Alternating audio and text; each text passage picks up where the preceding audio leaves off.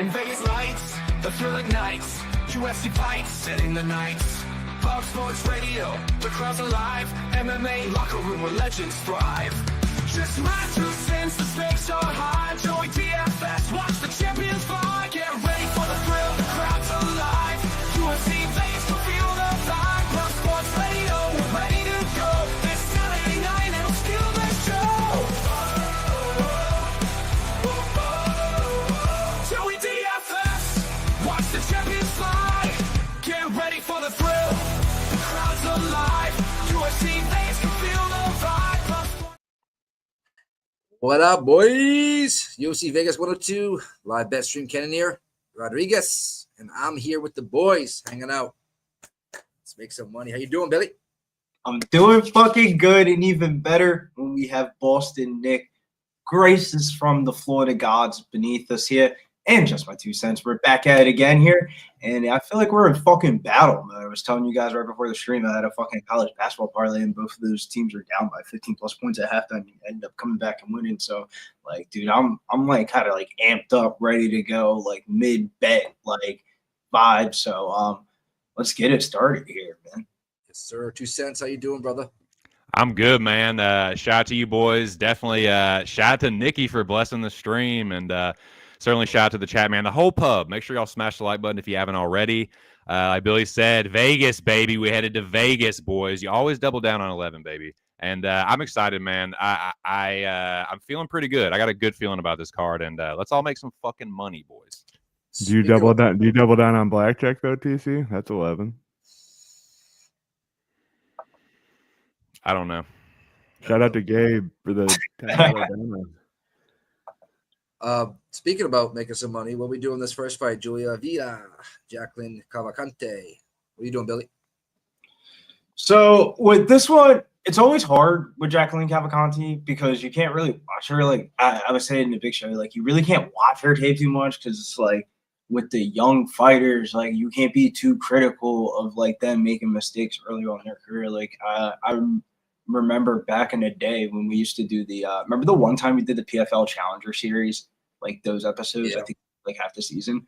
Well, she was in one of those fights back in the day, and she kind of looked like dog shit, but it was only her like second MMA fight ever in her career. So it's like, how much critical can I really be of her? Because I mean, she's looked pretty good. She's had some split decisions and stuff like that, but I think they're kind of bullshit split decisions. We're talking about that on the podcast, but I think she just has a little bit more athleticism on the feet and cardio to win these fights. I mean, she's 5'8", she's pretty tall. Big Show shares the screen right here. We can go down through the tail of the tape right here, and you can kind of get an idea of like she's pretty physically stout. Avila, on the other hand, she's coming back off of like a little bit of a layoff. I mean, but that's been kind of her like little MO of recent. When she came back from the Misha Tate fight, I mean, dude, Misha Tate looked like fucking great in that fight, and she beat the dog breaks out of her. It was like 127-7 significant strikes. Avila, since she's came back from that pregnancy, man, I mean, like on a media day, she's like holding her daughter and stuff like that. Nothing wrong with that or anything like that. You know, moms do what you do. But I'm just not like seems like she's more ready for the second chapter of her life, and Cavalcanti's more like fighting to, keeping up, going up the rankings. And you know how the women's bantamweight division is in the UFC? That's always been like one of the more shallower divisions in the UFC, especially with Amanda Nunes now retired. So these type of prospect showdowns are always these type of fights. I like Cavalcanti here. I have her in some parlays. When we did the Locker Room Podcast parlay, I had her in Estevam there at -196. It's actually pretty crazy because that line doesn't even exist anymore. Of like when I sent it out, I had to do Cavalcanti, Estevam, and Edmen Shahbazyan because the line was at like 275, 290 or something like that. So I couldn't even get that out. So we're getting geared up here for the first leg here of Cavalcanti. I think she wins by decision. All right. What about you, Sense? I got nothing here, man. I earlier in the week I was like, yeah, I think Cavalcanti wins. I'm really not high on Julia Avila, so it's more of a fade on Avila, but I just didn't touch it. I don't like the price tag a lot for Cavalcanti, and I'm not really sure how it's going to play out. I think it's a Cavalcanti decision, what I picked for the contest, boys. Speaking of the contest, boys, sign up if you haven't already. You still got a little time. The fights have not started. I'm looking at the co-main event flashbacks from the stare down. So get your picks in, pubsportsradio.com. And yeah, man, Avila, what Billy was saying about Avila, like being in mom mode, and I kind of feels like she has 1 foot in, 1 foot out, and this is like a paycheck for to feed her daughter. But yeah, give me a Cavalcanti by decision here. Yeah, I got her in a parlay as well with, let's see, go back here. Walker and Estevam. Give me just what even odds. Shouts to the chat, though. Stimmy OG, Sydney, Ryan, Vom Polo, Chip Piler, Carlos Sato says, what up, fellas? Red Sox fans for life says, the kitchen is making our goddamn snacks. Chip Piler says, where the hoes at? We'll get those after we win. Shouts to Gabe, yo, the boy, or our boy, I should say, with the $9.99 super sticker. We highly appreciate it here at Pub Sports Radio. When you guys donate. And shouts to Jake in Nashville. Shouts to Rocky Top. Rocky Top put some money in my pocket. Shouts to you for becoming a new member of the crew. And we got Pit Auto Parts. Trying to get this on my I need to TV. turn down my television and place this bet. Iowa State's about to start. I need my I gotta run up. I gotta find my debit card. Yeah, don't lose that. No, I gotta find this debit card so I can bet this game. Yeah, I can see Cavalcanti finishing her, but I can also see Julia Avila just kind of being a rat and fighting not to get finished, like just surviving. But I don't know, man. Her striking's so wonky. I think Cavalcanti's a lot cleaner, and she's just kind of going to beat her ass. I don't know if she gets the finish or not, but I wouldn't be shocked either, you know. I gotta bet this college basketball game. Iowa State's about to play. I think they're about to smoke these boys. We're just having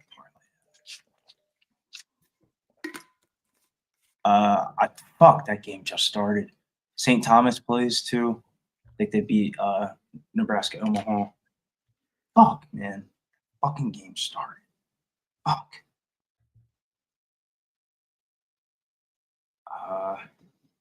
I gotta get. When did Julia Avila have her kid?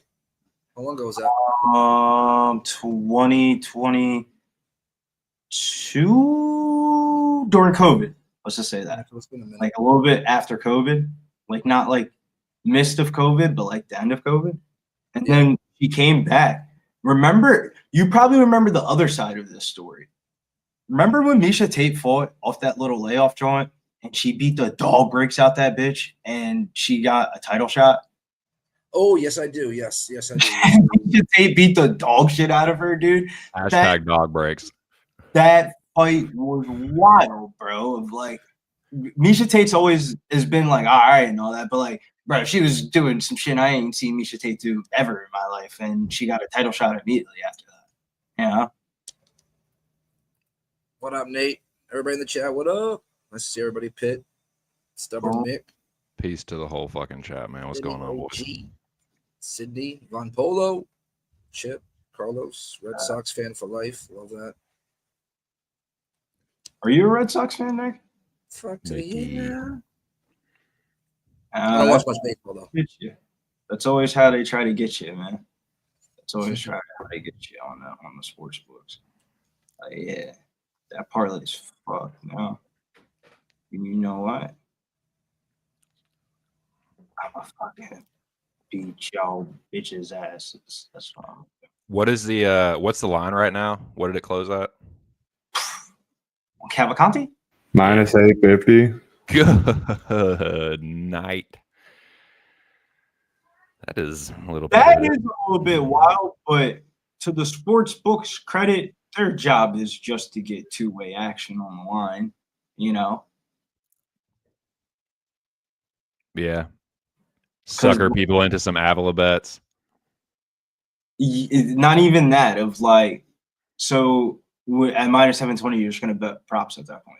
Oh yeah, and people get sweep up all those those busted prop bets. Like, well, fuck, I'm not gonna bet that money line. God damn it, I gotta bet Cavalcanti. Like, one thing that I'm a little bit nervous about, we'll talk about this a little bit later, is an Edmen fight. Like, dude, who like he just if he submitted Dylan Becker, would I be shocked? No, like I have no equity on that at all. What do you guys think? I think the Calvin Kattar line is not just totally wrong, right? But absolutely disgustingly. Am I missing something? I don't mind him being a slight underdog, but like plus 400, plus 350, plus 400 is stupid. Right? No thanks. It's just catching up. By the time catching up to Calvin Kattar. Too many wars. That Max Holloway fight, right? 90 million. Yeah, the Max Holloway fight did not help him, bro. He's too tough. I would say, ideally, I was saying this on the podcast. I still feel like this. If I'm up money on the night and I cash some parlays and shit like that, same for the co-main, bro, I'm so betting Calvin Kattar over. It's just the fighter you do that kind of shit with. Yeah, but you got to be up and playing on how money though. You can't just be betting that shit. You can't be alone betting your own hard-earned fucking Calvin Kattar money. Dude, I said this earlier. It's like I just don't want to sweat the Zalal side. I don't think it's going to be a beatdown one way or another, and it just feels kind of splitty to me. It's like, yeah, I favor Zalal to win. I picked him, but like not enough. I don't think he's going to beat the Christ out of Kattar or anything. Kattar's a tough fighter, so I feel like it's going to go to a split. So no thanks, man. Y'all can have it. Feels like Kattar passed. It's fucking stupid. Plus 400 on a dude that experienced and tough. Yeah. Nah, dude, I like this new version of Zalal, but I'm going to need to see a little bit more than that before I lay that kind of fucking chalk. One way I thought that was a way to attack the fight, I tweeted this out because I ended up betting it as well. I forgot. I was just looking at my tickets. Cavalcanti and Youssef Zalal both to win by round 3 or decision at plus 120. Way to attack it of like 2 higher money lines than I thought, but I'm kind of siding towards that side. But I do think they win decisions. You know what I'm saying? Of like, if Cavalcanti gets out Avila, it could just be like something like late. And I also feel like, I don't know, man. Calvin Kattar, as much as I want to say, like, I want to put bread on him and shit like that, man, shit, dude. It feels like a 12-minute fight. So wherever you can go at 12 minutes, it's under the under, and probably, it's a weird spot. It's so weird. Either a decision or 12 minutes. It's like this, though. Like, it shit sounds all cool and dandy, but dude, man, when you really run back to tape sometime on some of these fights, and like you remember how that shit looked against Aljo and stuff like that, you're like, dude, what the fuck? Like, I don't think Zalal's Aljo though. Yeah, but no, he is, bro. It's science to get a fucking takedown. Somebody's back. No, he is. No, he is. You just don't know. No, but here we go, boys. We'll see if they get a glove touch. Julia Avila is pretty fucking fired up, man. We'll see what happens in this. Kaitlyn Joika. Tognon is the third person in the octagon. They do touch gloves. Cavalcanti takes the center, pumps the jab. Julia Avila with the high guard and the purple damn shorts. Silver panda fuck, whatever she is. Inside low kick with Avila. Oh, nice low kick from Avila. Knocked Cavalcanti's base out a little bit. Cavalcanti parries the jab of Julia Avila, though, and pumps the jab herself. Inside low kick again from Avila. These leg kicks are making Cavalcanti have to reset. Nice double jab right hand from Cavalcanti. Right hand finds the mark, splitting the high guard of Julia Avila. The gray slash. Ooh, nice inside low kick from Cavalcanti. Couldn't tell if Avila checked. It didn't have a great angle on that. But Cavalcanti's holding the center, man. Moving back and forth. Julia Avila's trying to press forward, but Cavalcanti just kind of keeping that jab hand, kind of pumping it out. Inside low kick there from Avila again. That's her best work so far. She is kind of circling on the outside now as Cavalcanti pumps the jab. What are you liking here, boys? What are you seeing? What are we thinking? I'm getting monitor set. That's right hand. I'm like watching this fight in and out so far. I just got the monitors all fixed up though. Well, all right. Julia's got to throw some kind of hands, though. She can't just throw low leg kicks. Yeah. Cavalcanti holding her ground. Nice inside low kick, but it's getting countered by the jab now. Cavalcanti kind of like working her way into range. Missed with that right hand. Julia Avila tries to counter with a two-piece, but missed. I got 330 exactly for me, boys. Jackie pumps the jab. Inside low kick again from Avila. Outside low kick from Jackie. Pumping the jab, kind of pushing Avila towards the back, or pushing towards the fence, I should say. Front kick there, parried by Julia. Jackie pumps the jab. Julia tried a left hook and then a low kick there that landed. I would low like kicks are definitely. Cavalcanti to block some of these fucking low kicks, bro. They're like moving in slow. She's eating them. Yeah, she's eating them, but they're like literally coming in slow. Ooh, nice front kick to the body there. Am I going to chew on those? Ooh, nice left hook right hand there from Cavalcanti too. Starting to put her boxing combos together there. Right hand, but Julia counter with a right hand from Cavalcanti. That range making itself felt. Ooh, Julia tries a left hook, but it gets countered by an inside low kick from Jacqueline.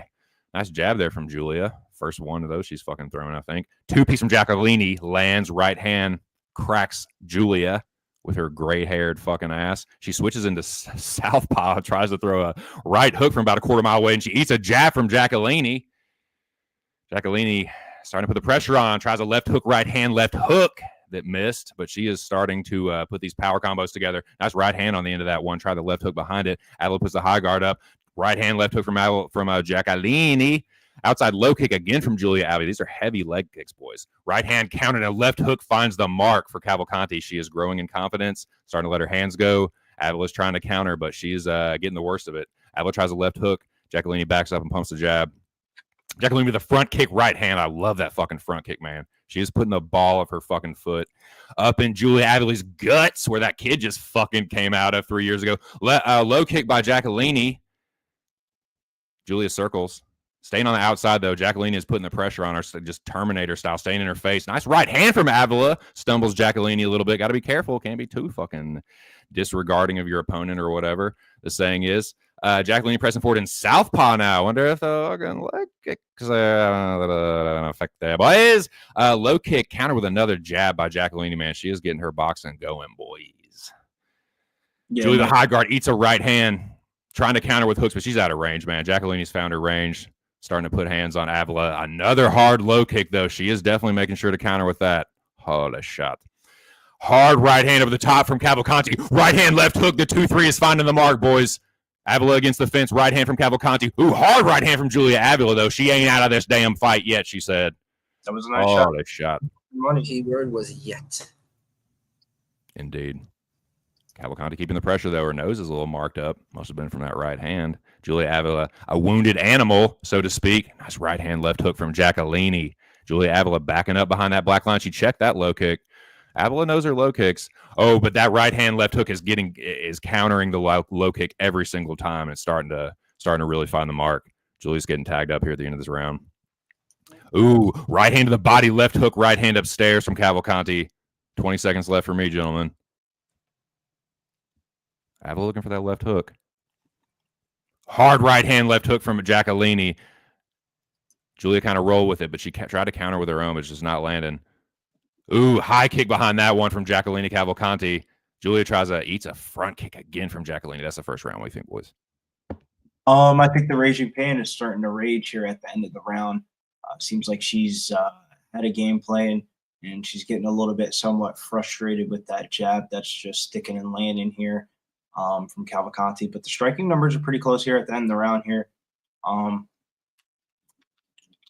me see if this is updated, because I felt like Cavalcanti outstruck her 2-1, but you never know. It's not one-sided. Those low kicks and the right Julia landed a couple hard right hands, but she's getting out volumed, and Jacqueline is also landing the like eye-catching strikes. Yeah, like Cavalcanti. Where's it? What's up, boys? Oh, Fitz magic.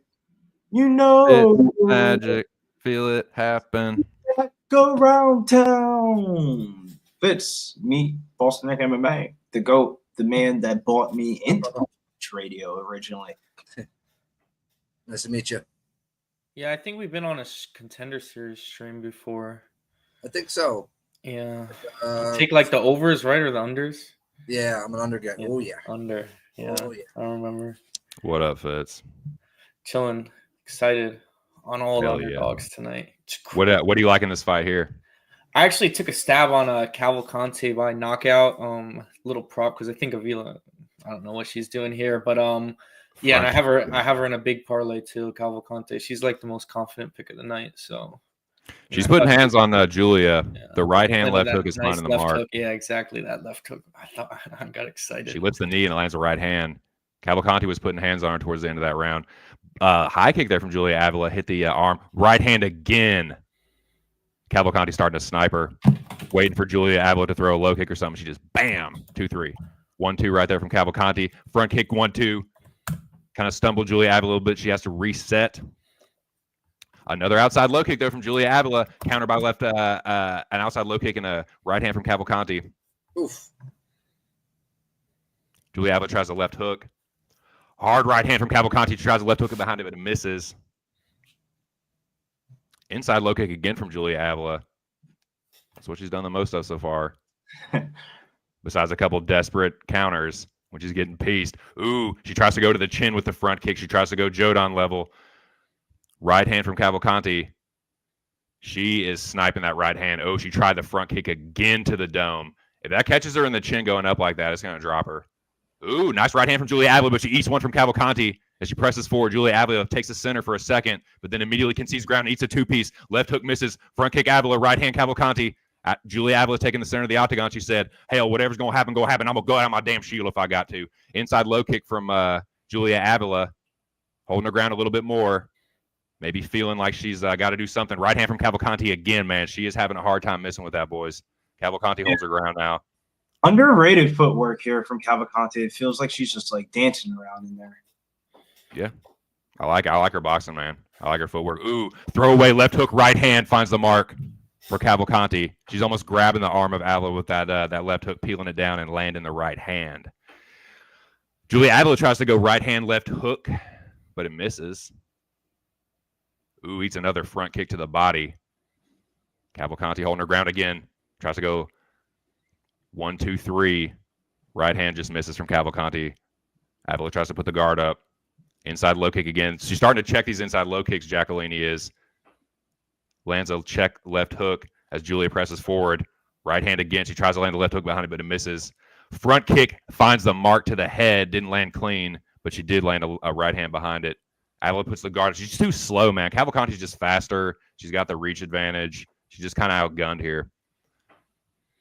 I mean, she's hanging in. She's like tough, I want to see Cavalcanti really put it on her, but she's happy. Yeah, she's not getting ahead of herself. That's a good point. Yeah, but this is like she's trying to 3-2 now. She's switching it up a little bit. Instead of going right hand left hook, she's going left hook right hand. It's kind of fucking up Avila's timing and shit. She's eating the right hand a lot more in this round. But doesn't it feel like she could just push on the gas and knock this bitch out? Hard right hand drops Julia Avila. She tries to land catch a kick. Ooh, Avila on top of Jacqueline Cavalcanti. Here we go. In Cavalcanti's full guard now. Talk to me, Fitz. It's a bad mistake there from Cavalcanti.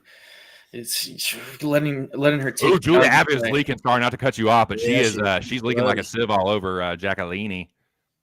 She said, "Drink my blood, bitch." And it feels like Cavalcanti's recovering her gas tank, and Julia Avila is trying to gather her bearings after realizing she's bleeding so much. Yeah, but this is where Avila wants to be on top. This is her path to victory. So I think Cavalcanti still got the round locked up here. Yeah, unless Avila, I agree. Unless I mean, it was a pretty clean knockdown. It looked like to me. Yeah, she caught the kick and then pop. Obviously, you're off balance, but she rocked her. Ooh, little short elbow there from Julia and some hammer fists. Jacqueline trying to lock her down, closed guard. Julia Avila trying to peel that hand away, drop some left hands or short elbows or forearms or whatever in the fuck she wants.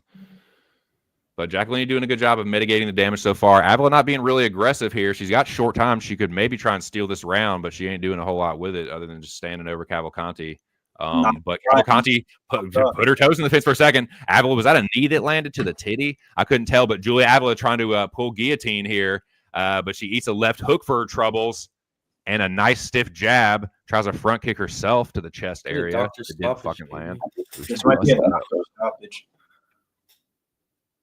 That was her nose, man. Her nose might be broken.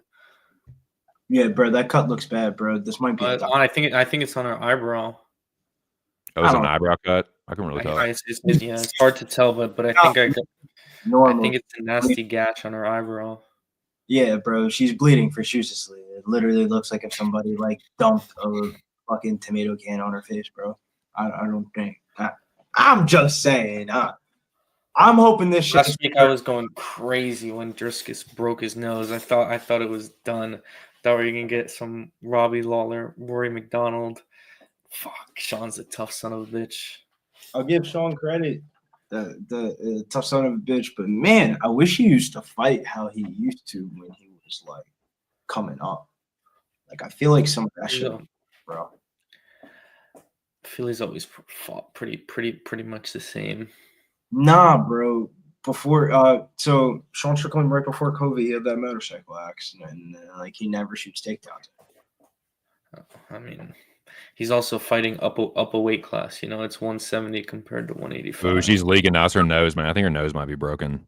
He used to like him. Like I remember he used to be wrestling so much to give him fucking Kamaru Usman. That's crazy about Strickland, but the third round of this fight has started, and Julia Avila is leaking from both sides of her nose. She does land an inside low kick, but Jacqueline started to check these. Jacqueline is staying on the front foot, pumps the jab. Avila tries to pump the jab herself about a quarter mile outside of range. She likes that distance. She's doing the air Chun-Li shit, just yeah. Nothing landing, trying to impersonate Michelle Waterson or something. But I think Jacqueline Cavalcanti, it can probably just coast in this round, but Julia Avila's got to do something. She ain't doing a damn thing right now. She's just sitting there looking to counter, I guess, as Jacqueline pumps the jab, holding the ground, trying to dance on the monster can. Avila tries a right hook or a right hand. Oh, man, eats a two-piece from Jacqueline, though. That nose is a mess, man. Right hand from Jacqueline again, and she steps out of range as Avila tries to charge forward and land the jab. But, yeah, Avila's leaking again, man. Every time she pops that nose, it's just the blood just starts pouring. It's starting to look bad. Just over 4 minutes here, 4:01, 4:0. Julia Avila trying to charge forward and land a series of hooks. Avila tries to land a left hook. Jacqueline lands a short right hand. Ooh, catches the kick. Avila tries to land a right hook. And we have 41 nice 12 strikes in advantage of head strikes in advantage of Jacqueline.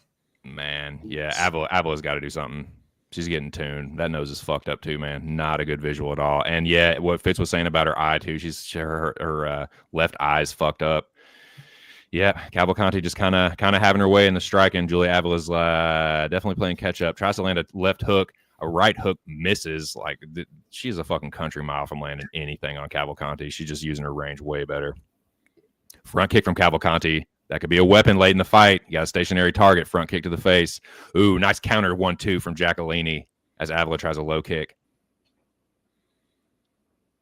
Two-piece again. Avila tries to counter with a right hand, but she eats a jab as Cavalcanti steps back. Cavalcanti on the front foot. Man, she is finding a home for that 1-2-3. When Avila blinks, dude, she fucking lights her up. Front kick again. That almost landed on the chin. Spun her around. Right hand, left hook, right hand behind it. Cavalcanti starting to put it together again. Might be smelling the blood. I'm sure she can literally now. Avila just got to do something, man. She does land a right hand, but there ain't no sting on it. Cavalcanti just staying in her face. Pressure looks like it's starting to get to Avila. Right hand finds the mark again after the jab misses from Cavalcanti. Doing some hip feints now. Doing the Izzy. She's just waiting for her to throw the right hand, countering with the right hand left hook. Cavalcanti just outboxing her, dude. Starting to feel herself a little bit. Just resetting. Feeling herself. Ooh, nice right hand. Missed with a left hook. Right hand from Julia Avila and a left hook, but it gets countered by a left hook of her own from Cavalcanti. Julia Avila misses with the front kick. Cavalcanti stays in her face. Pushing her back behind the black line again.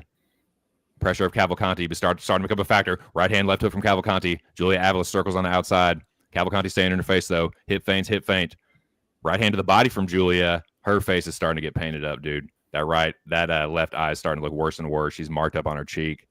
Avila thought about the low kick, but instead goes two-piece. Counter right hand from Julia Avila over the top of the jab. That jab was a little bit lazy. Julia Avila said, I'll still hit you with something, I guess. He just way out of range with that left hook. Good God. Cavalcanti stays in her face, pumps the jab. Right hand from Avila. Cavalcanti ducks under the left hook. Julia Avila just ain't got really nothing for. 20-12 significant strikes in the third round for Cavalcanti, who just stays in her fucking face. Right hand Cavalcanti misses with the left hook. Right hand Avila. Counter left hook from Cavalcanti. Staying in her face. Easy takedown. What's she thinking? Yeah, she thought about it. Nothing doing there, though. Cavalcanti thought about a 1-2 high kick. Didn't land. She switches stances into orthodox. Julia Avila leaking. Jab from Cavalcanti, two-piece. Right hand, Avila gets countered with a jab. Avila misses with the right hand. God. Right hand from Cavalcanti again as Avila kind of gets stumbled in that exchange. They trade low kicks. Cavalcanti thought about a right hand from southpaw, switches back into the orthodox. Julia Avila just stuck in the mud, tries to land a jab and another jab that's I've seen paint dry faster. 24 seconds for me. She charges forward, tries to get a little trip takedown. Knee to the body. They're clinched up now. Oh, our favorite thing, boys, just some damn fence fighting. Gotta love it. Avila tries to get around, get the body lock, little body lock trip. Cavalcanti doing a good job, splitting the legs against the fence, using the tall person defense. Oh, got knee at the end. Oh, man, holy shit. Oh, man, that was nasty. All right. Yo, Not a half bad women's fight. We to got kick things off. No, man. I've seen worse. My boy, I believe on the gram said this, and I kind of agree with him as well. And Mr. Steez Louis said it. The podcast John of everybody during the two legs just doesn't hit the same. I agree with him, bro. That shit doesn't hit the same. We gotta get locked in for next weekend of like, I agree with them. If you guys are in the chat, let us know how you guys want the locker room podcast parlays to like look. If you guys think that we should go back into battle and war, everybody combined, because I feel him on that, bro. I was sticking that shit all week. Yo, what happened with the Vince Morales line? Not a fight that I really paid attention to too much, but let me look at the market right now. Let me go. I mean, it's crazy. I've never seen it. It's crazy. They had it locked on FanDuel, and now Elijah Smith is the underdog. Damn. Let me check the decent splits for that fight. That Rodriguez line got hammered to it. You see Avila, she's like hoping she won the fight. Did she get that tuned up that she doesn't realize that she just lost all 3 rounds convincingly? Punch drunk. Wow. That's crazy to me. She's like this. You're lucky this is not 30-26. Certainly should be 30-27s across the board, no question. Right, easily. You're not lying, bro. That line just it's not the line you like for this fight. That's not the kind of line you like, but it's like she kind of covered it too. So, what up, Gerardo? No, Fitz is talking about, bro. What? I got it. What the fuck happened? I know he's talking about the Morales fight. Yeah, bro. What the fuck, bro? I'm looking at this market right now, bro. What? Let me do some market research here as we move on to the next fight. What up, Textiles? Just Cavalcanti decision. Pieced up Avila. Not fight center. Need best fight. Then the under on the Walker and Mays fight is at plus 145 at 2.5 rounds. I don't blame you, bro. I don't blame you. Huh. Winning is the most important thing at the end of the day, and it fixes everything. So. Where is this Vince Morales line? When did this change so much? So we look at this after weigh-ins. It was plus 130 after weigh-ins. Plus 122. So want me to mute? I'm going to use the bathroom real quick, right? So mute. 116. Then it hits noon. Something must have happened, or somebody must have some news, Fitz. Because I mean, I know a lot of people are on Vince, you know. Nah, but I'm saying it's weird. I've really, the only time really that I can remember seeing something like this is when Homeboy went in there and threw the fight. James Krause's boy. They locked the line and then it completely I never wanted to be the guy, but bro, men are in Shyamalan. Like, sometimes with these UFC Johns, it's actually really good that we do a lot of this stuff live, because rewatching back the Contender Series thing of like, dude, I was not convinced on Elijah Smith. I didn't bet the dude that he fought against, and you guys were telling me I was fucking retarded. And I was like, nah, man, I don't think Elijah Smith is like any good. I'm like, damn. Sometimes though, He's with good. I think he's a beast, so, bro. I mean, he's like 22. You gotta understand, very young. I think remember Elijah Smith is a killer. Cody Steele on the Contender Series with Jason Blair, and I was all hyped up, and he got his ass whooped and knocked out. Like, I wish I would have stuck good on that take. I would have made some good fucking money last week, dog. So it's like it's always like a good yin and a yang with these type of things, and that's the reason why this Dantel Mays and Valter Walker fight is very interesting, because Dantel Mays is a guy that like the highs are highs and the lows are lows. Like, we faded him and made some good ass money fading him, and we also have tried to back him before, and Mills is like, I wish Mills was here for this fight to like really talk to you about the Dantel Mays experience here, but Valter Walker is an interesting prospect because he has grappling, and grappling in the heavyweight division goes a very long way outside of the top 15. However, though, he is 20 fucking pounds less than him, so he's going to be like more athletic than him. But how many takedowns is he going to like? I don't think the takedowns are going to be as easy to get, is what I'm trying to get towards. But I think Valter Walker wins this fight. I just think this fight's going to start. Yeah, I'm on the underdog. I'm on Dantel Mays. This is my first of many underdogs on the card. I think Valter Walker sucks. I mean, submitting Tafa, that's, whatever. Tafa's grappling is nothing. He has a really good double leg. He's a big guy, but Dantel Mays is going to be able to match him in the size. And I think on the feet, Mays should pick him apart. The one thing is, we have seen Mays, if he gets taken down, he'll that's kind of it for him. He'll be there for the rest of the round. So hopefully he can stuff the takedowns. That's what I'm counting on. And yeah, we'll see how it goes. I know some people are like, I'm sure Billy's all over the fact that Mays all of a sudden is ranked now and they're trying to push Walker, but go rewatch Valter Walker's fights. He sucks. This guy sucks. I don't think he sucks though. I really don't. He's not a good fighter. I don't think he's that good of a fighter, but if you can wrestle and you're fighting people outside the top 15 at heavyweight, then you're probably going to win some fights in the UFC, because like heavyweight grappling is like minimum to none. Like nobody wrestles at heavyweight. Of like, he looks in good shape. So in some fights, bro. Of like, I was watching his media day thing, and he said, he kind of feels a little bit more comfortable in this spot now. First couple times he's fought in the UFC, they're kind of in some like high pressure spots, and he was trying to get a good feel out of like what type of game plan he wanted to do and stuff like that. And then the second one, he was kind of like, just fuck it. Not like fuck it. I'm just giving you how my interpretation of it. He was basically like, fuck it, I'm gonna go for it. You said it. It's on wax now. You quoted it. It's set in stone. You can't take it back. Thing going on Tafa, and he said this fight, he feels like things are lining up for him correctly for this camp. He feels really good. Him and his wife have a little bit of bread now. His wife is like his manager or some shit like that. Very similar to Johnny Walker, his brother, and she like handles the finances and stuff like that. So he said that's really been able to like take the stress outside of like fighting, and he's just been able to like grind and like be in camp and stuff like that, and not worry about like his money and stuff like that. So hey, man, I'm with it. Did you say this is Johnny Walker's brother? Or yeah, Walker's brother. This guy, really? Yeah, Valter Walker. It's his brother. It's his.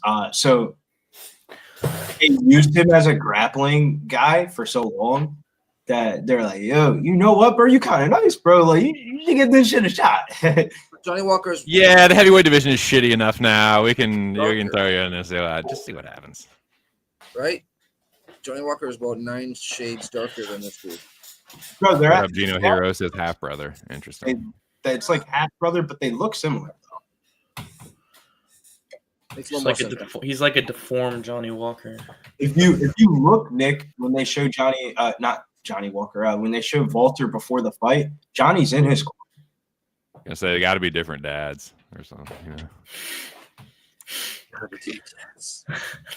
Yeah, the input's different somewhere. No shit, man. It's like, oh, somebody put an HDMI cord into a half brother makes a lot of sense. Good looking out, Gino. Gino said, I didn't recognize you. I thought you were a guest like Dean Lister.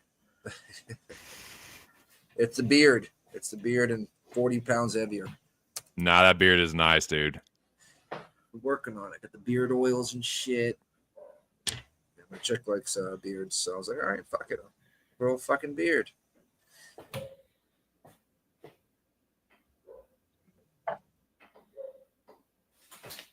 Both dudes 6'6".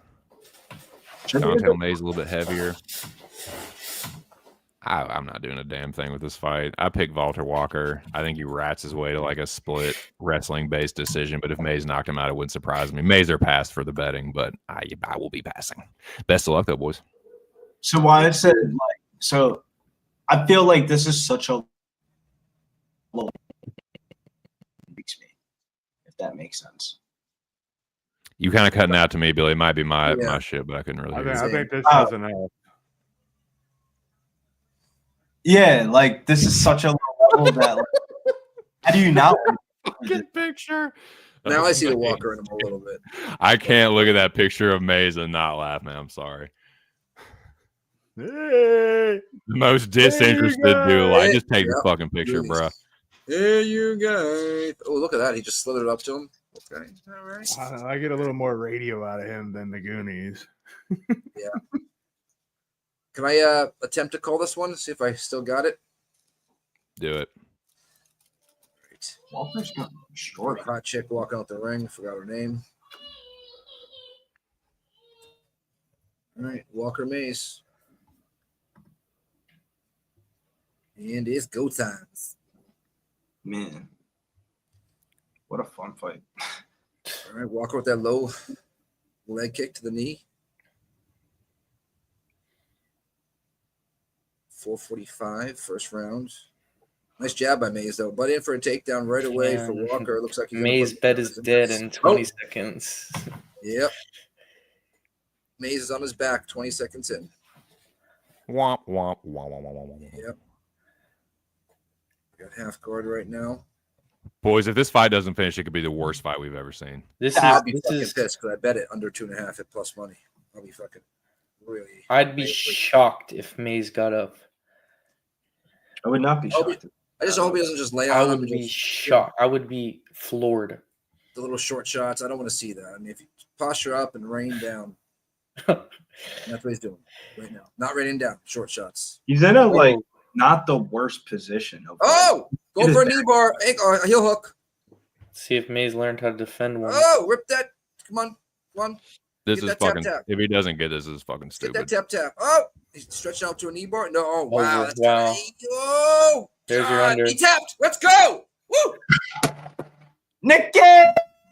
He's back Nice. in under 2.5, and that's why we don't like Dantel Mays, because he is fat. Is that the third time he's been knee barred? That was a heel Or hook. second? No, Walter Walker in the building, and he gets to going with another heel hook. Hey, don't say it's a fucking fluke, because I heard a lot of people say it was going to be a square bet, but How do they have that at plus 145 at 2.5? Now I understand 1.5 at, you know what I mean, but 2.5 plus 2.5 for these big. What was the official time on that, boys? Do we know?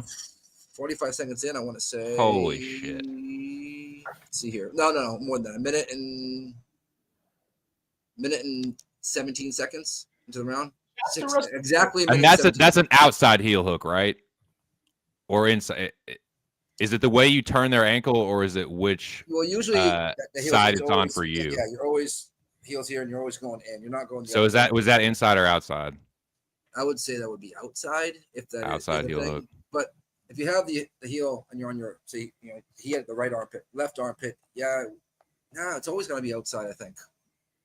Yeah. Is it Fitz? Do you know? Is it how it's oriented for you, or which way you turn their heel? I have no idea. No, because I'm truly asking because I generally don't know, but I would like to. So any grappling dudes in there? I really think it's whether it's under the armpit and what way it's under the armpit. Okay. If it's over the armpit or under the armpit, I think. Right. Okay. That was quick. That was super quick. I was not. To be honest with you, I didn't think that was going to happen. Holy shit. I think I took knockout second. I took Walker in the contest. Walker knockout second round.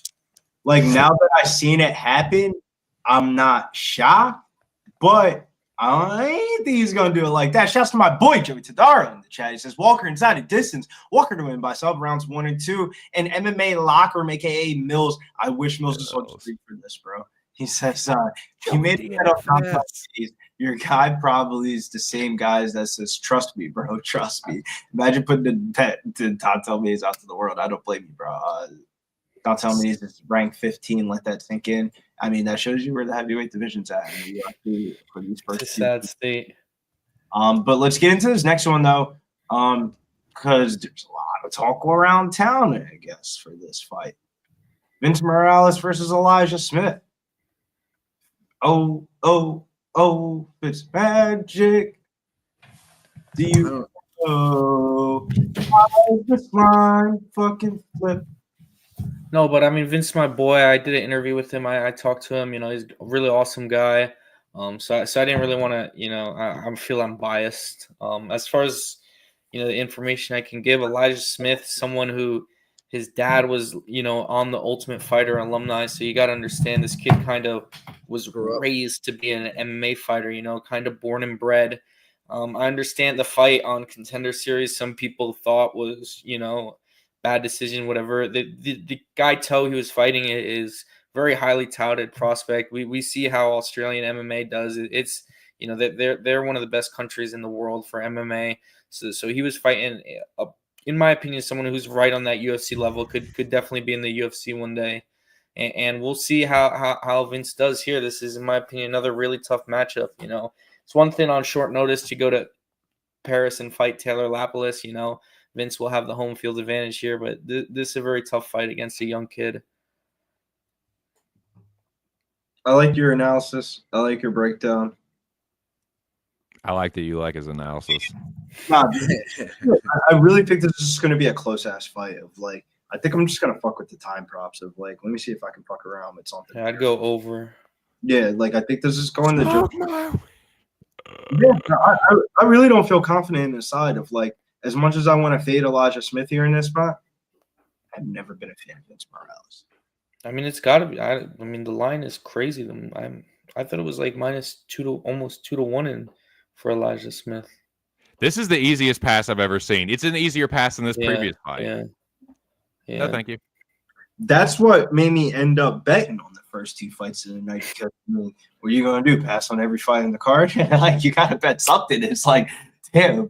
Because I'm so with 2 cents of, like, damn, dude, I really wanted to pass on the side on this one. But, Nikki, from the talk and the feel, it's actually funny because Vince Morales is back in the UFC because he was cut for a little bit and he went on a nice little run outside the UFC. If you remember Hunter Azure from from like back in the day, him and Vince Morales fought in like some random ass regional scene fight in Cali or whatever. Long story short, Vince Morales like bungee choked him, and that's how he got signed back to the UFC. Then they put him against Taylor Lapilus on like some random ass Paris card, basically as like a jobber feeder spot. And then this dude Elijah Smith is like, he's really athletic, but with that really, you know, I don't want to sound like that guy, but I'm gonna sound like that guy. You know, like black kids that do MMA sometimes they get like kind of like a little bit cocky and like definitely don't think that their shit don't stink and shit like that. Of like, there are certain shades that I feel like I see that out of him, but he is a humble person. But man, he be gassing the fuck out, man. I'm gonna go Vince Morales, but man, dude, you remember Vince Morales of like, dude, he's not that. No, he's not. I'm gonna take a flyer on both guys though. I'm gonna go. I'm just putting $10 on Morales by sub at 550, and then Smith by knockout, KO, TKO at 650. Yeah, I think that's good value on both those props. Yeah, we'll go both ways there. Yeah, I got to see it one time at least from Smith.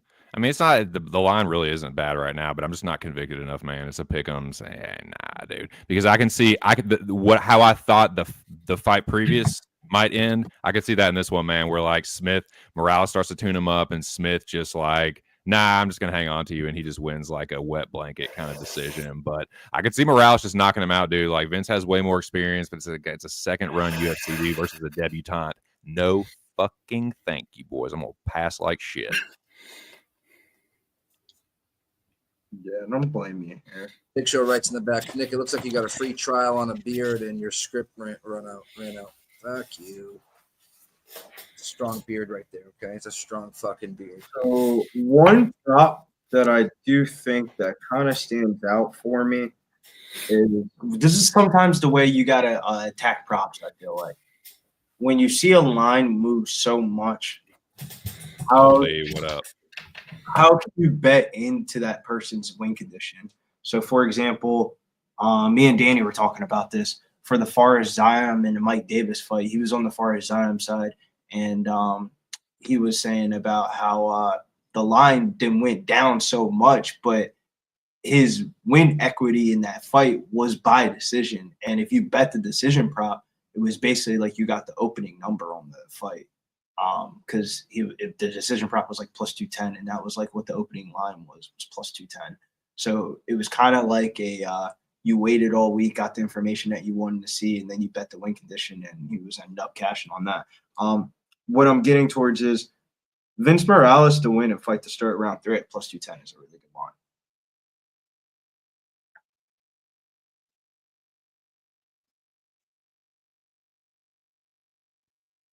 Yeah, dude. Smith, better wrestler, probably. Morales, I'd consider him the better striker, way more experienced. That's just insta pass. I mean, I could see Smith looking good, I guess, but we were doing the podcast, and like I was about to just like, oh man, maybe I should make Smith a parlay leg, and then I remembered his fucking Contender Series fight just like midstream. I was like, no, thanks. No fucking thank you. You got to prove it to me one time before I can be confident in you like that. I don't blame you. It definitely feels like a live bet spot. Shouts to Swig Bets in the chat. So my question is, what up, Swig? I wonder what the psychology or what the advantage is to dyeing your hair red. Like, why is his hair just dyed red? It's just like I would kind of feel like just kind of not like he's representing like, Japan for his wife. His wife is Japanese. Are you really serious? Yeah. So Fitz, should I bet Vince Morales and fight to start round 3? Because you're just telling me on. I think Elijah Smith is a very good prospect. That's I'm staying. If I was going to be on Vince, I would be betting Vince. You guys seem to be low on Elijah Smith after Contender Series. Like I said, I'm thinking this kid's going to be really good. Elijah Smith? Yeah. See, my thing is this, though. So the reason why I don't really like Elijah Smith too much is because, like, they always say, like, his dad, Ultimate Fighter, he was on the Ultimate Fighter, you trained him his whole life, you brought him up.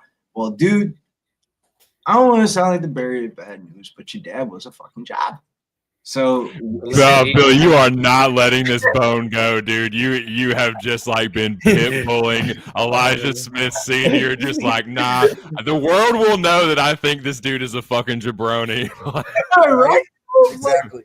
So, like, what is he? It's not like your dad's AJ McKee's fucking dad that was like a bunch of fucking fights in Bellator and shit like that, had a falling out with Dana White. It's not like your pops is like some top level ass fighter. Like, this dude's like some run the mill ass dude that just ended up being on the Ultimate Fighter and had a couple fights in the UFC, didn't really do that good, and now his son's like really athletic and he's a fighter. Like, I just don't like I just don't get it, man. Of like, I thought Buddy Maori Warrior whooped his fucking ass. I mean, I was biased. I bet on that dude, but like, I thought he fucked him up. I thought he kind of got robbed. To me, I mean, it's just, dude. Look at Patrick Mahomes' dad. He was, pro athlete that never did nothing and is now just a DUI driver. Real quick, look at Pat Mahomes. Real quick, look at Christian McCaffrey's. Parents are like college athletes, and real quick, Fitz and everybody else on panel. Do you think that the Mahomes rocker thing was genuine or was it a stunt to set up for this rough and rowdy thing real quick? And anybody in the chat too. I'm sure everybody's seen it. Because I mean they're both pretty crazy, dude. So I'm sure if they bumped into each other, they're going at it. You know what I mean? If they're already, that's what I'm saying. Like but down at that Super Bowl, I'm sure it's a real small world. You know, I know they don't like each other, and I think they're about to fight too. In some I mean, John Rocker probably doesn't like a single black person. So you know, what are you guys talking about? I never heard about this. There's you can find it on Twitter pretty easily. John Rocker and Patrick Mahomes Sr. Get into it in New Orleans. Like they're down on Bourbon Street. Mahomes is at like you can check it out. Mahomes Sr. was probably hammered drunk. They're both drunk as fuck. Rocker's still roided out, probably. Like Rocker, I think Rocker's. I heard Pat Mahomes isn't going to let it happen though. Really? He doesn't want the fight to happen. Back to the conversation though. Like you can't compare sports. Of like football is all about like notoriety of like, bro, if you're son of an NFL player or some shit like that, you're just gonna go to better camps and stuff like that. MMA is way different. Of like you're not the knowledge and the what we know about the sport is still in the premature ages of like not like for example like people who train from people who train from the time they are so young have, especially in wrestling, have such an advantage. You know, the years of knowledge, the years of experience. That's for me. That's the best. You know, that's the best factor you can have in a fighter. Someone who's grown up in the game. But what's better than that, though, is a guy coming in his second UFC stint, and he needed to get inside the door. They gave him a shit-ass spot again against Taylor Lapilus halfway across the fucking world. They said, yo, you want to come back to the UFC? Take this fight. Like, what the fuck is he going to do? Say no? So it's like this feels like this is Vince Morales' like – so it's not even career trajectory of like, this is it for Vince Morales. He doesn't win this fight, bro. What the fuck is he gonna do after this? If like Elijah Smith loses this fight, dude, it was still very unlucky for him. Yeah, for Vince. You know what I'm saying? Like it'd be unlucky, but like, dude, he probably wins another two, 3 fights by then in the fucking summer, and we even forget that he fought Vince Morales 2 years from now. But Vince Morales in this spot, bro, he needs this. Who needs this 10 or what's the show bonus for winning? 20K or some shit like that. Who needs this 20K more? Probably Vince Morales' 34-year-old ass that got a family, wife, and kids rather than the young kid that just got signed off the Dana White Contender Series. But then you know what they say, the 12-year age difference on the screen, 69% hit rate for the younger fighter. But I'm going to go with the old gun here, man. I really think Vince Morales is going to, you know, really put it all out on the line on this. Shouts to Tehran in the chat. Relay Genie. That's not T, right? What up, T? Not T. It is? Okay. What up, T? Ooh, I'm seeing the highlights of this Houston-Arizona game, one basketball game I really wanted to see today. There we go. Vince Morales. Fitz needs to drink, says pics from Dave. Shouts to Dave Rogers in the chat. What up, Dave? It's go time. What are you doing? Mark Smith is the third barrage in the octagon. Sub by Morales. Knockout by homeboy. Korean. I got fight to start round 3. Here we go. No glove touch. They get right after it. Vince Morales taking the front foot. Staying in. Getting in his face early. Nice jab from Elijah, though. I'll just say Smith. That'll probably be easier to say. Smith and Vince. Vince pumps the jab. Smith already back up to the cage. Nice jab from Smith, though. Smith circling. Vince right in his face, though. Vince right hand over the top. Elijah Smith circles out. Vince pumps the jab, and he ducks under a Smith jab. Vince staying in his face. Got a mark on his chest already. Maybe from one of those Smith jabs. Smith with his jab right hand. The right hand found the mark on Vince Morales. Elijah Smith pumps the jab. Circles on the outside. Vince Morales staying in his face, though. Cutting the cage off. Ooh, hard left hook from Elijah Smith. Kind of stumbled Vince Morales there. Got in his attention early, boys. Elijah Smith with a flash in the power. Hard outside low kick from Elijah Smith. Stumbled Vince Morales. Vince stays in his face. Vince pumps the jab. Snaps Smith's head back. Another nice jab from Smith, or from Morales, excuse me. Jab from Smith as he tries to circle out. Vince staying in his face, trying to cut the cage off. Smith still behind that black line. Nice kick to the body there from Elijah Smith. Tries it again downstairs. Ooh, a nice jab from Elijah Smith, countering the forward pressure of Vince Morales, staying in his face.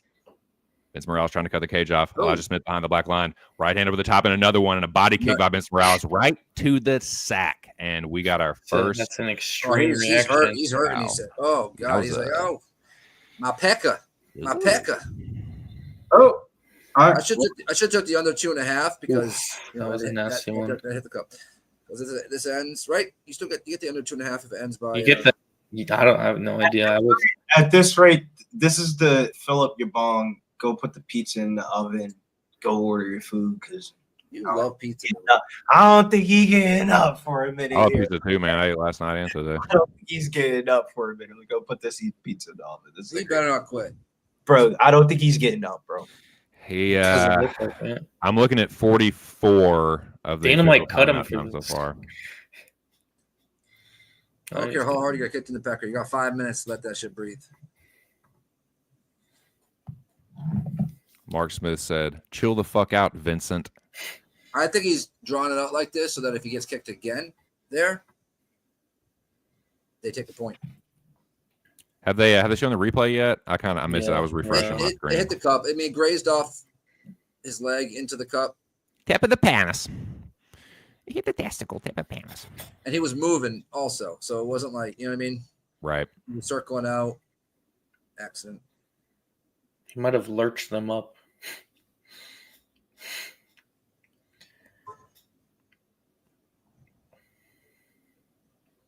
Just trying to tell the ring girls, I got a big pecker. Elijah Smith still on his knees here I mean, in it's the your Spider-Man balls, pose. man.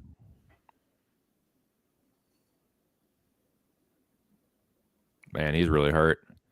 Yeah, Tears he is. streaming down his face. He's gonna be all right. All right, I can tell in his face. He's gonna continue. Cinderella story, tears in his eyes. Son of Elijah Smith Sr. Trying to recover from Vince is a gonna beat his ass after this, I would think. clipped his sack. Yeah, I was going to ask y'all, who do you think this timeout benefits more? I mean, obviously Elijah Smith's hurt, but do you think it's a benefit or a detriment to Morales as far as momentum? I think it's same. I don't know. I No- mean, this no is it for a young kid to be in a situation like this. Vince is still going to be locked in, you know. There's not much of a Love the insight. advantage. Shout out to everybody watching right now. Smash the like button, boys. Looks like we might get a reset here soon. Yeah, I think they're about to. Yeah, they say expect. Closed captioning. Get out of here, dude. I don't need that. Not yet. Here we go. I think we're going to reset here. Fight. And They do touch gloves, and we reset here. I got 326. Morales staying in his face again, lifts the knee. Elijah Smith thought about a jab. Stays behind the black line again, though. Morales pumps a jab, parry by Elijah Smith. Ooh, nice double jab, right hand, left hook from Elijah Smith. Vince Morales checks the outside low kick. Vince staying in his face. Vince goes jab, left hook as Elijah Smith circles on the outside. Elijah Smith circling back and forth. Elijah Smith tried to fly a knee, but he countered by a kick to the body from Vince Morales. I thought it was nuts again. Yeah, I was gonna say, don't get nut kicked again. Overhand right, left hook gets blocked by Vince Morales, who takes the center of the octagon. Elijah Smith looking to counter. He's definitely fast. Got some power in his Good look. shots too. Vince Morales checks the low kick, staying in Smith's face. Smith looked like he Got poked poked. Morales in the eye. Morales says, "No, let's keep going, dude." As he's Yeah, blinking, and stop. Mark Oh, Smith come gets in the on. way, and it's eventually too much. Come on, he didn't listen. Mark. He Smith. wanted to keep going, but He wanted to keep yeah. going. It ain't your job unless he wants to keep going. Oh. Oh, we got fucking poked good too. Damn right, Nikki. That looks like it Yep. does not feel very good, boys. Yeah. I Just wonder take a what- finger and just jam it a little bit in your eye right there. But he was good But to go. fast, kind of why like is Mark- fast. Why is Mark Smith like getting involved? And, like he wanted to keep going, and I wish Mark Smith didn't get involved because he can't see as good right now, and Smith has better chance of landing a fucking shot there. Doctors in here. He's good to go. See, fucking Mark Smith. I was gonna say though, why did this line move so much? Like this looks exactly how I thought this fight was gonna look. Like some bullshit, like a split decision bullshit. Okay, we are gonna reset here. Just under a minute. They touch gloves. Even Steven, boys. Vince Morales staying on the front foot, lifts the knee, and again, Elijah Smith pumps a jab. Vince Morales tries to counter. Another nice. Elijah Smith's got a good jab, dude. He's being consistent with it too. He doubles it up. He doesn't wind up on it. He just another nice, right keeping the broomstick right in his face, snapping Morales' head back. Elijah Smith tries it again. I'm shocked he hasn't shot any takedowns. Ooh, nice jab counter with the overhand right from Vince Morales and a left hook behind it. I got Elijah Smith's attention. Vince Morales with another right hand, pushing forward. Elijah Smith tries to clinch up. They're in the 50-50, boys. Knee to the body from Vince Morales. He's staying on the front foot. He may feel like the tide is turning here, but he is leaking from the mouth, it looks like. We got a fight here, gentlemen. Smash the like button. Shout out to the whole fucking pub. Got Vince Morales, got Elijah Smith behind the black line. Vince Morales says, you go this way, I go that way. I'm going to cut your damn ass off and just try and knock you out. Well, let's see what's really good. Hard overhand right, countering the body kick, and a right hand behind it from Elijah Smith. They're getting after it, boys. Countering the counters. That's got to be careful. He's leaving his chin right there for Morales. He is, man. He's got a stiff jab, but he can't just stand there in the pocket like Nicky said. Just eating the counters of Vince Morales, who tries the overhand right, countering the jab of Elijah Smith. Getting a little predictable with that one. Two-piece, and the right hand lands pretty flush for Vince Morales. The look on the face of Elijah Smith has changed a little bit. Got a minute 10 left to go, boys. They trade jabs there. At all. He really isn't. He's moving his feet. He's wrestling, bro. He shot 5 out of 11. From Vince Morales. Elijah Smith goes right hand, left hook. Morales ate it pretty well, but it looks like he's leaking from the nose. Outside low kick from Elijah Smith. And again, these are hard low kicks, boys. Those might add up as the fight goes. I can't believe, the stoppages. I was going to say this round feels like it's taking forever, but it's because of the stoppages. Jab from Vince Morales, but he missed the right hands. Elijah Smith circles out. Vince Morales tries to get out of the way of the low kick from Elijah Smith. Jab misses for Vince Morales, and he goes jab right hand to the body. Elijah Smith tries to answer with a left hook right hand. Vince Morales says, bring it on, motherfucker. Let's fucking go. Elijah Smith says, I will. That left eye, he's blinking. That's not the one he got poked in. Yeah, that's bothering him, dude. Yep. You're right. Oh, he's blinking big time. Big time. Elijah Smith tries to go low kick. Oh, Elijah Smith with a double leg attempt here, and he picks Vince Morales up and dumps him with 14 seconds left in the first round. Elijah Smith immediately moves to get into side control. Vince Morales trying to roll through. Oh, he's got that neck, though. Holy shit, short time here. Vince Morales locking up a choke here, and he doesn't get it. What do you think, boys?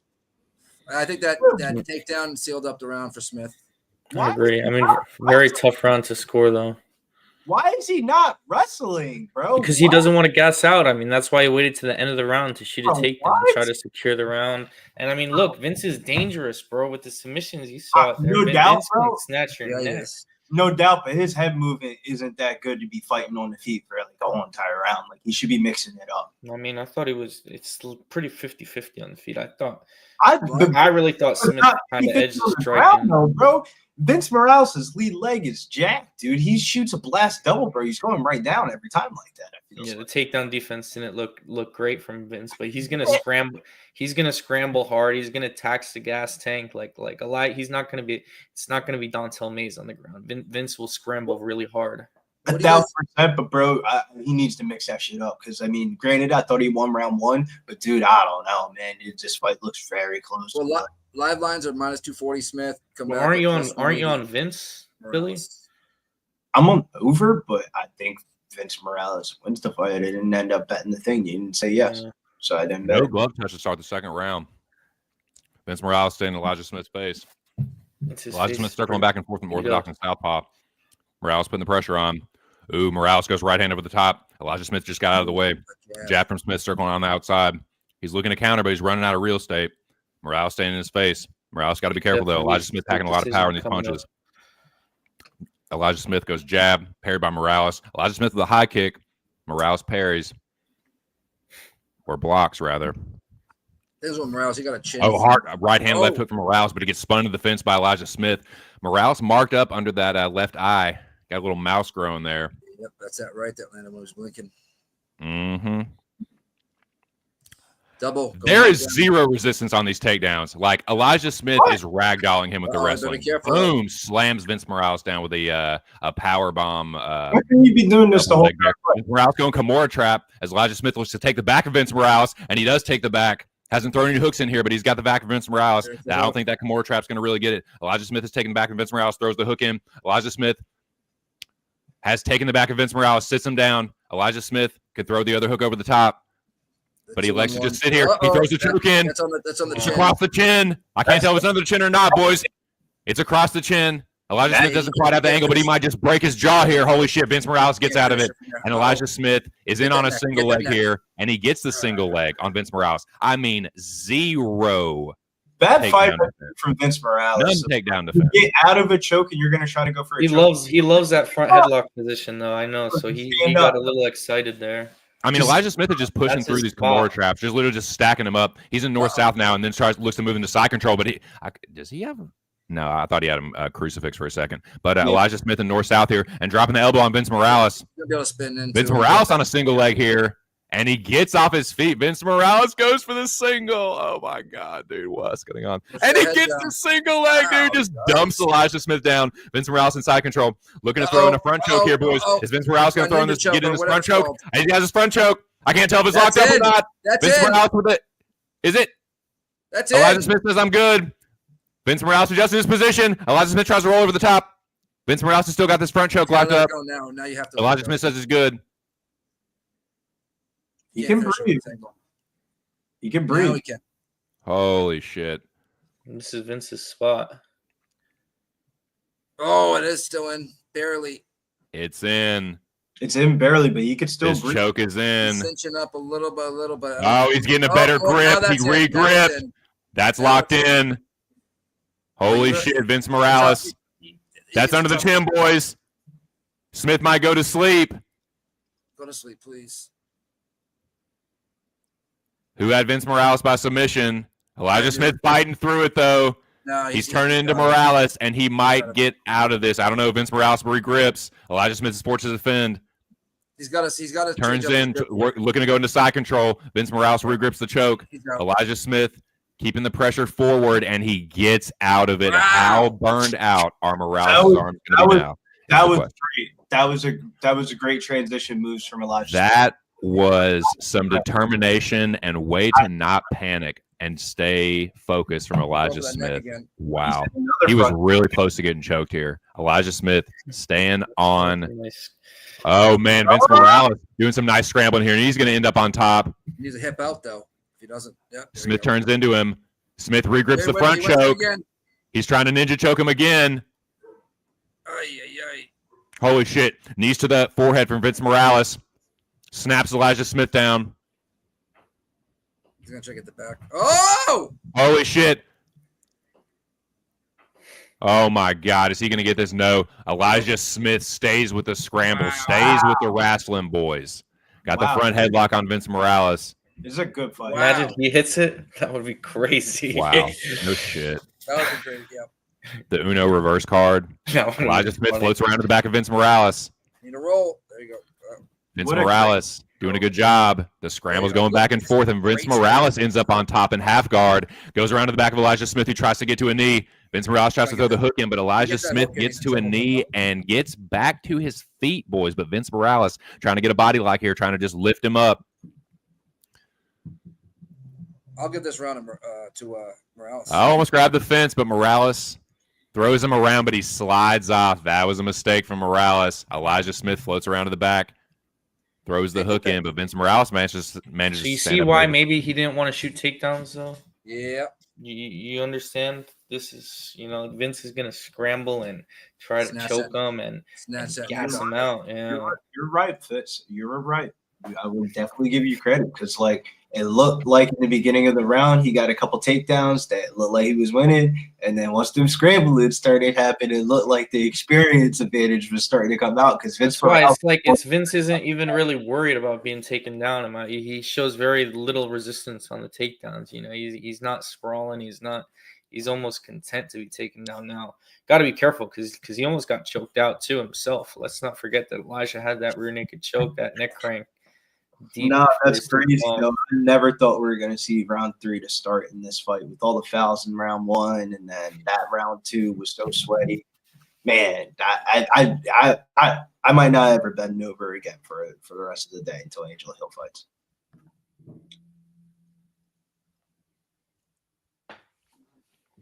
Here we go, gentlemen. Round 3. Who would have thunk it? Crazy, right? Elijah Smith, slight favorite. Vince Morales marked up under the left eye and the right eye now. Elijah Smith tries to take the center. Vince Morales takes the center of the octagon. Elijah Smith pumps a jab. Vince Morales on the front foot. Elijah Smith goes jab, left hook, right hand. Vince Morales rolled with most of it. Outside low kick attempt from Elijah Smith. Vince Morales still on the front foot, keeping the high guard up. Elijah Smith circling on the outside. Vince Morales keeping the pressure. Thought about an uppercut. Stays right in his face, though. Smith on his bike. Morales ducks under a right hand from Smith. Winging right hand. Vince Morales keeping the pressure on. Elijah Smith back behind the black line. Counter right hand over the top of a lazy jab. Elijah Smith looks like he might be slowing down a little bit. Vince Morales keeping the pressure on. Morales' arm's got to be gassed right now, though. For sure. Yeah, that's true. He lands a nice right hand and a body kick, though. Ducks under the jab. Tries to land a right to the body. Left hook over the top. They trade jabs. Ooh. Elijah Smith thought about a check left hook. Morales rolled with it, though. Vince Morales tries to counter a right hand over a check left hook of Elijah Smith. That was a hell of a jab, though. Man, Smith's got a good jab. Smith now in the southpaw. Tries to go switching to southpaw. Vince Morales slips the counter. Ooh, spinning back fist attempt. Whiffs. Morales trying to look for a left hook there. Elijah Smith staying in his face. Hard right hand from Vince Morales. Got Elijah Smith's attention. And now they wrestling again. 50-50 position. Vince Morales trying to get around the body lock. Need the body from Morales. Gets turned in the fence from Elijah Smith. Smith goes elbow over the top, uppercut, and easily takes Vince Morales down. Looking to lace the legs. Somebody's leaking. I think it's Vince Morales. Vince Morales, I think his nose might be broken, dude. That was a hard right hand. He is leaking. Yeah. Holy shit. Odds flip again. I hit the switch. Can't do it. Elijah Smith laces the leg of Vince Morales, gets around to the back, and he stands up. Vince Morales' nose is busted, boys. Leaking from that schnoz. Hard jab from Elijah Smith. Every time he hits that, it pops him with that jab. That thing is just going to leak like crazy. Vince Morales staying on the front foot, though, keeping that pressure on Elijah Smith. Turned a pretty good fight. Right hand over the top from Vince Morales and a body kick. Elijah Smith circles out the fence, gets the fuck up out of there. Elijah Smith goes uppercut, lead uppercut. Dangerous punch, but it can catch your opponent off guard. Jab from Elijah Smith. Vince Morales' face is turning into a mess real fucking quick, boys, and eats an outside low kick from Elijah Smith, who's leaking a little bit himself. Right hand over the top from Elijah Smith. Stumble Vince Morales, who had to reset. Right. Vince Morales got a different look on his face. Elijah Smith starting to get confidence. Outside low kick and a jab from Elijah Smith. Different look on his face now. Yeah, he's feeling himself now. He's styling, profiling. Says, anything you can do, I can do better. Elijah Smith ducks under a jab and a right hand from Vince Morales. Elijah Smith on a takedown attempt here. Vince Morales locking up, trying to lock up this choke again, boys. Elijah Smith in a sprawl. Vince Morales looking to move around to side control. This could be a mistake from Morales if he doesn't get this. Elijah Smith will just be on top of him. I think this is his best chance to win. Is he going to try and pull this choke? Vince Morales is leaking like a sieve, dude. His nose is fucked up. Yeah, but 2 cents. I'm with Nikki. I think this is his best chance to win, though. Yeah. Oh, yeah, for sure. He ain't fighting. Man, he is leaking. Yeah, I don't begrudge him a bit. Charles Rosa used to pull the submission off a lot. Yeah, but it feels like Elijah Smith's fighting for a decision, and Vince Morales is fighting to finish the fight. Well, and he's also kind of in desperation mode, too. Elbow over the top from Vince Morales. Elijah Smith ate it pretty well. Jab from Vince Morales, but he eats a check left hook from Elijah Smith. Nice jab from Smith. They trade jabs there. Right hand uppercut from Smith. Oh, good punch in the ear. Morales staying in his face. Morales checks the outside low kick, and again, jab from Smith, and eats another one. Oh, that jab. Morales, that is. Rocked him. Man, that nose is fucked up, dude. Holy smokes. It matches his hair. Vince Morales tries to go right hand, left hook. Elijah Smith says, I don't think so, baby.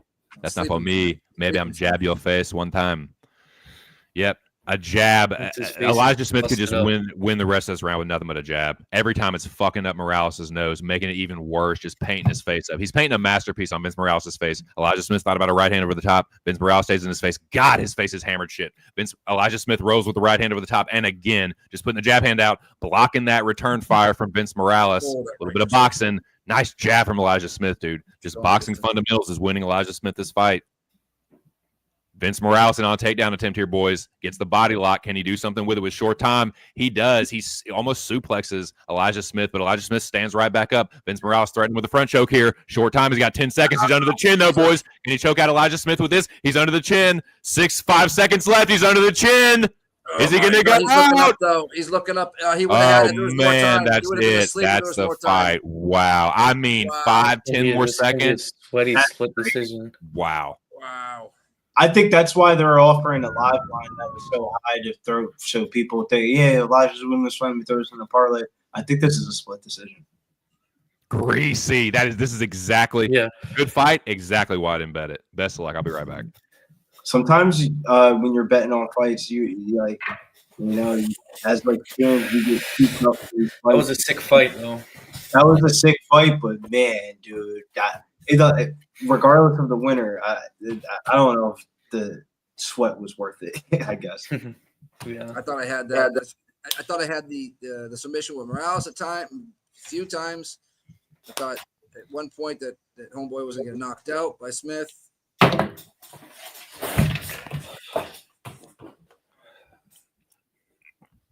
see here.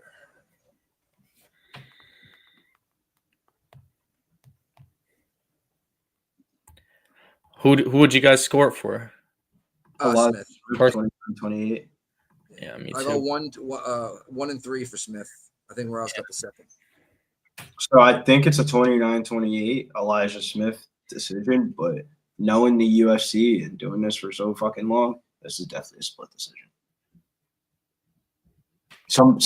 One of those 3 judges scored that fight for Vince Morales, it feels like. Think so? Nah, quick. That was a quick decision. Let's go. Quick decision, unanimous decision. I thought that was a great call, 29-28. I felt like split decision vibes. Let's go, big show. Like parlay down. Get that fucking discount, boys. That wasn't a gift, but it was kind of a gift. Now that one. Nah, that fight was sweaty as fuck. Yeah, at least I warned you, Billy. Yeah. He did I would have loved. I was really rooting for Vince, but if I thought he was gonna win, I would have been betting on him. Yeah, I'm glad we ended up cashing the over because that shouldn't have cashed. Honestly, watching that fight. The next fight though, Gabriel Bonfim versus Chaos Williams. I got a bet on this fight, but I'll be right back. This is one I do like the under on. Yeah, I don't blame I you. like the under on this one. Yeah, right now, Gino, this is fight of the night. Only 3 in, but definitely fight of the night. Actually, was it the second fight or third? No, that was the third fight. Yeah. Third. Yeah, I mean, I don't have a great read on this fight. I don't know what too much to make of Gabriel Bonfim. I'm pretty sure he's the more higher ceiling out of the 2 brothers. Very big for welterweight. Dangerous grappler in his last fight. Went to decision against Angelusa and mostly a striking fight. I don't rate Angelusa. I'm gonna bet on Chaos Williams here a little bit. The one thing that really holds me back from supporting Chaos is the lack of activity. I mean, I thought his best outing was his last. He looked really good,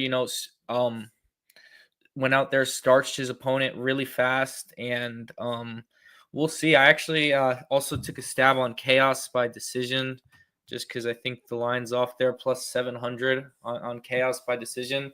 I think if he can't get takedowns, this is going to be a striking fight. And if Chaos, obviously he has some crazy knockout power, but, could play out like a striking fight on the feet. And Chaos, I see getting the better of the striking is the better striker. Really, the only guy we've seen take Chaos down is Michel Pereira, which, this is another big Brazilian, but even Pereira on the ground, wasn't able to do much. They got AI predicting fights now, huh? Shit. What up, Sri Harsha? What up, Swig? What y'all doing, boys? Yeah, man. So Chaos Williams is the first leg of a double dog dumbass parlay by yours truly. It is Chaos Williams and Andre Petroski for plus 746, I believe. It's just a quarter unit, but yeah, I like Chaos Williams to win a damage-based decision, possibly get a knockout. Bonfim's pretty tough. He's a good fighter. Anyone saying that Bonfim is the better, or Gabriel is the better Bonfim brother, I don't necessarily disagree with that. I think they're both pretty good fighters, but yeah, Gabriel, probably a little more put together as a fighter, a little bit less wild, I would say. Maybe not. I don't know, but yeah, give me Chaos here. I think not that he shouldn't be an underdog at all, but I think it should be a little bit closer, to pick him. Maybe Chaos like plus 125 or something. But yeah, this is getting a little silly. So yeah, let's go Chaos Williams. We'll go the Yeah, under minus 160. I'm gonna place the same bet because I'm on Petroski too, so might as well tail. Fuck it. Let's ride. Yeah, I like them both as underdogs. For anybody listening, man, like probably the smart thing to do if you like either one of them, just play them as single bets because you're getting value as an underdog with either one of them. But yeah, I just fuck it. If it hit, but if it does hit, if Petroski does end up winning and Chaos wins this fight, I mean that's my night, dude. That'll be a win for me. Perfect. We got William Brizzle. Did you already give your take on this fight, brother? I couldn't. I was not. M&M's in a charger cord. Isn't that crazy how long that fight was? I put that pizza in before the fight, and it finished cooking by the end of that fight. That's how many thousand shit it was. They definitely made some time up off that Walker first round heel hook. For this fight though, I'm on Gabriel Bonfim to win and fight to start round 2 at minus 115. I think Chaos Williams is a hell of a fight of like, what do they call him, the Ox or whatever. He has knockout and he can knock out anybody, but I don't know. Skill for skill, I feel like Gabriel Bonfim is just a lot more like skilled here. Of like, it feels like his fight to lose, where he would have to do some dumb shit to lose the fight. Originally, this fight was supposed to be Renat Fakardinov, and I did not like that matchup at all. I did not like any parts of that fight, but I think Chaos is. I remember I was a little bit nervous betting on him in his last fight because they were talking about him being like a real estate agent and he's like doing all this other shit now. I think Gabriel Bonfim wins this fight, but man, we're gonna find out if he could take a fucking clean punch or not, though. Yeah, Chaos will test your chin, and also it can also like affect how some people fight him. Like just maybe not the knockout itself, but the not the fear, but the risk aversion. You know what I'm saying? But I agree, Bonfim probably the more skilled fighter, the more well-rounded fighter, certainly. Yeah, but like sometimes with MMA, it's like, hey, you're not really betting on skill, you're betting on what you think the result's gonna be. And sometimes betting on the skill can lead you down the wrong path. That's why I'm a little bit nervous here. This is a test for Bonfim. Like if you can use Lucid Dalby, who has, to his credit, has made a nice little resurgence for himself late in his career. Like I feel like Chaos could potentially do it too. Like I feel like, in my head it's a kind of a 50-50. So you're giving me any kind of dog money on Chaos. I'm getting the power advantage. I'm getting, he's not the highest volume dude. He's probably pretty low volume over relatively speaking, but he does have three round fight experience. He's won decisions before, so I could see him winning a close split decision, landing a few more eye-catching shots and avoiding a lot of the real dangerous return fire from Bonfim. Shouts to Gerardo Hernandez. He says over 1.5 is his big bet in this one. Big Show Picks is also on the over 1.5 in this fight, and Liverpool money line. What did Mills say about the premium? I can't. Shout out to Mills, man. MMA locker room. Shout out to Elijah Smith, Big Show. He was so confident he made him a premium. Infinite Hippo said he's on Chaos Williams, Andre Petroski, and Edmen Shahbazyan 1064. That's a good parlay. And Picture Dave says Bonfim is the first leg of his 2-leg. So I hate everything you just said. Now, what the fuck, Dave, dude? Why are you going against me, bro? I thought we were fucking cooler than that. I kind of wish there was a bet where you could pick one of the Bonfims to lose. Like it doesn't matter which one. You kind of get a parlay. One of them are going to lose. You get.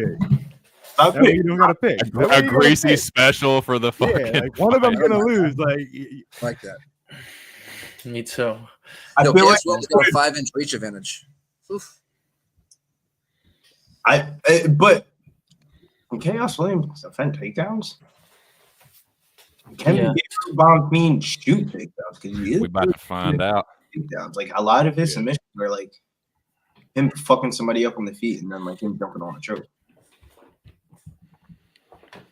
We just got It's the gonna be over a 1.5 wild- balls. Iron Eagles got the over 2.5 balls. This guy. I got the under. Let's go. That's not a Shout out to Iron previous Eagle. price. I mean, Chaos Williams always looks mean. I mean, Chaos Williams really put money in my pocket. It's just, I don't think he's that good. Herb Dean. Don't let it be another that's Herb Dean fault moment. Hold on. This feels like it might be a Herb Dean. Oops. Could this be that's Herb Dean fault at the press conference? We'll see. They no glove touch. Chaos Williams pumps a jab. Bonfim takes the center. Inside low kick from Chaos. The impotent hippo. What up, impotent? Imminent. Oh yeah, Nikki. No, that was clever. That was nice. 440. Okay. Boom, roasted, bro. Inside low kick attempt there from Chaos. Bonfim staying light on his feet, bouncing in and out of range here. Chaos Williams pumping the jab, holding the center front kick from Chaos there. Bonfim just kind of hand fighting jab there from Gabriel. Bonfim, Chaos goes jab to the body, jab downstairs. Chaos pumping the jab. Outside low kick from Williams, the Ox fighter. Michigan? Is he from Michigan? Yeah. I don't know. I wouldn't claim it. Jab to the body again from Chaos. I think he is. Ooh, Chaos with a jab to the body and blocks the counter from Gabriel Bonfim, who is again staying light on his feet, bounced on the outside, not letting Chaos push him too far back. Bonfim steps in, pumps a jab, parried by Williams. Williams pumps the jab himself. Bonfim with a jab and a left hook, it looked like, short left hook. Williams stays in his face, pumps the jab. Williams goes overhand right. Bonfim rolled with it pretty well. That boy be swinging bombs, man. Sometimes he just says fuck it, and he just like yeets one over the top. Inside low kick there from Chaos. Chaos goes right hand as he lunges in. Like Bonfim Chaos stays out of- definitely has the state fair record in his hometown for like. Dude, that might be the funniest fucking thing I've ever heard you say. Dude, Dude, is Glazer feeding you these lines, Andre? Yeah, like, what is you going using on? AI, Billy? I'm on point, man. I got to give them up. They're good. Fuck. So, Williams holding the center again. Nice jab from Gabriel Bonfim. Outside low kick got Williams' attention. Bonfim circling on the outside, light on his feet. Williams in hot pursuit. Following him a little bit. Williams pumps the jab and goes outside low kick again. I feel like something crazy could happen in any fucking second in this one. Williams goes to the left hook. Left hand from Williams. Don't pull that choke. Now. Bonfim on takedown attempt here. That was a mistake from Chaos Williams in my not so humble opinion. He's gonna suck that leg. There we go. There we go. Williams looks to get back to his feet. Bonfim laces the left leg of Chaos Williams, torquing that leg. Bonfim does have the hands connected. Williams just kind of staying put against the fence. He is up to a knee. Not letting Gabriel complete this takedown. He does get back to his feet. Bonfim does lift him up. Nice little body lock trip there from Williams, and he pounces on his back, or from Bonfim, and he pounces on his back. Gabriel Bonfim has the back of Chaos Williams. Put the body triangle in. What's wrong Williams with staying calm. He does have the hooks in, but has not completed a body triangle. What's wrong with it? Williams tries to baseball grip him. 2-on-1. Look. Because he didn't And get he the body spins into triangle. him. Chaos Williams turns into Gabriel Bonfim, and he gets back to his feet. Williams got Bonfim pushed up against the fence. Bonfim with an overhook. Williams trying to get the body lock. Williams with knees to the thigh. Bonfim pummels inside. 50-50 fighting. Chaos Williams with the head crash. Knees to the thigh. Oh, the baby. What's going on? Oh, my God. You maybe think he's no grappling, he's no wrestling, but he's have this, baby. Nice short elbow there from Chaos Williams, and they reset, boys. Gabriel Bonfim takes the center of the octagon, dancing on the monster cam, boys, doing the man dance, feeling the flow. Chaos Williams thought about a low kick, said nah. Gabriel Bonfim thought about a low kick, threw it, landed it. Crazy. Not a lot of technique from Chaos, but that was all just great strength. It's power. It's just power, baby. Boost the power. He just used all Raw power. And he will swing for the fucking fences. And we can plainly see here. Chaos Williams holding the center of the octagon. Goes jab, uppercut, left hook. Gabriel Bonfim says, "What's that, baby? And that's no land on me." Outside low kick check by Chaos Williams. I like that low leg kick there from Gabriel Bonfim. If you're going to engage on the feet, they're low leg kicks. Both gentlemen throwing and checking left kicks. You can't inside low kick there from Chaos Williams. As much power though later in fights if you're like lead legs. Indeed, Chaos Williams tried to go right hand left hook, but Gabriel Bonfim rolls with it. Says, "Nah, dude, they ain't landing on me." Inside low kick from from Chaos Williams and switches stances. Gabriel Bonfim gets on his bike. Williams goes left hook, right hand, but Bonfim ducks underneath, tries to get around to the back. Chaos Williams gets picked up and dumped by Gabriel Bonfim at the end of this round. Inside control, very short time. Putting head pressure and shoulder pressure on Chaos Williams, but that's it, round one. That was a frenetic round. What do you think, boys? So I mean, Bonfim probably won it with the successful grappling, but on the feet, it's very, very close. One positive and one negative is with Chaos Williams, every time he's taking a leg kick or every time he's like taking any in his head of like, that shit probably hurt, feels like he's fucking over swinging like for the fucking fences of like, he takes like one leg kick and he's like, boom, boom, boom. He's like chasing him across the fucking cage. But I also feel like on the Gabriel Bonfim side of like, dude, you're gonna have to do a little bit more here. You're not gonna coast this fight. This isn't no fucking Nicholas Dalby or some shit like that. If you're gonna coast this fight, you're gonna fuck around and get knocked out. So I think Bonfim won round one, but I hope he has a better feel of what to do now, because he with the low leg kicks, you can't throw that shit lazy, because you throw that shit lazy, the first thing that Chaos Williams' first reaction to everything is, dude, I'm gonna throw a fucking overhand right. You can't throw a lazy, you can't get predictable with it. You get countered. What was that over 1.5? What was that lined at? I think minus 150. He's at minus 180, man. Hard outside low kick from Gabriel Bonfim. Speaking of which, speak of the devil, and he shall appear in the form of an outside fucking low kick. Chaos Williams holds the center of the octagon in round two. Another low kick from Gabriel Bonfim, who smiled at his opponent. Right hand left hook goes Chaos Williams, but it misses. Gabriel Bonfim gets on his bike. I feel like we've seen that sequence about 17,000 fucking times already. Chaos Williams goes jab left hook, tries the left hook again. Yes, he's missing with a lot of these. Yes, it looks crazy. Yes, he's going to gas himself out potentially. But if one of them lands in the right place, it could potentially change the round or the fight. It could be the left. He's kind of gambling on that. He goes right hand, left hook again, stumbles forward. Gabriel Bonfim. The counter to that is that Gabriel Bonfim could start to time him and counter him. But nice jab from Gabriel Bonfim. Snaps the head back at Chaos Williams, who stays in his face, looking to counter. Inside low kick, counter with a jab by Gabriel Bonfim. That was nice work. Bonfim again with a jab. Chaos Williams staying in his face. Chaos Williams with kind of a lazy jab there himself. Gabriel Bonfim tries to go over the top there of a Williams right hand. Left hook. But they both landed left hooks there, it looked like. There. Got to be careful. Yep. Jab there from Bonfim. He just got lucky. He Checks was the inside low kick. And Bonfim checks the inside and outside low kick. Hard right hand there from Chaos Williams. And he almost ate a high kick there from Bonfim on the break. Williams goes right hand to the top. Bonfim gets his jab slipped and again slipped by Chaos Williams. Nice head movement there. Chaos Williams rolling with his jabs now. Bonfim is checking these inside low kicks, though. Hard outside low kick from Gabriel Bonfim. Stumbles Chaos Williams' leg. He must reset. Chaos didn't like that one. Ooh, they both landed jabs there. Bonfim might have landed a check left hook, actually, and that got Chaos Williams' attention. Got to be careful, dude. Bonfim is he ain't no fucking punk. He's pretty good on the feet himself. They trade jabs there. Chaos Williams slips the jab and tries to land a right hook, left hook over the top. Williams is tired. Nice jab from Bonfim. Bro, I agree with that, Nick. He does look like he's slowing down a little bit. Right hand to the body from Chaos, and he gets the left or the right or the outside low kick checked again by Gabriel Bonfim. He can't move, bro. Look at the way that he's moving right now, bro. I'm telling you, bro, those low leg kicks are hurt. Now it seems like Chaos. He's throwing series of hooks, but they're all falling short. And Gabriel Bonfim is just like you're saying, just racking up these low kicks. Inside low kick from Chaos Williams. Front kick to the body from Gabriel Bonfim. Outside low kick from Gabriel Bonfim. Stumbling the legs again of Chaos Williams, who's just standing in front of him. But this is starting to rack up here. I don't like this as a Williams backer, and he eats another front kick there. Williams tries to go right hand over the top, but Gabriel Bonfim hits him with a check left hook for his troubles. I got 219 left. Needs to go high with a kick because he's peppering that leg, right? You also got Williams, a little bit tired. His arms a little bit gassed, looks like. You know what I mean? If he goes high with that kick, I feel like it slips in. Man, another jab from Bonfim. Do some dumb shit though. He could fight this fight smart.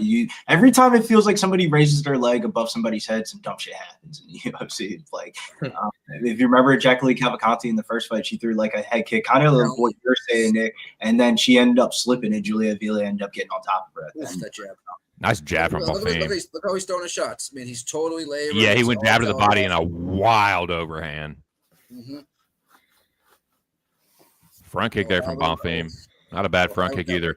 Nice low calf kick there. And again, those are calf kicks, boys. Shit. Again, Williams tries to go right hand, left hook, but he's getting predictable with that. Another hard low kick. Hard calf kick from Gabriel Bonfim. 120 left for me, was in the second round. Double jab right hand from Gabriel Bonfim. Outside low kick again, stumbles Chaos Williams. Fuck! Chaos Williams tries to land a left hook. You're gonna have to get wild, dude. I mean, that you got the right idea, but you got to switch it up a little bit. You're throwing the same combo over and over. Yeah, I like that though. Tries to land the left hook to the body, but Bonfim just a little too crafty, getting on his bike at just the right time, circling out just the right time, showing some good boxing fundamentals himself, or good distance management. Front kick from Williams gets easily parried by Bonfim. He thought about an inside low kick, but Bonfim thought better of it. William got a right hand, a left hand in there, but Gabriel Bonfim uses it to take a superior grappling position, and this does not look fucking good. But Chaos Williams just fucking throws him over the top. Bonfim locks in the front choke here. That's so in. Chaos Williams trying to turn into him, but this might be it, boys. This might be a Gabriel Bonfim submission here. He can breathe though. We'll see. Williams holding on. Bonfim regrips.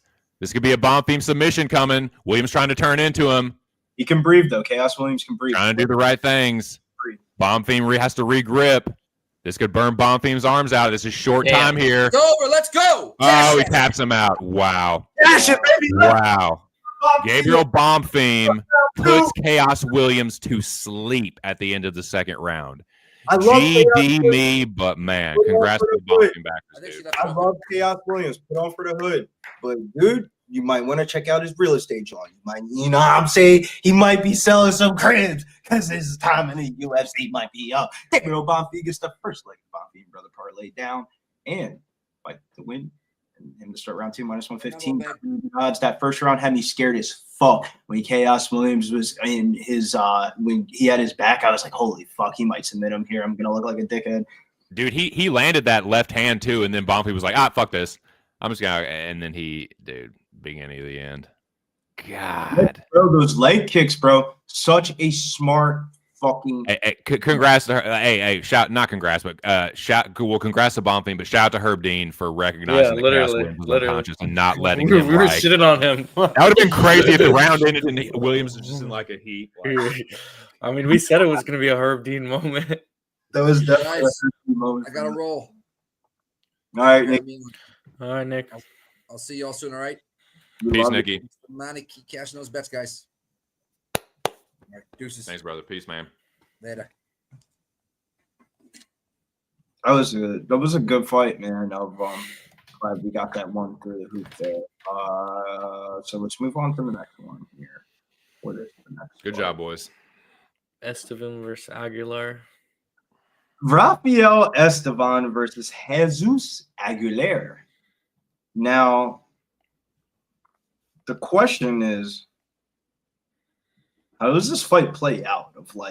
I tried to fade Jesus Aguilar in his last fight, and I lost some good amount of money. I thought Stuart Nickel was beating his fucking ass the whole entire first round, and then he just got caught in the fucking guillotine choke in round 2 on some just young dumb bullshit. I can't say anything else besides it like that. Like some young and dumb shit, got caught in a guillotine choke of like, how do you not watch this guy's film for 5 minutes and not know that all he wants to do is spam guillotine chokes? And when it comes to Jesus Aguilar, I feel like I keep on like underestimating his skills a little bit because of his appearance of like, he looks a little bit smaller for the weight class.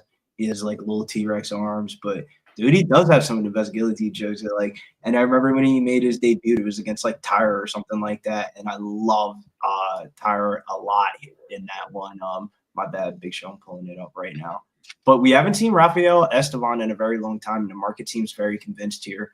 I that he's going to win this fight. And I think he wins the fight. I think he's just bigger, stronger, faster, better everywhere in MMA. However, though, I don't think he gets it done inside the distance. I think it could be like maybe a KO on the feet standing, but I don't know, man. I haven't been this parlay, and I think he wins the fight. But I'm interested to see what you guys in the chat and on the panel think about this one, because this line's going crazy. Minus 600 is what we're seeing right now. Let's look at what the odds are for props. Plus 210 by sub. I mean, I think fight to end by submission is the worst bet in this fight. The knockout prop at plus 450, though, might be calling my name. Yeah, I don't know if Estevan's going to knock him out. I mean, Aguilar's tough. I see him dominating, though, with the grappling, either getting a submission or controlling him. You know, he fights pretty safe, Estevan. The one thing you don't know, it has been a layoff. He did miss weight in that Charles Johnson fight and gassed out in the third round.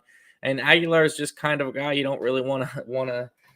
He's going to go out there and fight for his money. You know, he's came through as an underdog several times before, but I don't think he's going to get a guillotine here personally. I see Estevan, you know, getting through him, and I'm excited to see where Estevan goes. Novo and Yao product, you know, fighting out of that gym. So we'll see what he's got. 2 cents. Dude, I was really, really close to making Estevam my leg. Like, I'm not going to overthink this. But again, like, made this decision midstream while we were doing the Locker Room Talk podcast, boys. Check out the latest episode, Pub Sports Radio, and a new episode every week. Tuesday night, 11 p.m. Eastern Standard Time, right here in Pub. But on, like, we're doing the stream, right? And I have Estevam. I'm like, yeah, he's going to be my in my 2-piece or whatever. And then literally, like, something told me just not to do it. I still think he wins, but, like, I'm not counting Aguilar out of this fight. Somebody was saying it just like a minute or so ago. Like, he's I think it was Billy. Like, yeah, he looks like this short dude. Like, he looks weird and shit, and like this little kind of like munchkin looking dude, but he's really not a bad fighter. He only has 2 losses, so I'm not going to totally count him out. I'll give him the respect to just kind of pass. But yeah, I'll take Estevam. I think I pick Estevam decision for the contest, but yeah, that's what I got. Yeah, man. Jesus Aguilar is like, I remember the Shannon Ross fight was probably the only time I ever bet on him in my life. And he sent him into a fucking shadow. Well, Tara, I mean, what do you think was going to happen in that fight? And he beat Stuart Nickel after getting dominated in the first round. So honestly, bro, we haven't talked about the luck rating too much in MMA, but dude, this dude is counting on some lucky ass stars of like, if you would have told me Jesus Aguilar would be 3-1 in the UFC, I'd be like, what? Like a couple of years ago, like I don't know, man. This guy keeps on winning fights. I don't want to get too crazy against fading him, but put the fade him here in the spot.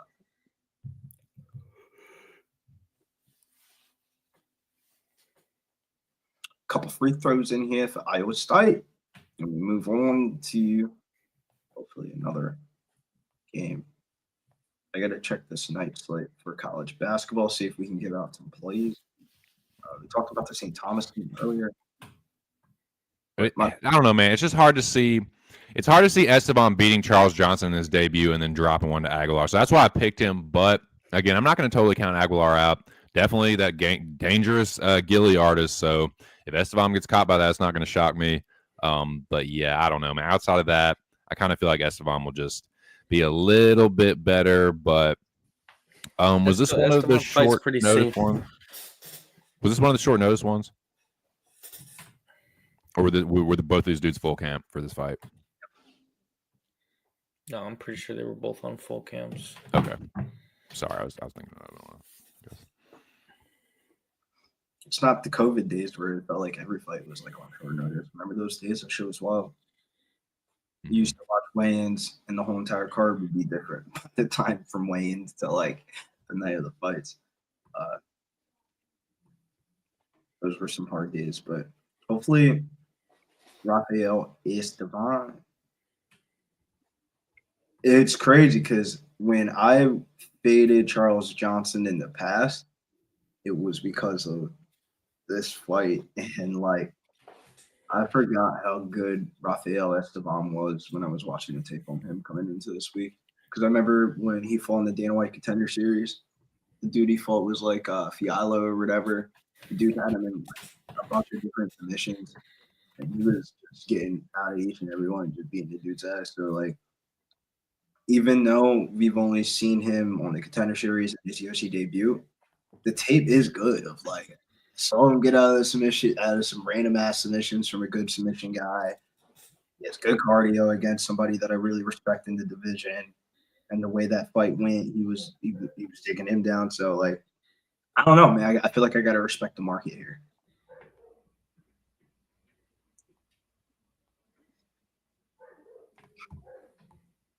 We gotta take this John off the screen so I can see your guys' faces. Oh, so it is only me. I didn't know if it was only me or like other people. Oh, I was confused for a second. Estevam minus 625, Shahbazyan minus 470, minus 250, perfect for the parlays. Flyer play, Aguilar by guillotine choke. Don't blame me on that. Action Jackson is also on the Black Wolf. Over 2.5, Canada and USA for tomorrow. Shouts to the Team USA boys, man. I took their team total over 3.5. I believe that was Friday or Thursday, and they look really fucking good. But Canada, the betting odds favorite for that tournament is at first you think, what? And then you look at that roster and you're like, whoa, that team's kind of nice. Team Canada versus Team USA is definitely going to be fireworks. It always is, regardless of the sport. So I guess in hockey makes it even better because I feel like American hockey has definitely gotten a lot better in the last 5 to 6 years. Nice. That's a greasy multi-event swig. I like it. Hell yeah. Deported. What do you mean? Said you're out of here. Sliding that Canada in there. That's fucking greasy swig. Yeah, I guess I'm a square. I'm betting Team USA. Says you're out of here. You're getting annex. You got me fucked up. I'm betting Team USA tomorrow for sure. I mean, I wasn't super confident in the money line. I took the plus 1.5 goals, but yeah, but to be honest with you, I wanted to. That was just preconceived notion, but I really want to handicap the game and see what the move is on the total because. Oh, that was about to be brilliant too, TC. Dude, I really thought that was mine for a second. I'm not glad it was Billy, but just glad it wasn't me. Yeah, you kind of cut out there. Yeah, with the everything. What was I saying? Talk about you. The game. Capping. In their last game, they scored like 3 goals in like the first couple of minutes in the third period. But Sweden was not Sweden. Finland was a really good matchup because they had a couple of angry defensemen for already shallow tournament team there. But Finland scored that first goal right off the bat. So, I mean, Team USA might not have the best defense. So it could definitely be an over spot or a Team USA team total over. And They got the best goalie though. yeah, but bro, the first period of that game was like, whoa. Like I thought we were about to lose first time. But I hear you now, and I seen Joey trying to get a little live bet in there too. I told his ass was deported too, and look what happened. He got 5-1 in the fucking third period. Dude, I almost wanted to send that like, like. I was laughing my ass when he said like the first period. I was like, y'all don't blame you though, bro. These things might lose tonight, man. After that first period, and they got it like their I always call it pre-tournament jitters. So the first half of any tournament that is like pool player elimination and you have high expectations, you see it in March Madness all the time. The first half is always like, ooh, is this the team that I really want to bet on for the fucking – I have them as a Final Four team, and this first half looks like shit. And then they're like down by like 6 or 8 in the first half, and then they end up like smacking everybody for the rest of the tournament. Like that always happens, I feel like, in those like tournament spots. So you always got to be cautious in those first plays. But it always creates a good spot for overs because they're not going to stop. It's going to be – we're probably going to have the same record as Canada depending on how the tournament shakes out, and it's going to come down to goal difference. So both teams are going to want to score goals. That's just like preconceived thought notion of just, you know, a dude that doesn't really. The only thing that looks weird is it looks like Connor McDavid is too fast for his team. Like when I'm watching Canada, he looks like he's a step too ahead. That's how he looks on the fucking Oilers, where it's like, where the it looks like it it looks a little cleaner on the Oilers because you're just used to seeing it that way. But he looks so fucking fast with this lineup. I guess Draisaitl is the only thing that keeps him looking like he's not just like. Yeah, anyways, whatever. But yeah, here we go, boys. Estevam, Jiu-Jitsu, Estevam, Rafael, Cognon. What are you doing, you bald fuck? What up, ho? That's a good comment. He says Canada definitely thinks it's a little bit more meaningful, and Americans don't even know this tournament even exists. That's so true. Oh, the shot for Literally. All nation, baby. 4 nations, 4 ounces of fury coming at you, boys. Here we go. Hard outside low kick from Jesus Aguilar to start things off. Jesus Cristo, Dios mío. Estevam lifts the knee. Oh, hard overhand left from Jesus Aguilar, but Estevam tries to judo toss him over the top with an overhook trip. Jesus Aguilar pushes him into the fence, though. Rafael Estevam stays upright. Jesus Aguilar with the head pressure. Rafael Estevam again trying to toss him over the top, do a little hip toss, but I don't think that's going to work against a stout gentleman like Aguilar. Maybe not just yet. He tries to do it again. A little judo toss. Not working. Jesus Aguilar staying stout, using head pressure and double underhooks now, trying to get a body lock. Trip on Estevam. Breaks it. Lands a knee to the body, but he gets reversed and almost tripped by Estevam. But they're just circling around, round and round they go, and nothing fucking happens. Estevam gets a body lock trip all of a sudden. Me, my fucking big mouth. Not the first time that's happened. Won't be the last. But Estevam lands in Jesus Aguilar's half guard. Ron Burgundy guard. But he's laced the leg now of Jesus Aguilar, is what appears. He's in half guard, though. Jesus Aguilar trying to lock down, trying to omoplata. Estevam, who now moves into the north-south and floats around to the back, about to take the back of Jesus Aguilar if he's not careful. Estevam looking to put the hook in, but he might fall off the top because he's going to do too high, but he bails on it. Should fight he lifts up Jesus Aguilar. Yeah, well, scrambling back and forth. That's a good point, Billy. For him to be off a year layoff, this is really good fight idea. He's getting high again, and Jesus Aguilar shucks him off the top. And now Jesus Aguilar has Estevam pushed up against the fence. Estevam trying to get the 10-finger grip behind, and he just slams him down, boys. Just body lock trip. Get down. And he swept the inside leg with his right leg. He's really nice. I love getting double underhooks in wrestling. It was one of my favorite positions. I can't imagine you wrestling. That shit was probably funny as fuck. If Fitz after like a tap is probably like, yeah, like Fitz. Dude, I didn't take judo for very long, but I was terrible with the inside trips. I always try to get it on the hip and fucking hip toss somebody, but that's nice though. One thing I always respect about Fitz is his competitiveness. So I can't imagine what that would look like in a sports nature. Yeah, I mean, if football was a dirty player, I averaged like 1 personal foul a game. I was an enforcer, that's what I did, I love the honesty. I respect the honesty. I would have refs, saying, "Hey, we know what we know what you like to do." Holy shit! Estevam was like mounted up on Aguilar, and Aguilar pulling his patented guillotine here. Aguilar's pulling on this guillotine just under 2 minutes here. This is a lot of pressure on Estevam's under his chin. He's got to fight this off. Right, Aguilar's yanking his guillotine. That's getting tight. Estevam might get his head out. There you go. Oh, and there it goes. I was going to say that was for a second. What I say happens sometimes. But Estevam now in the full guard of Jesus Aguilar. He gambled on the gilly, and he came up short that time. It is now cost him position. Estevam was starting to land some ground and pound as he was practically mounted on Jesus Aguilar earlier and starting to do a little bit of it now, trying to clear that right leg of Jesus Aguilar, or he might just sit here, but he's starting to soften him up a little bit, use head position to not allow Aguilar to get up too much. Aguilar turning into him now, trying to go belly down and get back up to his feet, but Estevam just staying one step ahead. Looking to lace the legs now of Jesus Aguilar. Aguilar staying squirmy, but he's now collected the legs. Aguilar trying to post on both legs. Right hands, right hooks from Estevam. As Aguilar tries to get to his feet. Estevam tries to throw the hook in, but he gets to the back of Aguilar, but he might be high. Aguilar might shuck him over the top.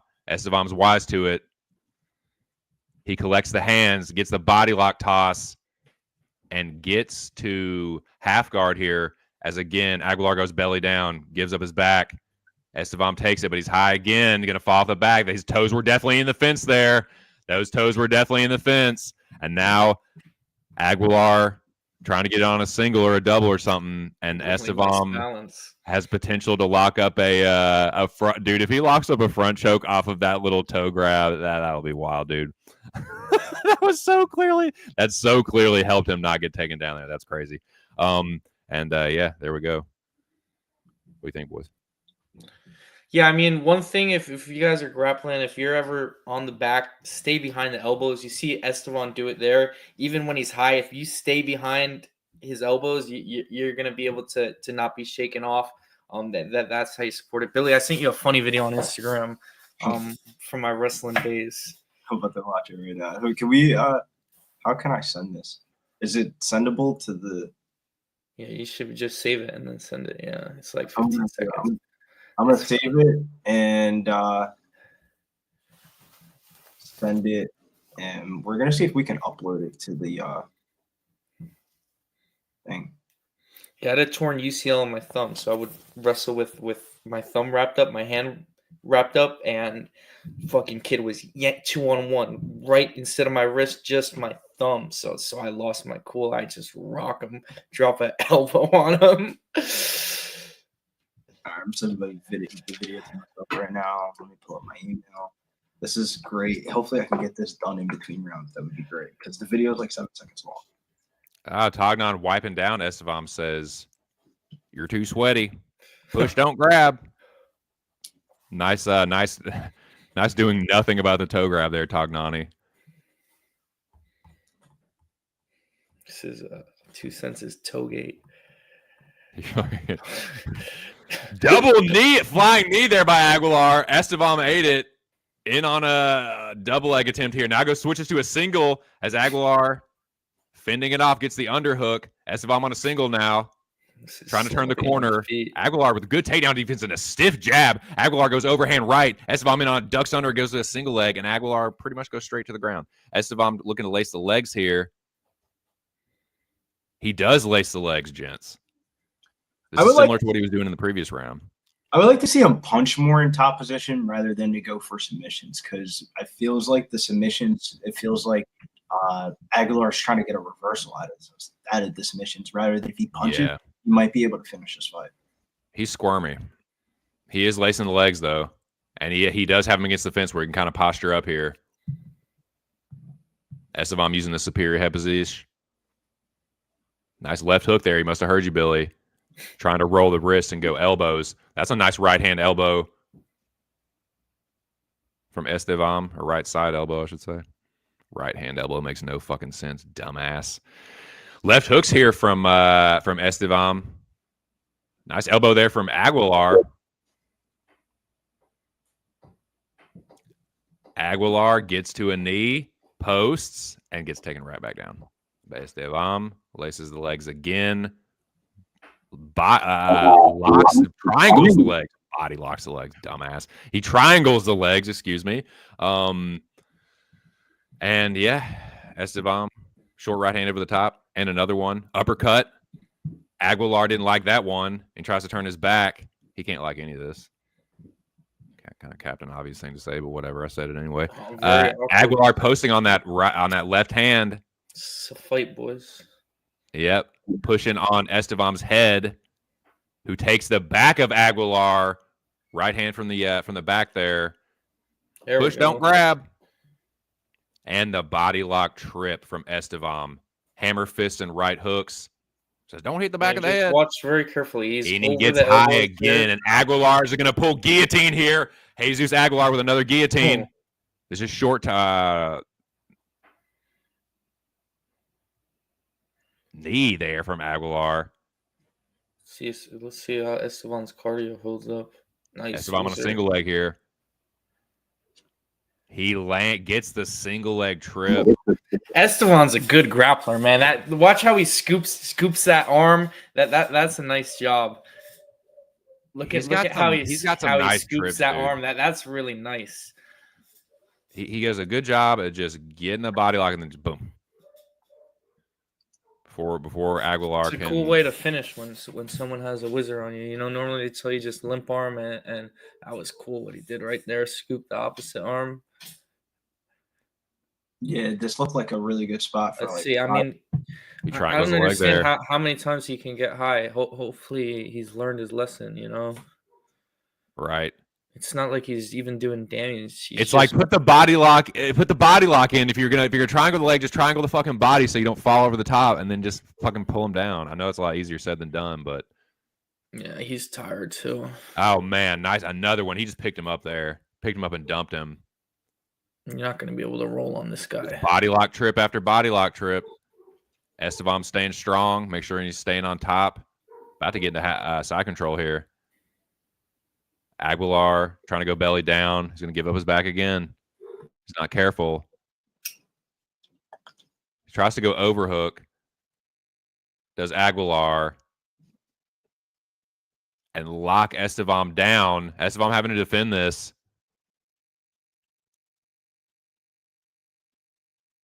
But I don't think Aguilar has anything here. Estevam again steps over. And now he's in Jesus Aguilar's half guard. Settled Aguilar down a little bit there. 36 seconds left for me, boys. Nice elbow there from Estevam as Aguilar tries to turn into him. Estevam threatening with an arm triangle here late in the second round. There's a lot of pressure going down. If Estevam clears the legs, he's going to be in trouble. It's a very short time to work, though. Jesus saying scrambly. Estevam might have this, but I can't tell. I don't know if he rises the angle. No, I don't have the angle. Good defense there from Jesus Aguilar to not panic. That was really close to getting an arm triangle there. What do you think there, boys? That's the end of the second round. 2-on-1! Head fight!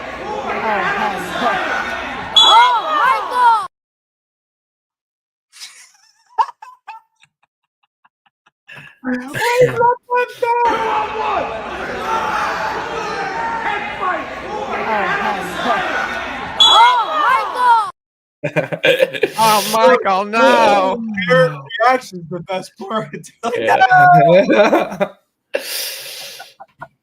You're that guy?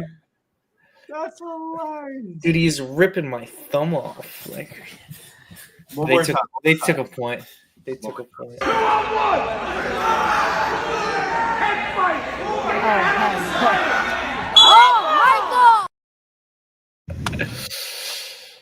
Oh, Michael! That is fucking great, Vince. He hit him with a fucking 12-6 form. Fuck him. Fuck you. Fuck all y'all. Oh man. We were going at that team. Like there was a fist fight. Like I wrestled, I was 170. I think 145 had a full on fist fight after the match. So we were, blood was already boiling there. Oh my Nice. God, dude. That was great. You said fuck this fight. I'm just Jesus Aguilar sprawls and defends his takedown. He tried to go uppercut left hook over the top. Two-piece misses from Aguilar. Getting after it in the third round, boys. Aguilar misses with the low kick. Estevam with a front kick there. My Gary chewed on. Outside low kick from Jesus Aguilar and another one. Right hand and a left hook from Aguilar. Tries to go uppercut left hook, but Estevam rolled with that combo well. Again, Aguilar goes body head. Go to the body. He's got to go. Jesus Aguilar now pushing Estevam up against the fence. Estevam with double overhooks now. He tries to hip toss him again, but Aguilar wise to it, and he says, I don't think so. low key though. Counter uppercut attempt there from Estevam. If they were the same size, Aguilar would beat his ass. He's just way smaller than him. Yeah, a little undersized. Estevam using his range pretty well. Ooh, couple front kicks there. Nice jab to the body there from Jesus Aguilar. Tries to go right hand to the top, but again, yeah, what we were just mentioning, the front kick is definitely a good weapon against a shorter fighter. You guys know the tortilla from Sausage Party? Ooh, good defense there from Estevam. Just shuck off Aguilar. Try to get to body. Oh, Estevam in on takedown attempt there. Nice sprawl from Jesus Aguilar. It's like an exact likeness. Oh, Aguilar threatening with the guillotine again. Estevam says, I don't fucking think so. Ooh, nice counter right hand over the top by Estevam. Nice hard right hand from Aguilar. Tries to go uppercut, left hook. The uppercut landed. Estevam slips the left hook. He's up against the fence. Counter right hand over the top of a lazy jab from Jesus Aguilar. Estevam now looking for the counter uppercut. Oh, man, he almost ate a knee there as he dives in on the double leg. Jesus Aguilar sprawls well again, boys. Floats around to the side. Aguilar, again, threatened this patented guillotine. Estevam has to defend it, rolling with this right hand, left hook. Uppercut from Estevam there. He's eating jabs from Jesus Aguilar. Aguilar's got some power, man. Uppercut from Aguilar. Uppercut again. Estevam eating it pretty well, though. It's well at the beginning of the round. Estevam nice just front trying kick to there from Estevam. Tired. Now go upstairs. Hard right hand over the top there. Estevam is countering this jab of Aguilar. And he's trying to go counter uppercut, but he eats a right hand over the top. Uppercut from Aguilar. Front kick from Aguilar now. Answered by Estevam, but he gets parried by Jesus Aguilar. Estevam gets carried over the top. Aguilar tries to go left hook, blocked by Estevam. Estevam moves to the center. Aguilar gets out of range. Aguilar gets his jab parried. Nice front kick from Estevam. I got 2:15, gents. He looks like third round. Sorry, Bill, what are you saying? He looks like he's like starting to gas out a little bit. Like he's it's a good call. Going through the Estevam might be feeling it. He rolls with the left hook, but Aguilar's starting to land these. You don't want to let that land clean if you know it's good for you. Might have Doesn't look like it anyway. Aguilar now in his face lands a hard outside low kick, and yeah, Billy, what you're saying, Estevam is conceding real estate more and more now. Left hook by Jesus Aguilar. It's almost like Aguilar can sense it there. Estevam, if he wants to land the uppercut, he needs to put a jab in front of it. Go jab uppercut.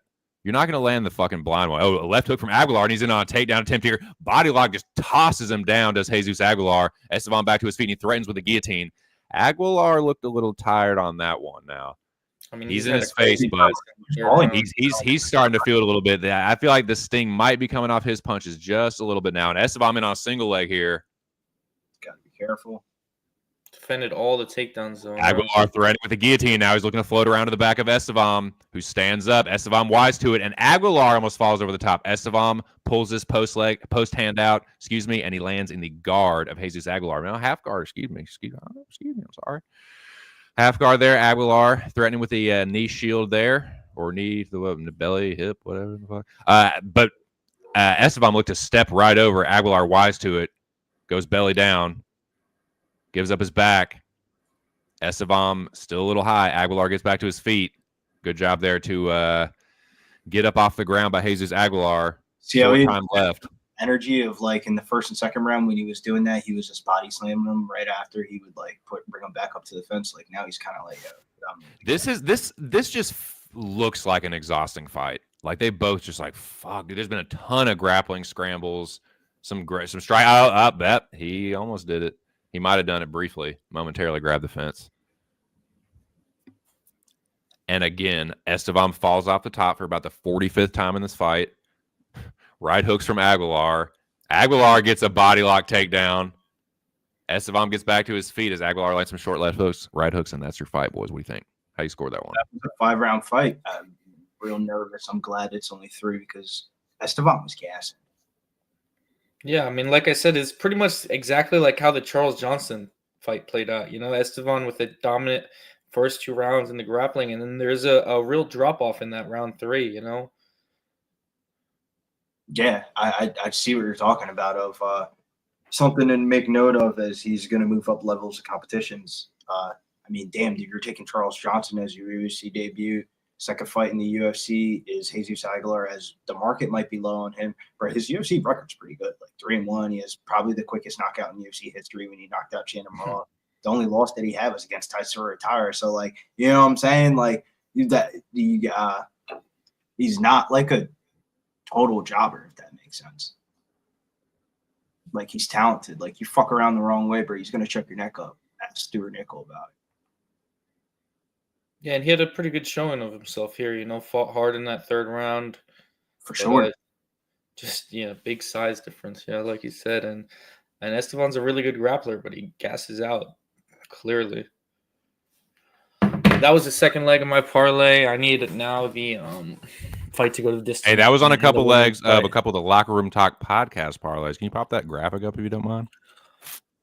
The parlay graphic. Cavalcanti, Estevam, and now this fight. Let's fucking go. So we got Cavalcanti, Estevam. So Estevam clears for Sir William Brizzle, Billy Briz himself on stream right now. Joey DFS gets his Estevam leg cleared. And Billy, tell him what's up with that. Yeah, we cashed a look. Cavalcanti, Estevam. We also have Joey DFS, who is at a event right now. He has Delgado and Estevam. Millie Mills has Cavalcanti and Zalal. I ended up tailing that play, but kind of throwing my own little spinny jazz to it. And Elijah Smith and Shahbazyan for Big Show and TC with Shahbazyan. And I'm pretty big on Shahbazyan too. I need Shahbazyan a lot. But sorry, Fitz, I didn't mean to cut you off. What you talking about the parlay? Yeah, I had Estevam, Cavalcanti, and now I have this fight here to go to the decision. Jared Gordon versus Marshaban Zubo, as you can see by the graphic. Nice. So, what up?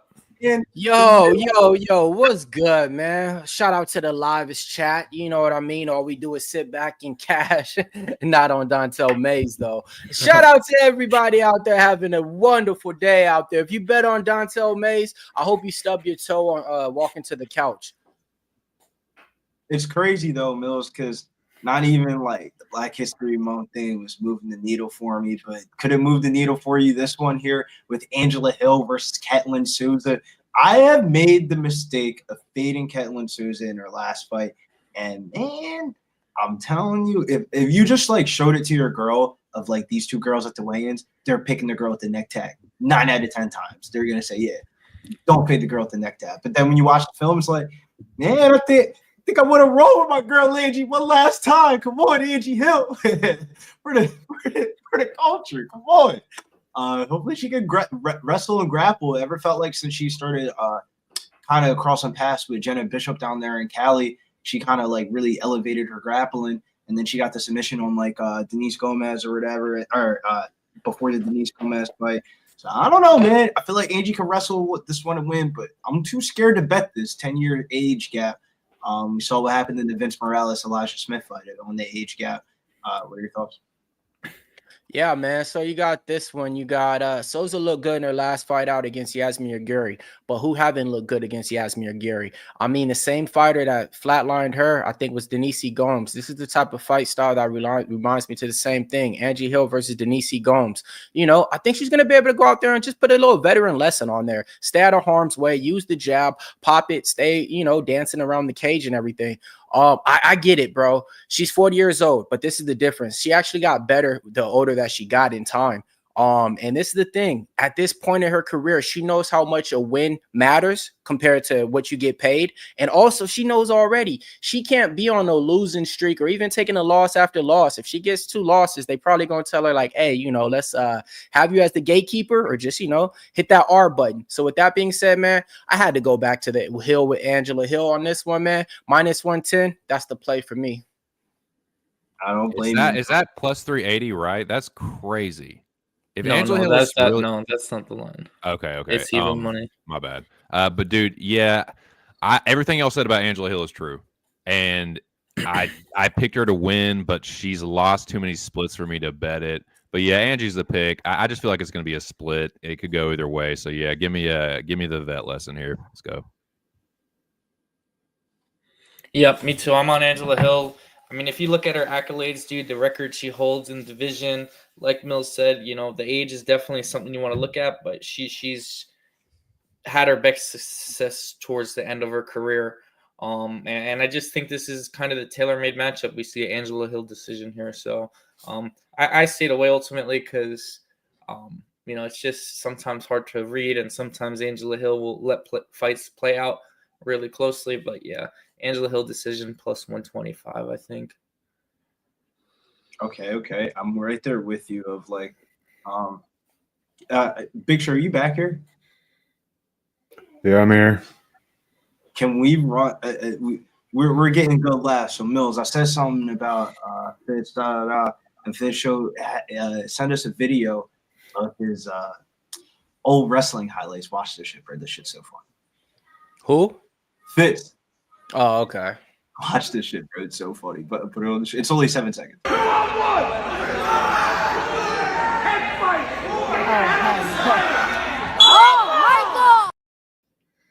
Why you let that nigga hit you, bro? No, I that was me. I Oh, smacked him. Okay. Fitz is the aggressor. You hear his mom's like videotaping. She's like, That's great, dude. You hear my mom and then my sister, both of them. Oh man, it's so crazy of how like cultures are different. Like black parents be like, yeah. Yeah. God damn, bro. Kaitlyn Souza got the leg tattoo to match all the way up to the thigh. She wasn't playing on this one, bro. She must have took that win bonus dude, and went that's the straight Brazilian to the shot. signature, dude. Angie takes the front foot, pumping the jab. Kaitlyn's Jumping gonna front be kick from looking Angie. down. That's the thing in there, you know. She Good jab believes to the she got body. that one power Ooh, load up. nice jab, double jab from Angie. Staying in her face, man. Angie putting the pressure on early. See if Angie Outside low kick from Angie Hill. max betting. Souza goes spinning back kick that misses. Angie just olays it. Angie tries to go left hook. Souza in on a takedown attempt. Knee to the body from Angela Hill. She spins her into the fence. Angela Hill, another knee to the body there. I want her to attack the body on Souza. Do that early to get her, you know, a little bit fatigued throughout the fight. She must have heard Nice you, dude. She landed like 4 or 5 knees to the body there. Right. And all of those pretty much connected. And they're thrown at good speed and good technique. So, and another. Little budget on Angie. And another. That's I'm counting what, 6 now? 7. Yeah, I like those. Kaitlyn giving her one back with the knee in the clinch. I see it. You know, this that And Muay she's Thai. in good head position though. That was a deep one, man. She buried that one in her stomach. Like, you know how it goes on using that the better knee, head man. position, Just keeping her against the fence. You know what I mean? Into the Extending to tie that plume now. motherfucker. Angie starting to use the tie plume, elbow over the top from Angie Hill, and they break off the fence. Kaitlyn Souza misses on the left hook. They trade jabs. Oh, Angie pumps the jab, outside low kick Souza.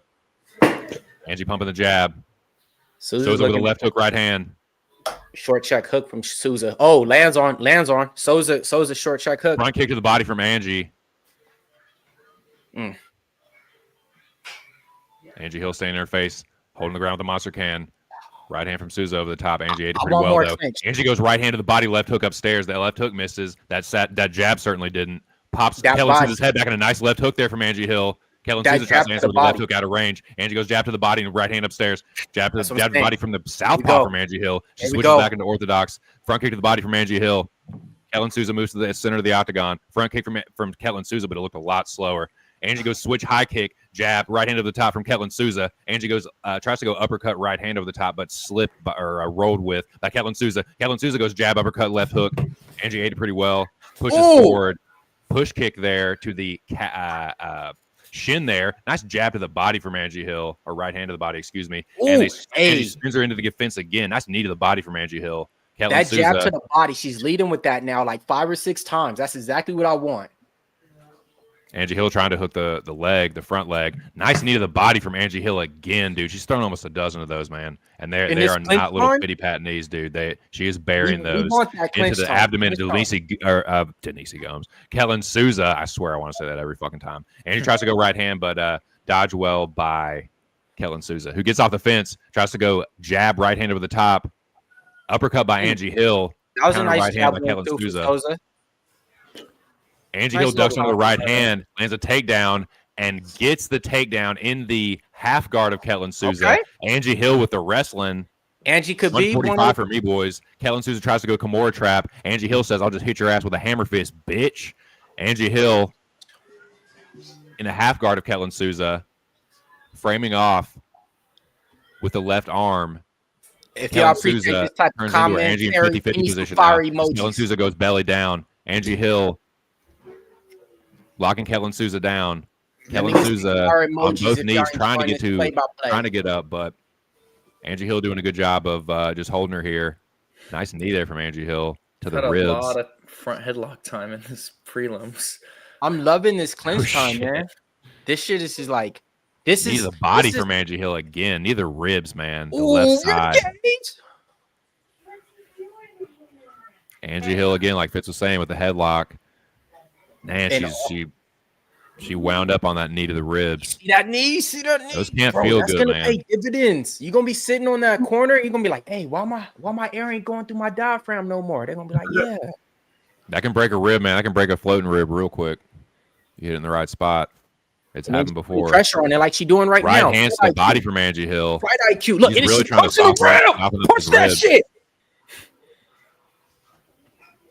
Angie Hill looking to float around to the back of Kaitlyn Souza. Short time here, 20 seconds. Shout out to Flipper. I don't know why he be playing Flipper. You know what I mean? Flipper Dolphin clips. Angie Hill is taking the back of Kaitlyn Souza, lands a couple right hands. There you go, Mills. Because he left here, but went Angie to Hill. Canada. Hard right hands from Angie Hill. And Kaitlyn Souza manages to get back up to her feet, but that's the first round. What do you think, boys? Cool. Dominant, right? Loving it. Let me give these people some love, man, because they've been rocking with us. We got Nunya in the building. We got Aubrey Travis in the building. We got Swig Betts in the building. We got Zofe in the building. Who else we got? We got Iron Eagle. He be iron in his pants still, probably. We got Gino here in the building. Who else we got? We got OD. We got Dave, and he be getting some picks from him. We got Alex Ramirez in this motherfucker. We got Blaze Fan. We got Express. Hey, Express been down with us since the Discord days. I remember when he hopped up in the Discord, somebody was like, hey, I think this is like a fake this or that. And I'm like, what? But yeah, man, shout out to Express. It's so fucking funny. You're like, nah, man, this is the guy. No. I'm like, nah, bro, I think this is just Express. Yeah, hell yeah. I got a feeling I know who you're talking about. My favorite Hustle Wilson, man, the dude that used to always ask Sharpie for fucking baseball picks, and then one day he was in Discord. And You talking about the crackhead nigga? Yeah, and his neighbor was like, "You're a fucking crackhead." Yeah, bro. Hey, Discord used to be wow, bro. We used to have people, grown men, that thinking that hopping in the Discord at 2:00 in the morning was more important than like doing anything with a real person in real life. Hey, let's hop up in the Discord. Nigga, what's wrong with you, bro? It's 2:00 in the morning. Like it's some war room shit, or it's like hey, look at this 18 parlay, 18 teaser, 18 teaser. 7 to the board. Next day come, they never cash. Gotta handle some business in the Discord. Like, all right, God. Yeah, that's funny, dude. That's funny. Angie, there you go, Mills. Angie goes right hand to the body there. That's one. Oh, I see it. Yeah, from Souza. Bro, man. Hey, she tried to Angie counter. goes switch jump kick. It's a kick for outside low kick from Angie Hill. Let's go. Answer by Kaitlyn Souza. Angie goes left hook to the body, almost eats a left hook upstairs from Kaitlyn Souza, but she manages to get out of the way. Angie Hill looking for that jumping front kick. Nice jab from Kaitlyn Souza, but it's answered by a right hand from Angie Hill and a left hook. Hill presses forward. Hill with the right hand, rolled with by Souza. Let's do the clinch. Angie Hill goes right hand to the body. Nice jab upstairs from Angie. There we go. Right hand over the top. Hill with a nice front kick to the body. Goes in on a takedown attempt. Souza shucks it off, knee to the body, and a right hand over the top from Kaitlyn Souza. Kaitlyn takes the center of the octagon, tries to go to the right hand. Angie parries. Angie staying in her face, bouncing. Checks the low kick. Hill staying in her face, bouncing. Hard right hand over the top from Angie Hill. Souza ate it pretty well. Staying in her face. Souza trying to walk her down like a damn Terminator. Angie goes low, almost like she faked the level change and then went right hand over the top, or left hook over the top, excuse me. The tide is on. Trying to change because Souza's trying to walk her down a little bit. So we'll see what happens in this round. She's giving her some takedowns to think about, her takedown attempts, but Souza shucks it off pretty well. Angie's nose pretty red. She tries a front kick that's nowhere close to landing. And Souza pushes forward. She needs to come forward. From a minus. Souza putting the pressure on. Angie goes right hand to the body. Ooh, a couple nice uppercuts in the clinch. Single collar uppercuts. Angie Hill with the tie plume. Tries to land some knees. Blocked by Kaitlyn Souza. But you could break her forearm with that, though, with the right, if it lands right. Come forward, Angie. Come on. Walk forward, Angie. Yeah, there you go. Walk her down. Angie with the switch high kick. Yeah. Ooh, nice right hand over the top from Kaitlyn Souza. Angie answers with an uppercut, right hand over the top. Come on. Angie goes right hand, left hook, but misses. Souza with a knee to the body. Angie shuts her off. Back. Ooh, that was a nice jab and counters with the right hand over the top. Kaitlyn getting on her bike, shuffle stepping. Go forward, Angie. Left hook. Angie, go Hill forward. bleeding from the nose, and she eats a right hand high kick. Got the guard up just in time, so she did full force. Ooh, nice jab and a spinning back kick from Souza. Hey, I hit the body. That was a good one. Spinning Keikomi there. Right hand over the top. Angie rolls with it, puts her in the tie plume again. Big knee there from Angie Hill in the clinch there. Souza's got a chin, man. She ate that pretty well. Jab from Souza. Angie Hill circles off the fence. Souza in her face. Souza pairs the right hand, goes left hand to the body. Souza staying in her face, tries to counter with the right hand as Kaitlyn Souza tries to lead left hook. Angie pushes forward. Angie goes right hand to the body. Souza misses with the left hook, lands a left hook right hand. Angie turns off the fence. Angie parries the jab, the double jab, excuse me, of Kaitlyn Souza. Hard low kick, counter with the right hand by Angie Hill. Souza misses on the 2-3. Souza thought about the uppercut, lands a left hook there. Angie gets off the fence. Angie leaking from the nose. I got to 120, boys, in the second round. Angie pushing forward. Kaitlyn Souza lands a hard outside low kick. Angie counters with a side thrust kick. Oh. Souza gets a high kick block, but lands a nice knee there in the body. Angie with a chop and elbow. And Souza pushes her off. Souza took a big reset there. Souza won the second Both round. of them look like they're getting tired. Rose, I'm right there with you. I think this is 1-1. Both of them look like they're getting tired. When I seen it at -1,000, I was like, that's right-hander by crazy. Souza. Because I didn't think the whole round was going to go like that. Yeah, Souza won It was this looking. round. Oh, that was a hard left hook from Souza. Hill ate it pretty well. Angie looks like she's slowing down a little bit, but then Souza looks like she's slowing down a little bit too now. Hill pushes forward, lands a right hand. Another nice knee to the body from Angie Hill. She's landed a bunch of those, man. And a nice right hand on the break. Right now. See, right after this round is where I need her corner to really do some, hey, you're Wide about knee to attempt, left hook from Souza, but countered by a spinning back from Angie Hill. Souza tries it in the kick behind it, but misses. Hill tries a jumping right hook. 10 seconds left for me, boys. Well, Souza with a step in left hand. Gets parried by Angie Hill. Souza goes front kick. She was Souza with a minus left hook attempt. Angie clinches up, 14,000. knee to the body, and that's the second round with you. Minus 1,400. And now is the underdog. That's crazy how these live line flips. Crazy. I wish I would have just blindly bet the other shot, but I did not want to get too. I didn't want to have that energy. You know what I mean? I wanted her to at least keep looking good. But yeah, man, yeah, this is damn, Angie Hill, she slowed down dramatically in the second round. Like right in the beginning, you know, like it didn't even usually slows down at the end of the second, third round for sure. But the way she looked in the second round is usually how she looks in this third. So I'm trying to tell you, I need that corner to really like shake her the fuck up and be like, hey, you're about to do this again, or else you about to go into like Rambo mode. So I need that Leon Edwards. Come on, Leon, come on. Her footwork is keeping her out of trouble because she's starting to like miss on these and like take hard resets, but then as Souza presses forward, Angie just like circles off. She just like pivots off the fence and then she kind of resets. So her cardio, it's she's slowing down, but the fact that she has good cardio is keeping her from, and footwork is keeping her from totally like, you know, it's keeping her in the fight. Is what I'm trying to say, I guess. But here's the start of the third round. Inside low kick check by Angie Hill. Angie Hill, a hard outside low kick that makes Souza reset. Souza didn't like that one. Souza goes lead left hook, blocked by Angie Hill. Spinning hook kick attempt there from Souza. Hill almost catches that. Oh, Hill in on body lock attempt. Hill tries to go body lock trip, and she gets it, dude, as Souza pulls guillotine. Stay on top. That could end up being a mistake. Angie Hill, yep. Angie pops her head out, and Angela Hill in the half guard of Kaitlyn Souza here with a lot of fucking time to work in the third round in a close fight. Where if you stay on top here, you could definitely secure this mugger fucker, but we'll see what happens. Angie Hill got Kaitlyn Souza does have a butterfly hook in. We'll see if she can end up using it or just keeping Angie Hill from advancing position. No, maybe get the better position. Angie Hill not doing a ton right here, if I'm 100% honest, which I always try to be. Yeah, Angie Hill still just in the half guard. Souza with one butterfly hook in, and it's just kind of a stall position. Not a lot happening right here. The absolute finest of WMMA, boys. It's riveting. I can hardly contain my excitement. Can you tell?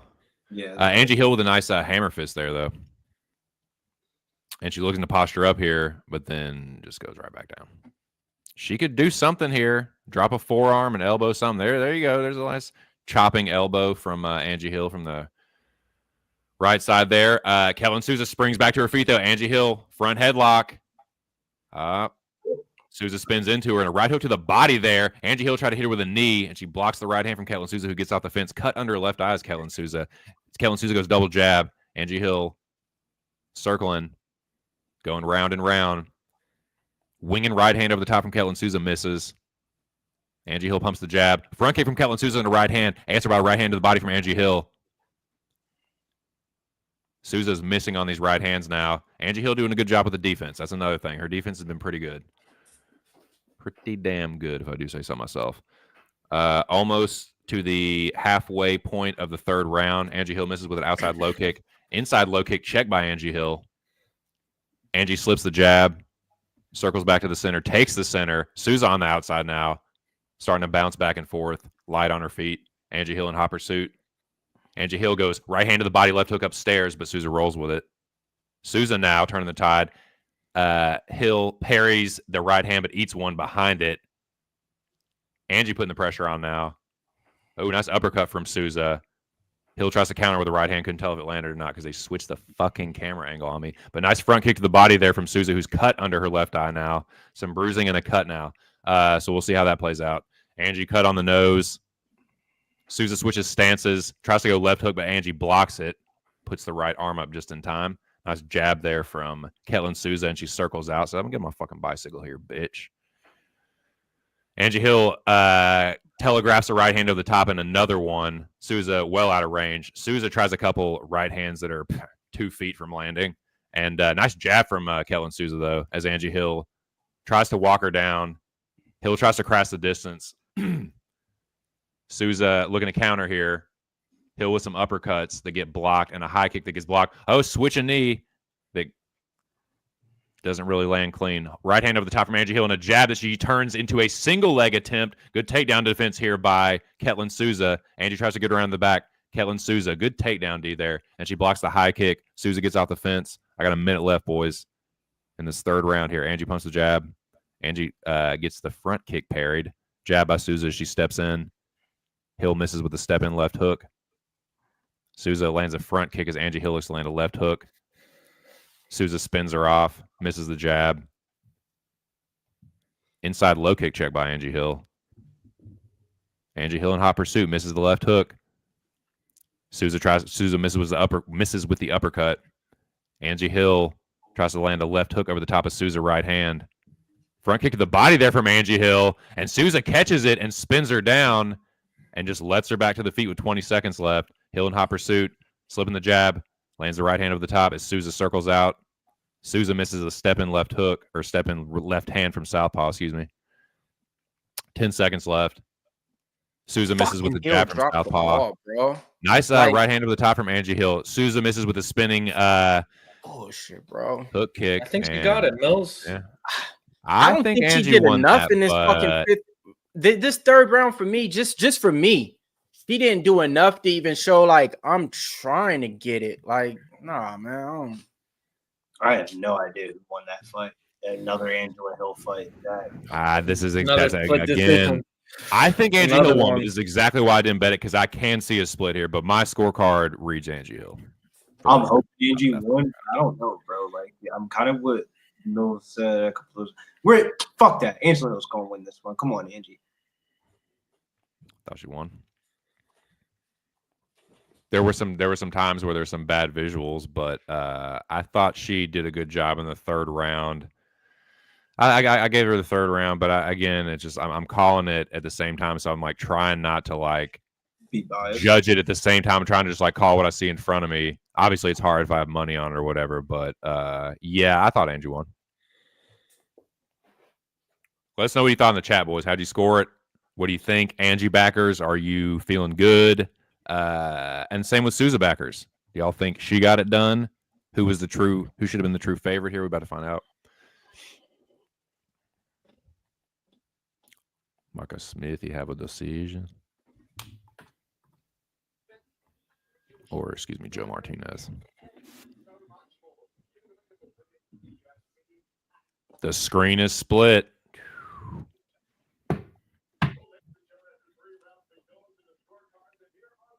somebody's TV. Yeah, I can hear somebody's TV.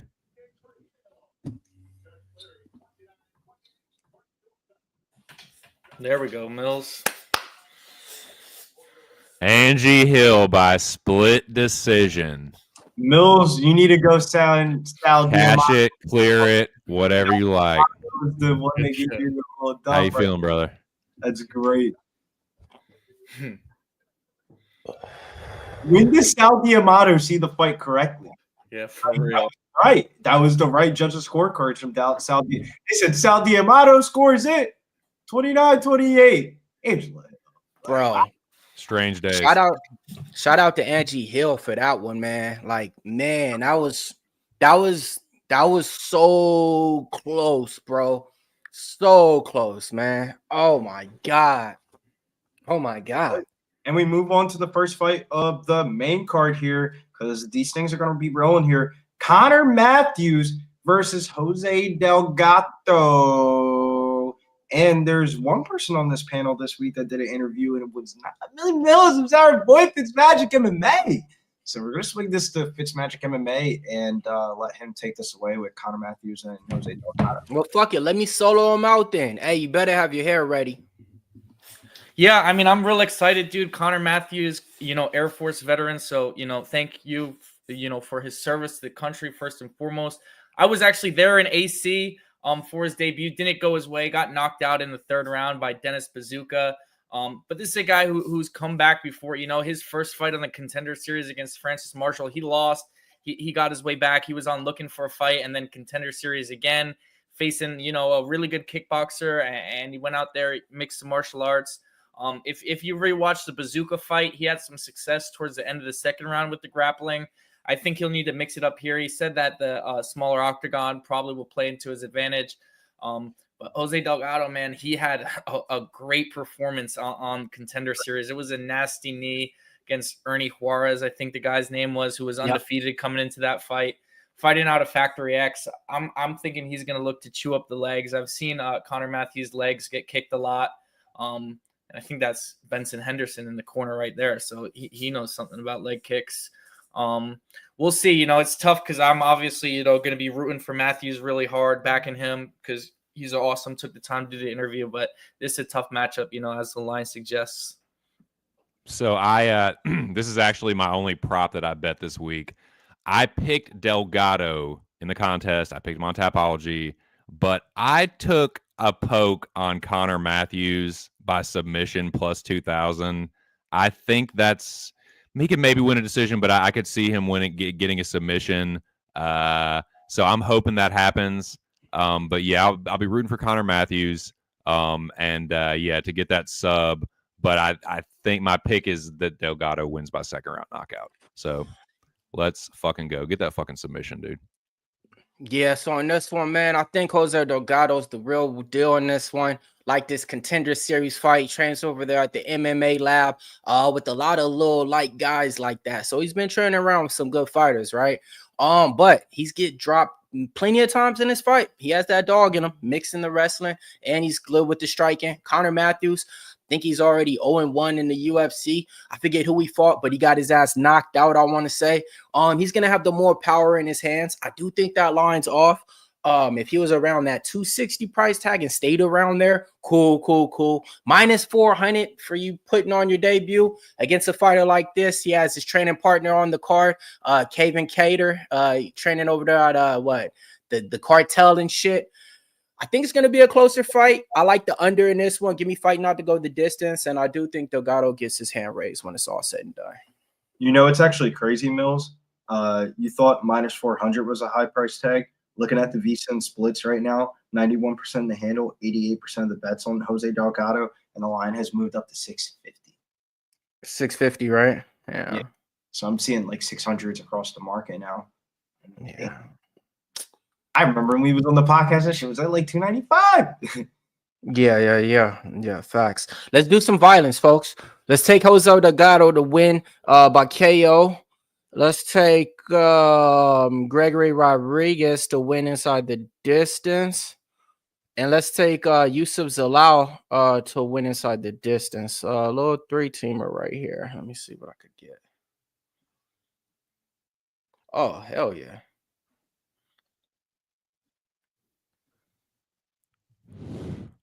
Delgado with a 3-inch height advantage.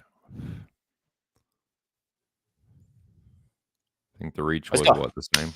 We in there. Hey, chat, let us know what y'all got, man. Y'all got money on the dog? Y'all got any round props in this one, man? And if not, just give me a prediction, man. A lot of you guys been watching fights as long as us and probably can predict them way better than us and do way better bets and play-by-play. Trust me, I know. So let me know. Hey, how do you guys think the prediction of this fight is going to play out? What round? Who's going to win? Who's going to finish? Y'all type up so much stuff. Let's get some predictions in there. Yeah, don't worry. Come on, Matthews. Lock up that fucking sub, dude. Oh, you guys got Matthews? No, I bet him by sub, but I picked Delgado by knockout.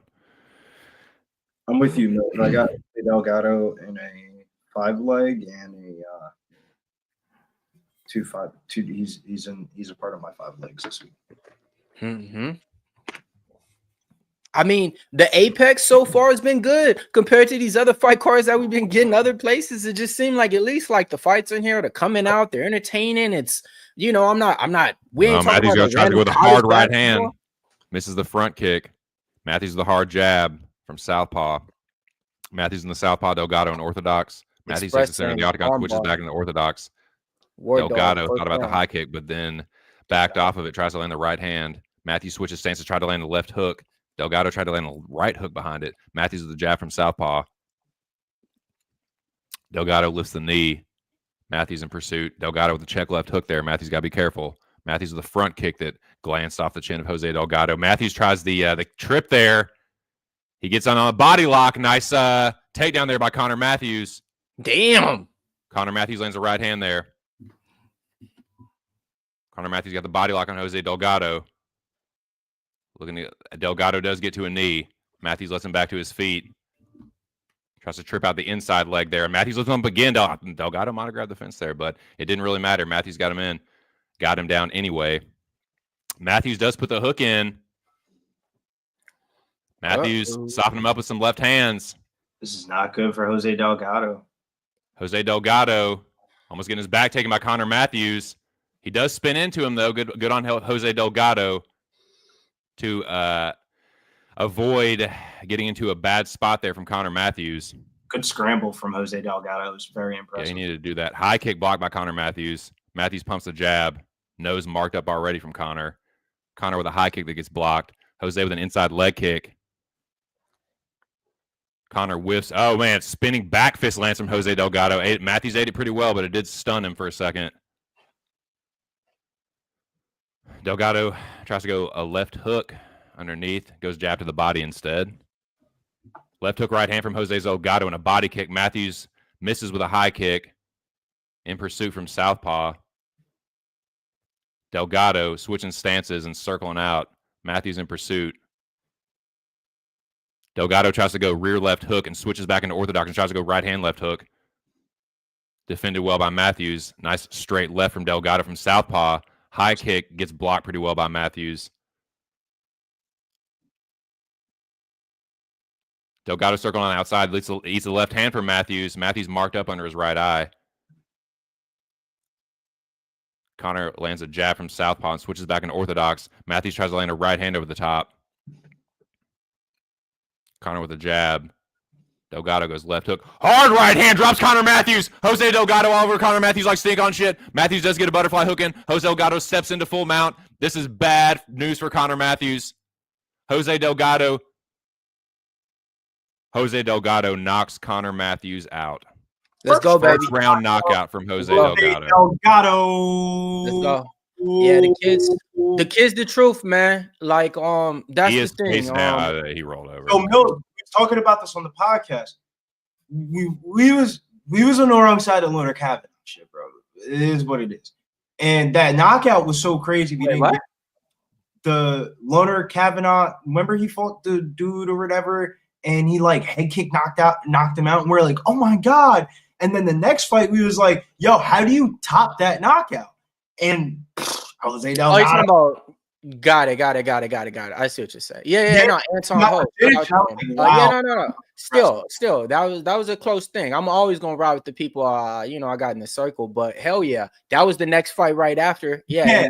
And yeah, it was like, how do you take your mind off of that? And then it was like, yeah, that the first couple of episodes of this season Contender Series had hard hitters. Malcolm Wellmaker. I mean, everybody was coming through. People that's gonna make names. Dumatov. Man, like it was. Yeah, you got some real people that's going to be making waves. I think that can go Adrian Yanez status, 5-0 in the promotion, and then they start to get bumps on the road. So I think you got a lot of people like that. You see Benson Henderson. Shout out to Benson Henderson. Y'all remember him, man, fighting Anthony Pettis. Anthony Pettis jumping off the cage, getting his ass head kicked. That shit was the most classic thing. And then Benson Henderson won the belt once. What he used to do though, 2 Cent, he'll be standing out here. What do he do? Nigga fix his hair every 5 seconds. Fix his hair, put his hair out. He used to fight with a fucking toothpick in his mouth. Man, let's go though. Hey, Delgado closed at that minus 650. God damn, he looked like it, man. Man, so the parlay boys been pretty much cashing out there. The last one, I think. No. Never mind. There's a lot left, bro. There's a lot of parlay busters out there, man.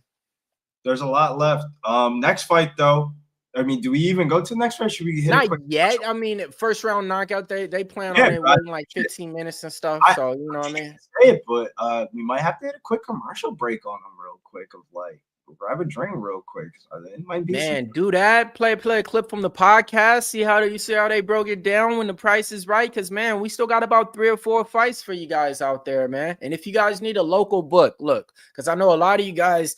You guys want to make some live bets, head on over to puffsportsradio.com.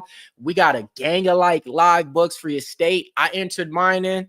Man, they only try to give me some fantasy underdogs and some prize pick shit. I can't do it. You know what I mean? I need some real books, man, some Bovada codes and all that. If y'all want them, y'all know what to do, man. Yeah, man.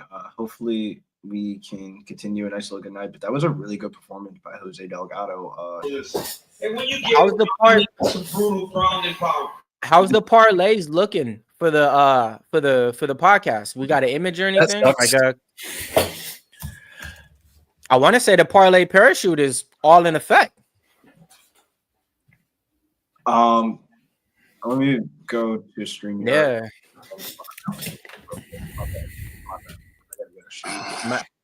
Yeah, the parlay parachutes all good, man. How you guys doing on this card, bro? What's up with Connor Matthews, bro? What's up, man? What happened, bro? Spending all that time in the war, man. Can't even stop a goddamn brutal punch in the first round, bro. No, I'm just fucking with him. We appreciate his service to the Nah, but he looked bad though, because he got knocked out in his other fight in the UFC too. So like, yeah, bro, like that's his chances with that takedown when he almost got his back, and like if he could have, he went submission over position and got let Delgado get back to the feet. But good on Delgado, man. He that was his chance though. I knew though as soon as he got back to the feet, it was over. Good. Congrats to all the Delgado backers though. So we're gonna play a clip, and this clip is from the podcast. And with the time differences and all that, Mills got to send the kid out to school and shit like that. And we had like a quick little 3-minute video from Mills, and it was a really good video. And we're gonna run that real quick. So make sure you guys tap in to Mills. Mills is doing y'all a little service. He gave you a preview of what the video was gonna look like before the video came out. MMA locker room here. Let's get it. I got 3 minutes, and I'm going to give you guys all my picks and prediction. The price is right on who? Gabriel Bonfim or Chaos Williams? I like Chaos Williams in this spot. I'm taking the dog. Rodolfo Vieira taking on Andre Petroski. Who's the price is right on in this one? Honestly, grappler versus grappler. I'm going with the more dangerous guy. Give me Rodolfo Vieira. But in this one, it's a price tag to where I'm just probably going to sit back and see what happens. Next fight, Ismael Bonfim taking on Nazim Sadykhov, the Black Wolf. man, it's going to be the potential fight of the night. I think both these guys got fireworks, but I like the dog in this one. I like Nazim Sadykhov. I've been betting on him for a while now, and I actually think Bonfim is a good guy, but I just got to go with the Black Wolf in this one. All right, man. So now let's go over the fights and the predictions to see exactly which ones I think are going to finish and which ones are going to go to distance. All right, let's start with the first one, Gabriel Bonfim and Chaos Williams. I don't think it's going to distance. I like the dog. Angela Hill taking on Kaitlyn Souza. It's pretty much a pick 'em price. I'm going with the more... Oh, man, I'm going with the veteran. Give me Angela Hill. It's Black History Month. How can I not? Rafael Estevam versus Jesus Aguilera. I like Estevam in here. I think he steams him up in there, and I don't think it's going to distance. Let's see what else we got up in there. Valter Walker taking on Dantel Mays. Y'all know me. I'm always fighting Dantel Mays. Give me Valter Walker in this one. Vince Morales taking on Elijah Smith. I think this one's going the distance. I think Elijah Smith's getting bet up a little bit. I think that price tag's a little bit too heavy for me to just parlay and close my eyes. I think Elijah Smith wins. Jacqueline Cavalcanti taking on Avila. Already told you on that one. I like Cavalcanti. Rodolfo Vieira taking on Petroski. Give me Rodolfo Vieira in that one. Shahbazyan taking on Budka. Oh my gosh, trash fight. Can't believe it's on the main card. Give me Shahbazyan. And then Jose Delgado from the MMA Lab taking on Conor Matthews. It's going to be a good one, man. Give me Delgado. Ismael Bonfim taking on Nazim Sadykhov. Give me Sadykhov. Youssef Zalal taking on Calvin Kattar. Give me some Youssef Zalal. Gregory Rodrigues taking on Jared Cannonier. Give me Gregory Rodrigues. All right. Now, look, man. Here comes the time to where sometimes you got to plant a flag or you got to stand by a fighter, right? And give me Nazim Sadykhov. I'm planting my flag with him, man. Dog money fighter in here. Man, matter of fact, am I taking him? Of course I am, because it's the Black Wolf season. Oh! All right, man. Look, man, training with top tier fighters over there, and he's just getting better. Training with everybody at Syndicate as well. I think Nazim Sadykhov's a good dog for you guys to play. And if you guys are looking for any more information on the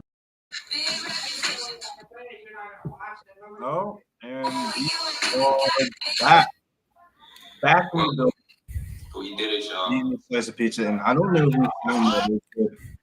Can we get that fixed real quick? I'm trying to find this one video. But podcast standings are going right now. Hopefully, I can continue a nice little main card here because it's been pretty good. I don't even feel like looking for this video. I can't. What's it of? It's an old video of Preston when the night Charles Oliveira won the belt. And it's like do do do do do do do. Like we used to like we're paying somebody to do the commercials and shit like that. What's the one on the compilation intro where like Preston's looking like sideways and like scream? He's looking at the screen like sideways and like screaming.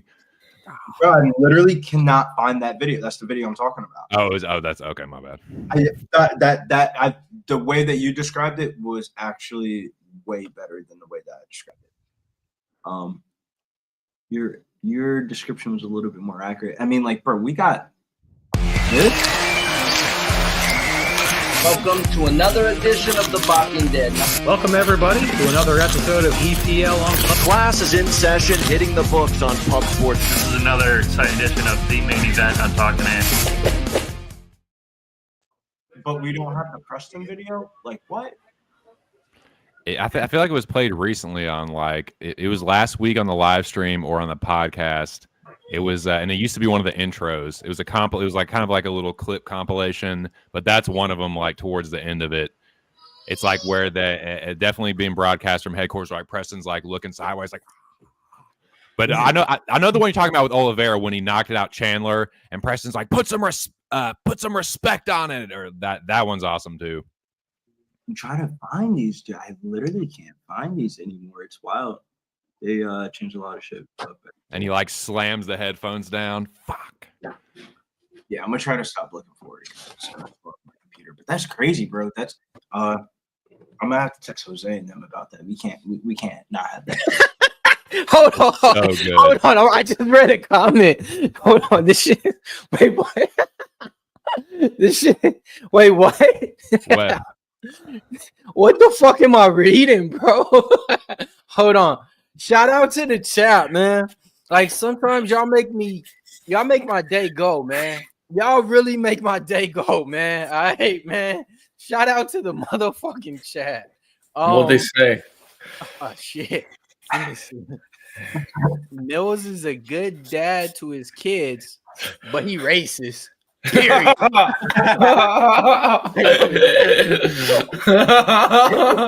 It wouldn't make any sense if he didn't get the next comment in. He typed period too in the next. Oh, he comment. typed period out. Yeah, in the next comment too. Like he had to beat the next person no matter what.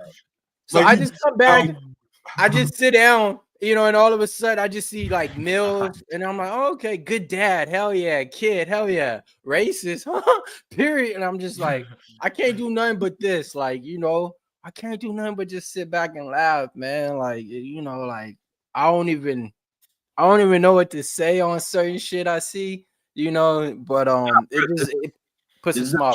This is actually going back a little bit. You read it. No, I'm reading this right now. He's saying that because of the Connor Matthews comment. Oh. What you said something. Oh. Okay. You said the joke about the. I mean, dude, you can't go there on a live bike. It's funny though. Okay. I'm racist because Connor Matthews lost. Okay. Yep. Whoa. He's only half racist. I'm racist because Connor Matthews. No, you said, but you won't read the whole comment though. So I'm like, wait, this isn't just like this is just us reading it off, and I'm rolling up, and he's talking about the. I think he's talking about the veteran comment, bro. Like, dude, that is hilarious. I think he was joking around, but I'm racist because I think he was joking around though. Connor Matthews lost. Oh, okay. Rodolfo Vieira though versus Andre Petroski. Now, I had to come to a realization that I can bet on people that I think are going to win this weekend, or I can bet on people that I hope are going to win this weekend. And So what'd you do, Billy? Petroski ended up falling into the I hope he's going to win this weekend. I'm picking him to win this weekend, but I just can't put American dollars on it. So did you put a bet on Vieira? Did you put euros on it? No, he transferred to Canadian and had somebody else. Did you put rubles on it? I want to bet Andre Petroski, but I might wait. He might get fucked up in the first round. So look, all right. In me, you ask me, I think this line's off, and it's been getting bet up, man. Andre Petroski is not a bad fighter. I want to say probably has 2 losses that I could recall that I saw with my own eyes, maybe 3 in the UFC. I ain't looking at his record. But with that being said, bro, when he's dominant, when he's winning, he's wrestling people. And people say, oh, he slows down, he does this and that. Man, I remember him going inside, going the distance. I want to say with like Park, the Iron Turtle or somebody and stuff. Like he's not a bad fighter. The only thing is this: what he's good at is he's going to be putting his neck in vulnerable spots to where Rodolfo Vieira is just going to be dangerous at. He's going to be trying to take him down, have his neck on him. And Rodolfo Vieira is going to be going through this way, going through that, doing whatever he can to just try to submit him. I do think the price tag is off. I think it should have stayed at -160, -180, nothing higher than that, man. You can't really trust Rodolfo Vieira like that. We've seen that play out before. And then sometimes the same thing can be said about him, though. He do get a bad rep. The dude only got 2 losses, man. 2 losses. Anthony Hernandez. You know what I mean? So he is getting better. Of course, he's going to be the more clean striker. I do got that Brazilian with Vieira still alive. So, you know, the pick was Vieira for me. But I heard somebody on the podcast on Petroski, I think earlier and stuff, and 2 people I think even said something. Now, man, they got some points, you know. So I think this is one where a lot of people just not looking at the dog. Fist, what you think? Yeah, I'm on Petroski. I like Petroski decision. I think I got it +470. I think that's a pretty wild line. I see this fight personally playing out as a striking match, and I like Petroski's striking better. I think the body kicks will be there. Whatever. I'm just not a fan of Vieira. I know he's maybe he's the best grappler in all the UFC. You know, he really might be credentialed. You know, ADCC wise. You know, but I'm on Petroski. Petroski really has been winning fights against high-level grapplers for a long time. That's always kind of what he called. He always wanted to kind of prove that he's one of the best MMA grapplers. Taking this fight on short notice, Malkoun was the original opponent. Similar matchup, though. And, yeah, I'm on the dog here. Yeah, I'm on Petroski too. I picked him. The only bet I had with him though is was in a parlay that's already gone. But yeah, pretty much what Fitz said. I think this turns into the grappling will cancel out for the most part, and I think it turns into just kind of like a shitty kickboxing match. Could see it being a split. But yeah, let's go Petro just for the pick. I think I might tail Fitz on that Petroski by decision because I don't see him just inside the distance. I mean, yeah, maybe he could clip Vieira with like an overhand or something, but I think it probably just like but I do think he will land with more power. But Vieira's got a good jab, so I just kind of But I think I don't know, man. Plus 230, that's a little bit wide. I think it should be plus 470 for his decision prop. I mean, like I don't think he's about to submit Rodolfo, and if he knocked him out, it would probably have to be. It wouldn't be like it's not a clean knockout if it would be like a position grappling like type of knockout. So I am kind of with Fitz on that. Like I think fight, anything can happen in this fight, man. I think this fight goes over and it's going to the distance. Yeah, sorry, go ahead. Let's see. Let's look at the records real quick. Well, hey, Zofe asked what everybody on panel, what do y'all think the most live underdog is left on the card? Andre Petroski. Yeah, him and Cannonier for me. I mean, I like all the dogs. Mine, Nazim Sadykhov. What's up? Nazim Sadykhov. Dana, welcome to the party. Do you have a drink in your hand? Probably not. But yeah, I know you got some bets on that slip that are looking good. How do you feel? On what on my slip? Yeah, the only bet I have right now is I parlayed Bonfim with RoboCop. So that's all I got. So I'm looking for. I think this card for a guy that doesn't dive deep in this. I think the odds suck. I think the lines are about right, and I'm looking to probably go with totals the rest of the night. Well, so give me a total on this fight, man. How you playing it? I hate this fight. I like the 1.5 in this fight. I'm not betting it. The next fight I have goes a distance. That's my next bet. So I don't have anything on this fight. Got it. RoboCop is the play of the day. I'm nervous about that RoboCop fight, man. I think he wins in impressive fashion. I'm always down to favor Jared Cannonier. It's just, man, dude. If he got knocked out, I knew I would just know. Like how many times have you seen just RoboCop just get clipped? I think that's exactly what's going to happen. Zofe Cannonier is my dog. I put a unit on him. That's like an official bet for me. And yeah, I think he does knock RoboCop out. I'm sorry, man. Cannonier, yeah, he's 40, whatever. He's old and he hasn't looked good, but like RoboCop, that dude, like getting knocked out by Jordan Williams, like Bruno Fajea isn't. Like I know that dude hits hard, but Cannonier still hits hard too. Power's the last thing to go. I think if he gets into a tough guy, swing and bang kind of fight, I think Cannonier starches him. So that's my answer. We're not friends today. Me and you. No, we're not. You're my sworn fucking enemy, and I hope no. But yeah, let's best of luck to everybody. Yeah. So to clear up his statement, though, I'll be honest, man. There's fucking 4 live underdogs, bro. Just look at this, Calvin Kattar versus Youssef Zalal at plus 400. I mean, Nazim Sadykhov plus 178.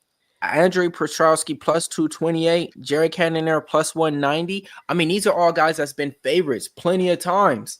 So, like, we're that question that's thrown around. Looking at this main card, there's a lot. The only one that I don't think is Budka, but he's even live just because Shahbazyan's so bad. You know what I mean? So he's the only one I didn't include, but he's even live just because Shahbazyan is so fucking bad, bro.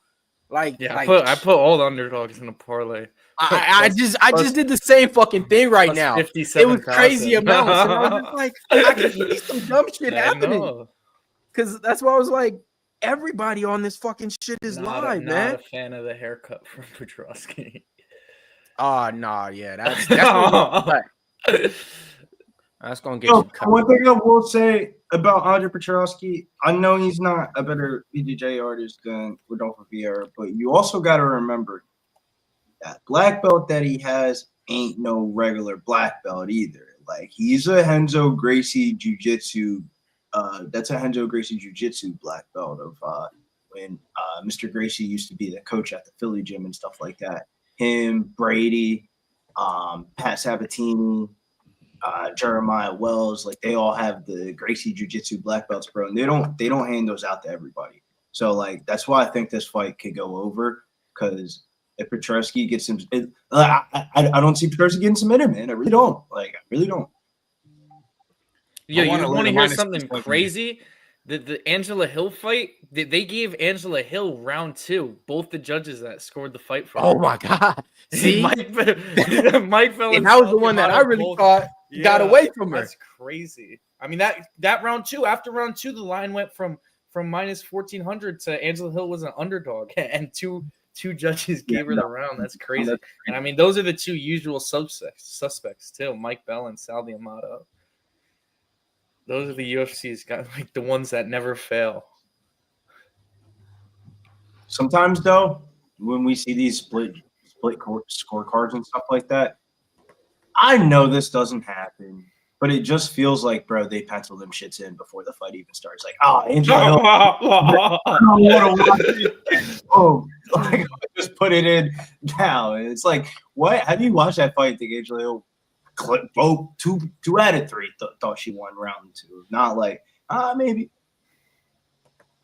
So, all right. So the bias in me, because I had a bet on her in a play. So me thinking she didn't do enough to win in my eyes. Okay. And I seen other fighters lose for doing less. So for me, in my eyes, after that third round, and me thinking that she's gonna take it to this next mode, I'm like, yeah, she lost it. And I'm like, just because she didn't look good to me. So for me, I kind of thought she lost it off that. You know what I mean? Like, that's just me. I'm a little bit more critical when it do come to my bets and stuff.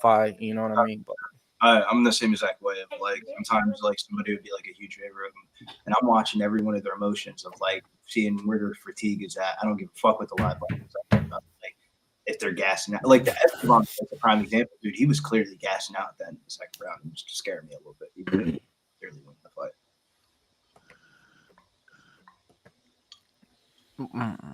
Good mental makeup, though, as we're moving into deeper into the year and stuff like that, and we're just going to start seeing these people fight like 2-3 times a year. Like, Estevam might be a potential fade down the road if you fight somebody that's 3-round cardio and can defend takedown. Let me ask y'all. They got round 3 starting minus 130. Y'all think it goes there? I wouldn't want to pay minus 130 for it. Yeah, me neither. If it was plus money, I would. I'm gonna take Vieira round 3 plus 700 right now. Gun to my head, yeah. Sego's decision. I tried to get Q with this one and do a round sub, but I didn't do it. I think that's how it goes. And I can only get plus 115 for Vieira sub. I don't think there's enough value on that. The only book I got in this fucking state, Mouse. That's what he's gonna probably do, though. I know. Well, exactly. But I don't think there's enough value on plus 115. Exactly. To be like, hey, let me go ahead and put some money on that, just straight to just if that doesn't happen, then yeah. No. You can win 3 other ways in a fight besides that. So yeah. Oh man. All right, fighting out of Philadelphia, PA, man. Let's go, man. I'll tell you right now, though, the vibes is high. He's a big tough guy. He's a big tough Russian American fucking guy. The city is popping right now. I ain't never seen the city. Bro, I mean, they should. All them damn the little people driving off the curb, parking up wherever the fuck they want to park at. Police ain't say shit, bro. We literally drove in the back of a bed of a truck with 20 plus people in the back of the fucking truck. 20? That's crazy. And did not drove damn near throughout the whole entire South Street. Did not get pulled over. Like, the city's a shit show right now. Here we go. Smash the like button. Shout out to everybody on panel in the chat. ICE is running around probably. None. Touch gloves to start the first Philadelphia's round. crazy, Andre man. Petroski takes the center of the octagon, throws the right hand and misses. Rodolfo Vieira in the white shorts, Petroski in the red. Outside low kick from Petroski gets countered by 1-2 from Rodolfo Vieira. Rodolfo does have a nice jab. I'd say his striking has improved. Outside low kick from Rodolfo. Petroski starts to slide out of range, thought about a right hand. Rodolfo with a jab, thought about a level change, faked the level change, feinted it, whatever. Petroski slaps the jab hand down. Petroski tries to go head kick. Vieira tries to answer with a jab. Kind of collided there. Petroski lifts the knee. Vieira, an orthodox Petroski in southpaw right now. This is crazy. His thighs are fucking swollen, bro. Look at fucking huge thighs. Right. Yeah, he's got some tree trunk thighs. Vieira Vieira lands an inside low kick, countering Petroski's outside low kick. Vieira in the south, or Petroski in the southpaw now. Vieira in the orthodox. Petroski now behind the black line. Vieira pushing him back towards the fence. Front kick to the body. Petroski tried to counter with a right hook. Nothing doing. Petroski switches stances back into the orthodox, and he eats an outside low kick from Rodolfo Vieira, but he lands one of his own. Vieira might have checked it, though. I couldn't tell it from the angle. Vieira pushes forward, lunges, feints the jab, feints level changes. Vieira, hard right hand, but he gets countered by Petroski. Pops up to his feet, but Vieira got stunned by that one. Petroski tries to land another overhand left from southpaw, rear overhand. You got a lot of power on it. Petroski with the front kick, and he switches stances into orthodox. Tries to land an outside low kick. Vieira recovering. Dude, he feints got the jab. Why he ain't moving that as forward as he was earlier.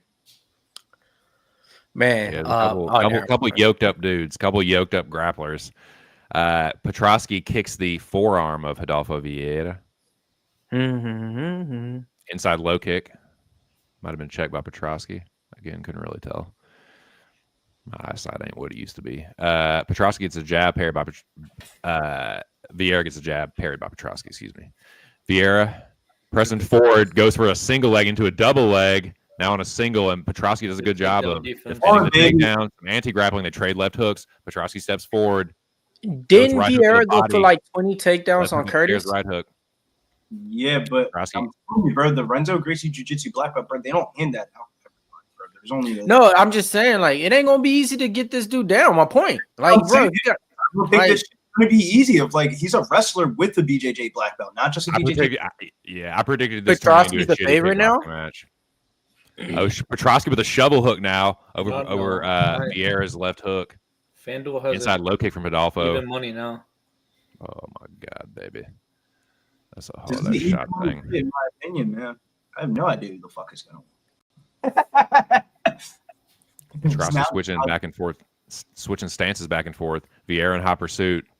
I feel like Vieira is just looking to fake a big overhand into a takedown. Petroski is a step in left hook that glances off the top of Vieira's head. Petroski with a front kick and switches back into the southpaw. Vieira pressing forward ever so slightly. Vieira with an outside low kick, lead outside low kicker, and again there holding the center of the octagon, but not really pressing forward here.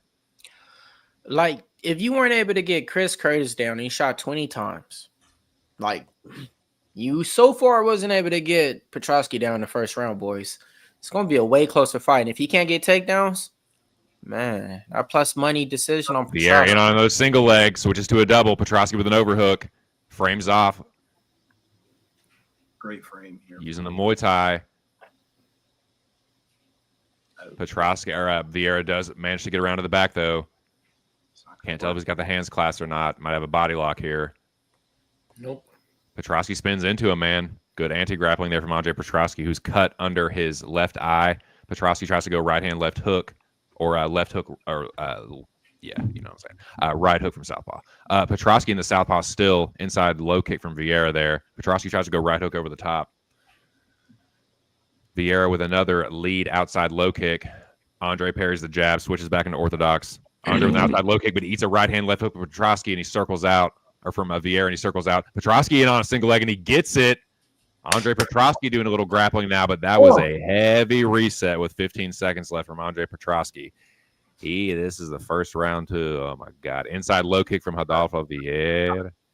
This might turn into the worst striking match you've ever seen.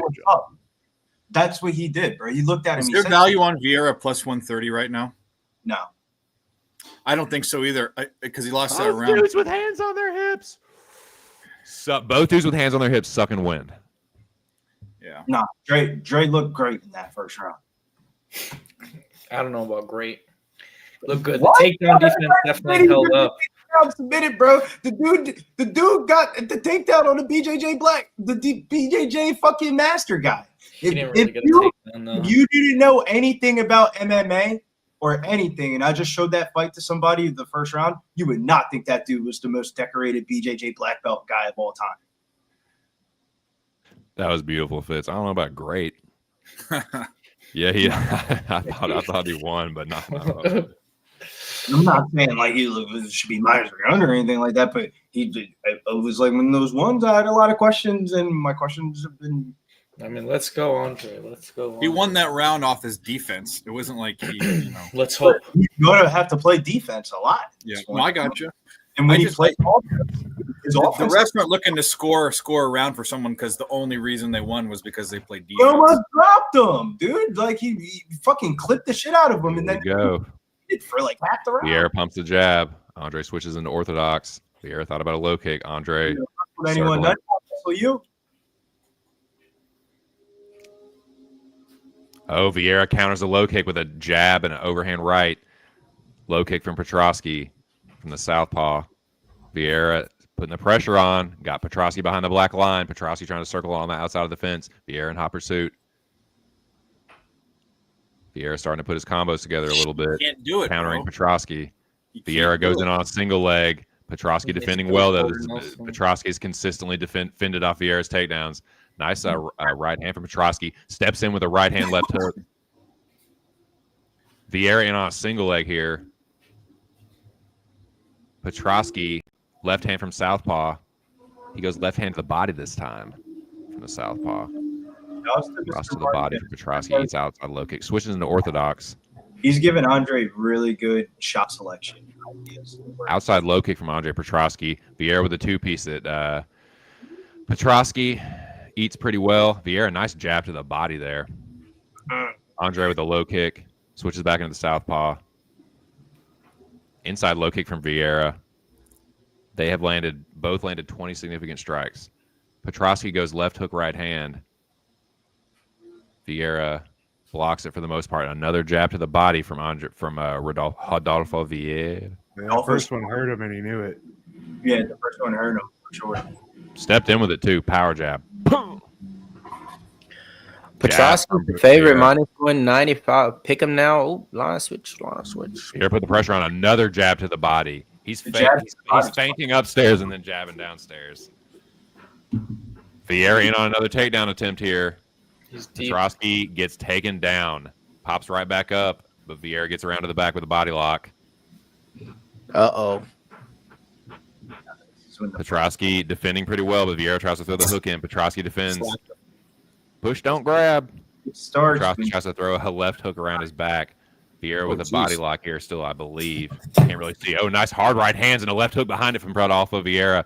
Petroski absorbed it pretty well. Hard outside low kick from Andre Petroski. He's going to work with the leg kick. Vieira in hot pursuit. Another hard low kick from Rodolfo Vieira. Vieira gets his right hand slipped by Andre Petroski. Petroski answers with a left hook, rear left hook at that.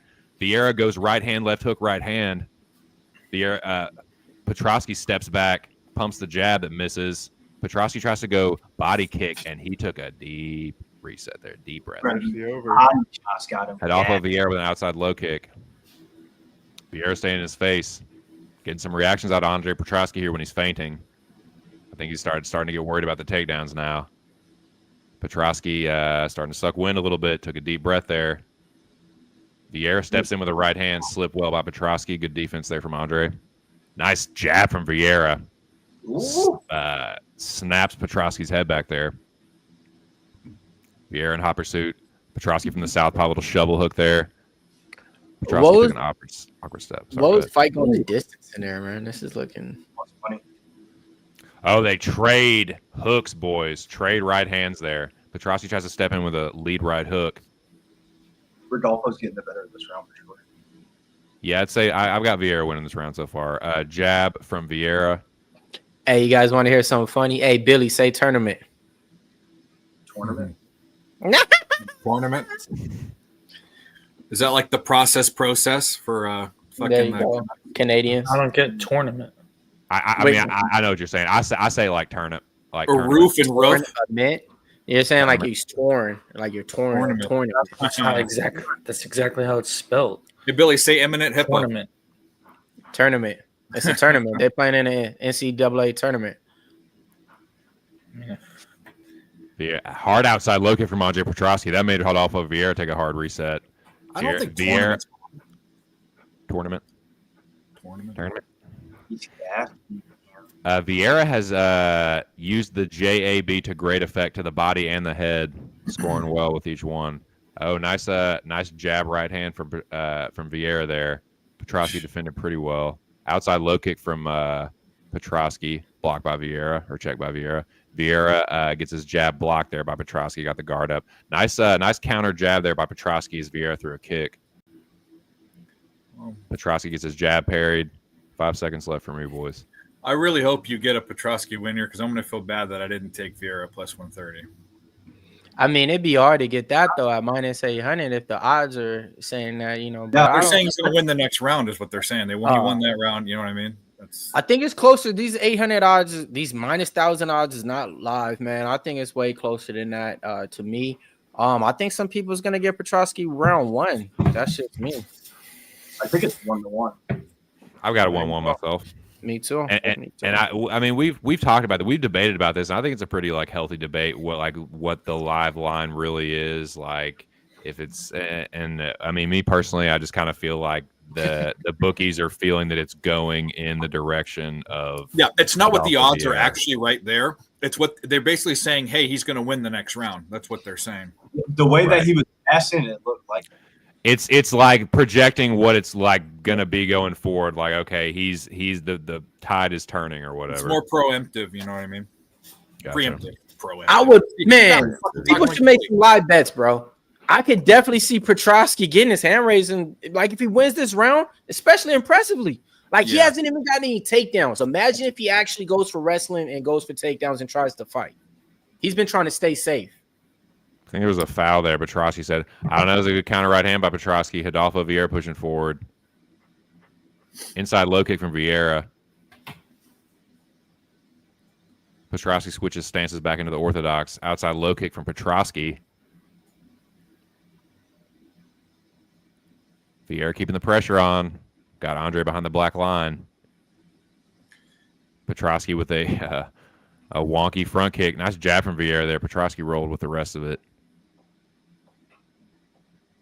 Vieira in on a single leg here. Andre defended well so far and just pushes Vieira off. Andre's grappling defense or anti-grappling or whatever has been pretty fucking good. Vieira is outboxing a little bit, though. He lands a jab there. Petroski tries to counter over the top of the right. Nice two-piece from Rodolfo. Petroski finally goes jab to the body. Petroski with a hard outside low kick. Look like I might have got checked by Rodolfo Vieira. That was a hard one, though. That was a hard one for Petroski. That stumbled the leg of Vieira. Vieira tries to answer back with a low kick of his own. Petroski pumps the jab. Vieira got out of the way of that one. Okay, just got a late night dog for college. Yeah, I'm cool. I'm cool. Vieira on a takedown here. Just like kind of outworking Petroski. Just takes his legs right out from under him. Looking to lace the legs is Rodolfo Vieira. He does lace the legs. Petroski does manage to post, get to a knee, and he's back to his feet. Rodolfo Vieira gets the body lock, though. Petroski trying to break the grip here. David versus Goliath. I think he's got his fingers in the fence. I can't really tell, though, if that's a fist or if he's... So I don't want to accuse him falsely. Knee to the thigh there by Vieira. And Petroski's still trying to break the grip here of Rodolfo. Rodolfo with another knee to the thigh. Herb Dean, I can't tell what he was doing, smacking Petroski's hand away. Vieira still, nice right hand as Vieira lets Petroski off the fence. Vieira counters a low kick with a jab that I think Andre parried over the top. Vieira with a nice jab there that Andre tries to counter. Pepperdine plus the points. Okay. I was just hoping you weren't going to say South Carolina because I'm on Florida. I'm laying all those points. Petroski now cut under his right eye. Hard outside low kick from Rodolfo. Nice jab again from Vieira. Petroski with a deep breath. Vieira in hot pursuit. Outside low kick from Vieira. Petroski tried to counter with the right hand, but it fell short. Petroski steps in on a jab as Andre throws a low kick. The striking numbers are close in each round, and they have been close in each round according to the statistics, but you know them old UFC statistics. They aren't always the most reliable thing. Rodolfo Vieira in on a single leg here, but Andre just shucks him right off. Just over a minute and a half left for me, boys. Petroski smacks the lead hand, stepping straight left. Petroski puts it back into well, no, he's still unorthodox, excuse me. Vieira circles on the outside. Petroski marked up under his right cheek, and he keeps switching stances, but he eats a right hand from Vieira. Petroski tries to lunge forward with a jab. Nice body kick there from Andre.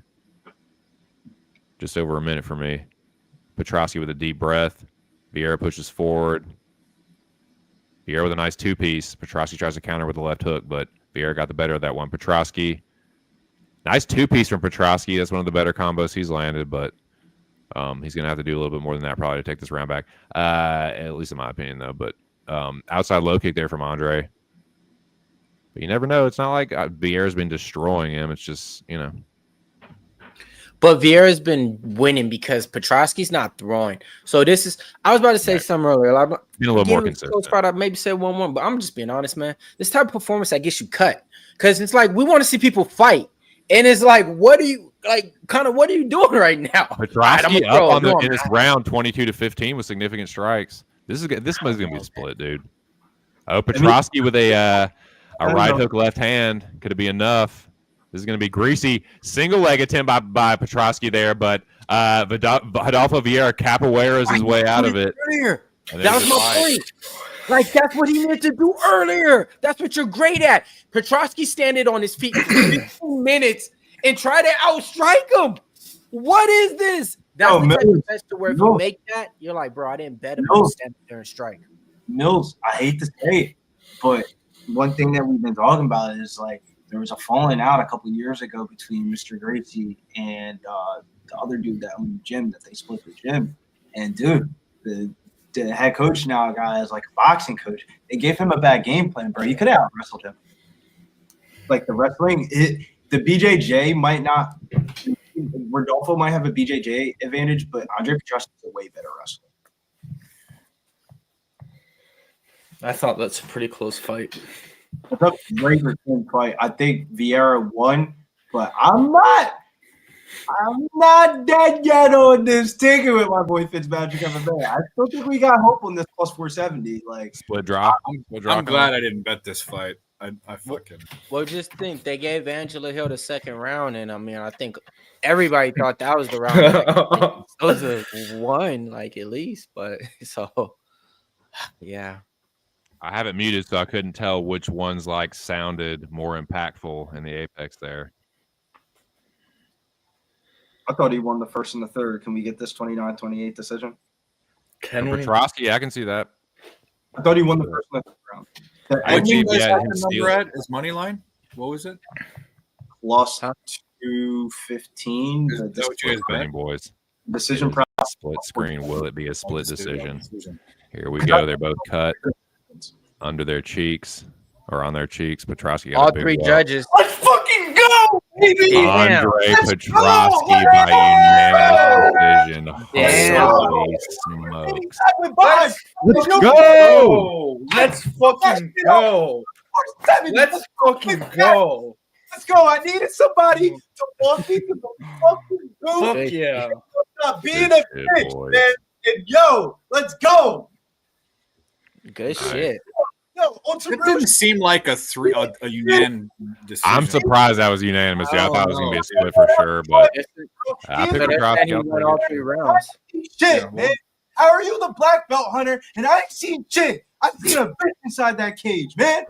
Fuck out of here. Hey, chill though. You just made that bet and tailed it though. You wasn't going to war with Petroski, bro, and you from Philly, so show that energy out.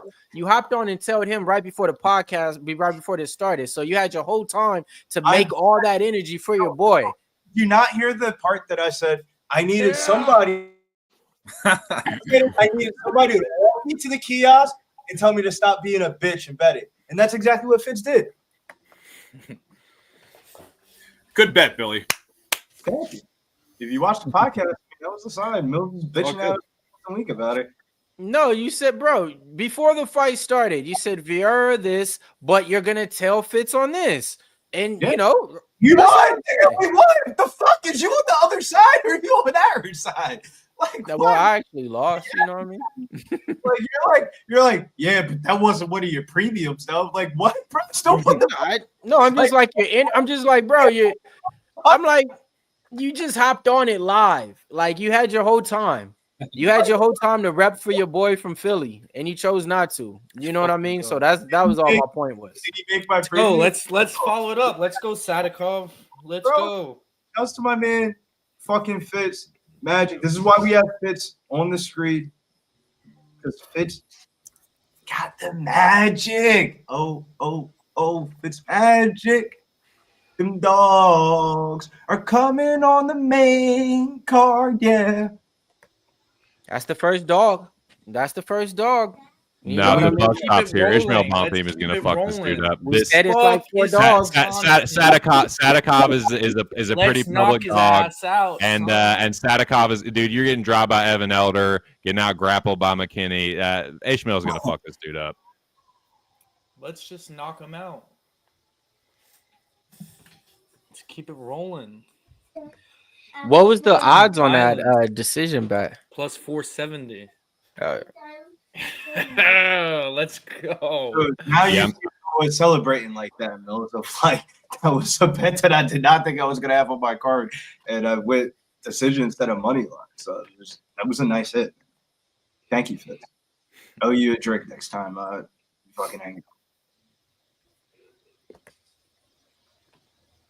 What we doing on this next one, boys? Who we got? We got the Black Wolf stepping up. I think this one's going to be potential fight of the night. If you looked at this whole card right now, I don't think there's been a fight of a night yet. You know what I mean? Or anything that just got to say.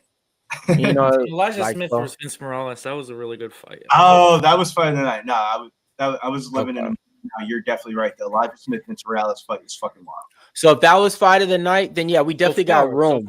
So if that was fight of the night, we definitely got room then, boys. With that being said, though, man, you know, you guys know the story on both these fighters out there. I think the line's a little bit off on Bonfim in here. Sadykhov, he's been cashing for us. The thing is, he kind of pulls out these wins to where a lot of people think he's down in fights. Training with better fighters, I want to say, than Bonfim. But the Bonfim brothers already won. I know a lot of people got that Bonfim parlay. What you doing on this one, Dave? So I from what I'm heard, and I like what you said, I think this is a lot closer than the line shows. So I went goes the distance at minus 130. I think it's going to be a close fight, and it goes to the judges. I'm actually on the other end of this one. Because Joey made me go back a little bit after the podcast and rewind some tape. He was kind of right. As much as I love Sadykhov, he did his interview here at Post Sports Radio before this fight as well with James Lynch. Dude, he starts off way too fucking slow for me to be betting it over in his fights. Of like, there's been a couple of times where like, he had to like change the tide of the fight, but granted, the level of competition was Dude, I think out of the two Bonfim brothers, he's the better one, but this is a way harder matchup. Chaos Williams does like fucking real estate, and he's on like short notice. Nazim Sadykhov went from Saralonga to Syndicate MMA full time down there in Vegas. Living the fighter dream, doing the damn thing. I don't know. I like Ismael Bonfim. I think he wins. But, dude, if he's not able to get takedowns, this fight will play out fucking close. Or if he does not shoot for takedowns, this fight will play out close. Nazim Sadykhov, for a guy that's came from Saralonga MMA, his wrestling kind of sucks, bro. He's got taken down in the fucking Contender Series fight, every one of his UFC fights. Don't let the. I was gonna say he didn't have to Ismael Bonfim didn't have to grab the fence against Terrence McKinney. Like he just ran right the fuck through him. Period. It wasn't close. So it's like that in similar matchups. It's like Bonfim is smoking his competition. So yeah, I think Sadykhov is a little bit of black wolf tickets, if you know what I mean. We're gonna see here, but yeah, I think this dude's kind of like a little bit of a public underdog, and I think Ismael Bonfim is gonna fuck him up. But I do have a bet on Bonfim. He is the first leg of my parlay for the Locker Room Talk podcast this week, boys. So yeah, let's go Bonfim.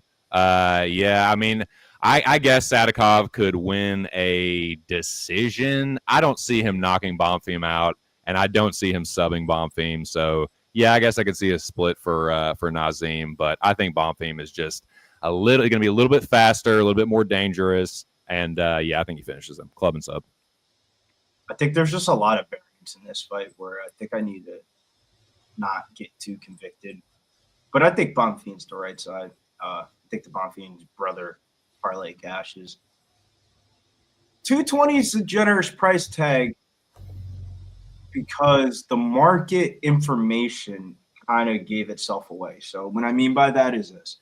On the day, usually Sunday or Monday of UFC week, you'll start seeing what we call the sharps or the big whales come in and they correct the lines, meaning like Ismael Bonfim was minus 145 on this opener. Like, dude, if he was minus 145 and 150, he would have definitely made my premium. But like at 220, 175, 190, that's just going up. It's like, all right. At that point, you're the same exact price tag as your brother, and your brother is an easier fight. I might as well just bet Gabriel Bonfim, not Ismael. That's how I kind of came to my consensus because the price tags were kind of like literally the same. But I do think Ismael's better than Gabriel. It's just with this division is just way deeper than the other division of like, dude, you're some people outside this top 20, top 25. You catch them on the wrong night, dude, they'll fuck around and, give you that L. Like we've been seeing it a lot this year of like undefeated fighters, the middleweight class, just in general, just outside of like the smaller weight classes. I would say this is one of the deepest weight classes in the UFC. The lightweight division. So, you guys betting this hockey game coming up? Got any USA Canada? USA. Well, I did it obviously because they're the better team, but I'm biased. But it's an interesting match because I think it's been 9 or 10 years since the best guys from Canada played the best guys from the US. I got USA plus 1.5 in a parlay. Oh, you went plus 1.5. You went the other way. I think they could still win, but yeah. I took USA money line minus 110. Yeah, it's a pick. It is a pick 'em, but I think Canada has a defensive problem. So comparatively, we'll see.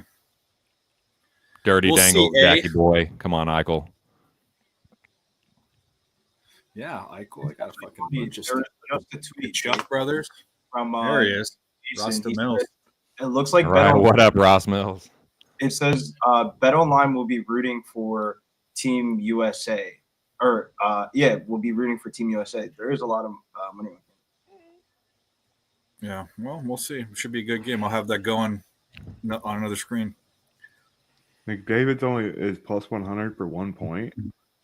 McDavid over 3 shots on goal. Let's go.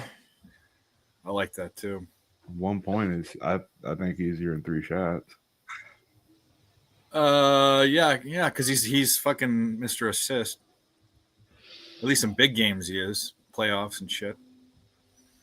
My boy, we got some people over there, man. We got Draisaitl over there as well, So, no, Canada has a good team, but I think the US's roster is the best roster in the of the 4 teams. What'd you say, roster? You say something, roster? My man, I don't know what you thinking, brother. You guys are stupid. I like how Dave led into that, though. It wasn't on purpose, but it worked. No pun intended. Yeah. Here we go. Mark Smith is the third man. Shout out to you boys on the panel, everyone in the chat. Let's fucking go. Smash a like if you haven't already. Ismael Bonfim versus Nazim Sadykhov. Whatever Bonfim's nickname is versus the Black Wolf. Does he have a nickname? Anyways, they do touch gloves. Inside low kick from Nazim. Ismael switching stances. Nazim in the southpaw. Bro, honestly, if you lose to a dude named Ismael, come on now, stop it. Call him Ismael. Outside low kick from Ismael. Spins Nazim Sadykhov. He spins through, I should say. But his last name sounds dope. Bonfim. Like, oh shit, he gonna dropping bombs from Bonfim. Sounds French. High kick from Sadykhov, blocked by Bonfim. Outside low kick from Bonfim. Spins Sadykhov around. Bonfim working from the southpaw, as is Nazim Sadykhov right now. Mirror match. Right hand over the top from Bonfim. Switches back into orthodox as Ismael. Outside low kick. What is he doing? Nazim pumps the jab. Nazim putting the pressure on. Right hand over the top from Ismael. Nazim resets. Pumps the jab. High kick attempt from Nazim Sadykhov. Ismael misses with the right hand. Stays in pursuit of Sadykhov. Sadykhov pumps the jab and gets off the fence. Left hook right hand from Ismael Bonfim. Nazim rolls with it pretty well. Bonfim counters with a left hook right hand that lands clean. Nazim ate it pretty well again. Said eye poke. I guess Ismael poked him in the eye a couple times is what Nazim said. I think he acknowledged it too. Mark Smith says, watch it. Ooh. Inside low kick from Nazim. Ismael slips the left hook. Ismael Bonfim with the left hook right hand to the body there. Hard right hand over the top from Ismael Bonfim. Nazim counters with a body kick. Ismael finding a home for that right hand. It hasn't landed like with a, hasn't really done a ton of damage, but it's landed clean a couple times. Nazim the southpaw. Pumping the jab. Bonfim circles back to the center. 2:45 left for me. Ismael parries a left hand to the body by Nazim. Ismael with a right hand left hook. Nazim rolls with it and circles off the fence. Nazim misses with a high kick. Nazim pressing forward. Ismael Bonfim lands a nice right hand left hook again and a low kick. Ismael blocks the high kick from Nazim. Still working out of the southpaw. Ismael now in the orthodox. Ismael with a nice counter right hand there. He's found a hand for that. Slips the left hook or slips the overhand left operating from Nazim Sadykhov. Just over 2 minutes left in the first round for me, boys. Oh. Ismael Bonfim looking to counter Nazim Sadykhov. Nazim Sadykhov just lifts the leg after an Ismael Bonfim low kick. Ismael Bonfim blocks the body kick from Nazim Sadykhov. What's his first and last name? Who? What's Nazim his first Sadykhov. Nazim Sadykhov and Ismael Bonfim. Mills, you want me to make you laugh? I just seen Antonio Brown. Oh man, nice left hook from Bonfim. Nazim eating it pretty well, but these are landing. I'm looking at A. Brown's story. He tried to post a UFC free play. Guess who it was? Dantel. It's on the 6 No! Why the Conan the Conan O'Brien? What? They got a UFC pick, bro. What? Yeah, I mean, Heartbreaker. For one, if you ever bet on a guy like that, keep it to yourself and write it down. And for two, never ever tell a soul in your life. You put it out to the internet. Oh wow! I don't think I'd listen to anything that fucking guy says. Y'all heard Ross Mills, man. Don't do it. Don't do it. Brown's a fucking nutcase. Oh, nice high kick there from Nazim Sadykhov. Looks like caught Bonfim, but he lands a counter right hand over the top. Nazim Sadykhov hurt Bonfim. Oh, jeez. With an uppercut there. Oh. Bonfim got messed up from that kick or that knee. Blocks the high kick there. Nazim Sadykhov putting it on, but Bonfim trying to counter here. Bonfim with a body lock. Nazim Sadykhov coming alive here at the end of the first round, boys. Much to my fucking chagrin. Ismael Bonfim gets the 10-finger grip on Nazim Sadykhov here. His eyes bothering him. He needs to shuck it the fuck off, but it's really bothering him. 20 seconds left for me. trying to recover here. Sadykhov was flurrying. He's settled down now. He does land a knee to the body. Nazim was losing that round, might have stolen it right there. He's landing some hard left hooks over the top there too. His head and that side of his face, and he's hitting that side of his face. Right. He hurt him with that. He definitely hurt him with that, and then Bonfim keeps wincing. That's a horrible visual. So yeah, but he's focusing on that side of his face. That's really smart. But this goes back to what we said in the beginning of the fight. Dude, why does Sadykhov come out so slow, bro? He wasn't like, if he would have just fought like he did in the last minute of that whole entire round, he would have clearly won round one. But now it's like, I don't know if he did enough to win that round, bro. Because I think he did. I personally think he did, and I got money on Bonfim. So, but that's just my opinion. You know, you never know. It's just like, why do you come out so slow, bro? He could have came out from the start and was cracking him on the feet. It was like he was certainly losing it, but I think it wasn't like totally one-way traffic either. So I think that probably stole it for him in a relatively close round, I guess, man. I don't know. Agree. Trying to be as unbiased as I possibly can be, but. And he said I got the plus 800. Pit Auto Parts got it when it was plus 800. Dude, if you made me judge it, I'd have to give that round to Sadykhov. What was the open line again? Minus 145, minus 145. Yeah, that question mark kick cracked him. He caught him with that fucking question mark kick. God damn it. I'm gonna take a shot. Oh my God. Is he trying to get out of this? He might be done. I was gonna take a shot on Bonfim. What the heck? Bro, he's acting like a little. He's acting like a you can't see, and it's nowhere near his eye. It's over. He fucking quit. Are you fucking kidding me, dude? It's over. Round knockout. One knockout. Oh shit! Sadykhov by knockout. Fucking way, man! No fucking way! I'll give you credit. I will bet against him every fucking way. What a dude! I'm sorry, man. Nah, dude. Plus 1,300. Maybe he can't see. Man, holy God. I got a hot take. Oh my God! Your Bonfim brother just might be the better of the two Bonfim. Yeah, I think that settles it right. That's not a hot Gabriel take. is the better take. Bonfim brother. I'm obviously joking, because I was saying that sarcastically. What a fucking bitch. But my goodness. Sorry, that you motherfucker. That was a bitch. We've seen guys in way worse shape. Winning the round. Oh my gosh! I just hit some crazy bets. I can imagine, bro. Insanity. Winning the round, you get caught. I'm not gonna say it was lucky, but you get caught at a horrible time with a question mark kick, and then you basically just say, I can't see. I'm lucky fuck. I'm not believing that he can't see right now. I'm sorry. I'm not believing that. Bro. Oh my, I just cashed two teams. His eye isn't swollen. Petroski. His eye isn't swollen. I'm sorry. I'm not believing that he can't see right now. 38.90. I'm not believing that he cannot see right now. Sadykhov money line plus 184. Sadykhov round one knockout plus 1,300.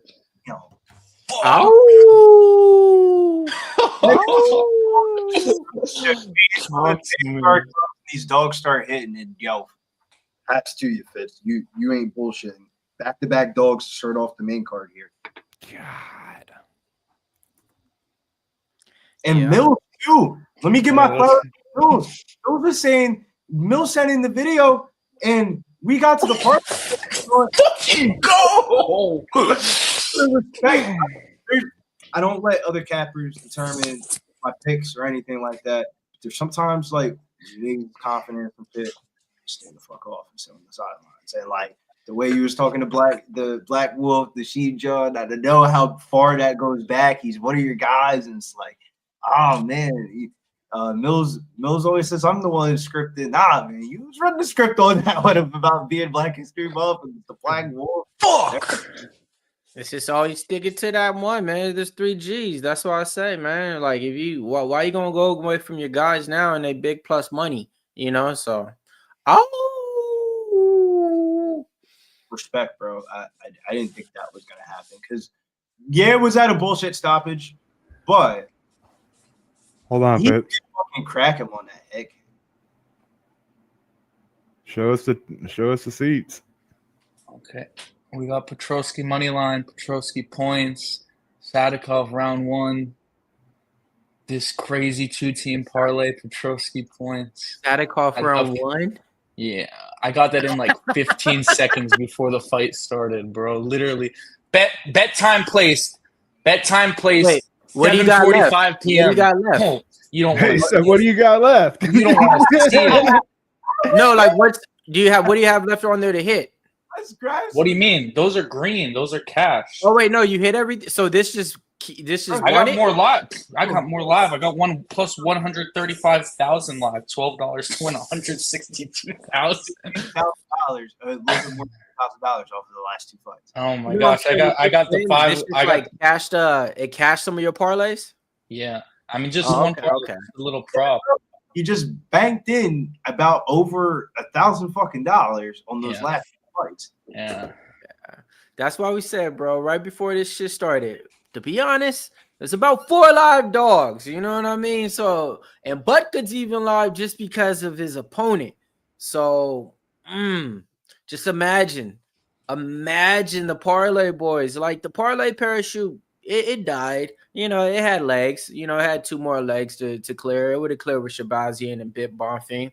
You know, but yeah, this main card, all these fighters that's dogs are fucking live in these fights. So it's like there's no way now you're gonna have some people that's gonna be parlaying the last 3 fighters now to try to get some money back. Trying to tell y'all, it's probably 2 more dogs that's probably gonna end up winning. What y'all think? I hope so. Let the dogs keep barking, son. Oh, what a fucking start, bro. That's amazing. Yeah. That's how you want to hit the fucking bugs, bro. He said round 1 Sadykhov. Like I got it in with 15 seconds to go. 7:45. The fight's over at 7:57. Nah, Joshua, bro. Lucky fuck, bro. Bro, he took that head kick and like completely shut down after that. He bitched out, bro. How do you bitch out like that? Like the cut was all the way down here. He told the doctors he can't see. Then he said he can. Like how do you? His eye wasn't swollen. It didn't break his orbital. It was there. He quit. He quit. Yeah. That was crazy. And trust me, Tucson. I know. That was the one. I know. I had the parlay parachute. Y'all see in the motherfucking chat. You know, trust me. I know, man. But yeah, you know, it's like what the fuck? Oh man, 2 more to go. I know. That was crazy, bro. I didn't think all that shit was gonna happen. Next fight though is another banger here. Edmen Shahbazyan taking on Dylan Budka. I actually took this one out as my main card prop here. Edmen Shahbazyan to win by knockout in rounds 1 or 2 plus 190. And I'm praying on my hands and God's knees that Shahbazyan can cash. This is huge for me, actually.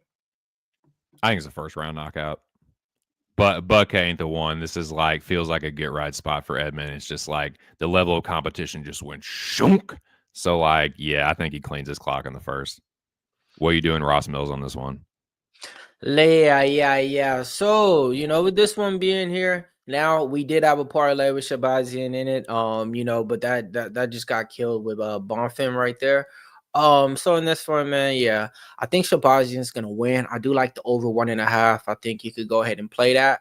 And then I just think Shahbazyan's gonna win. I don't know about inside the distance. He usually starches his opponents. This is a way step down in competition. When I'm talking about step down in competition, this is like they keep him on the roster just to fight like up and coming new guys to get a win. This ain't no new guy. This is Edmen Shahbazyan. I didn't fought Jack Hermanson. The list goes on.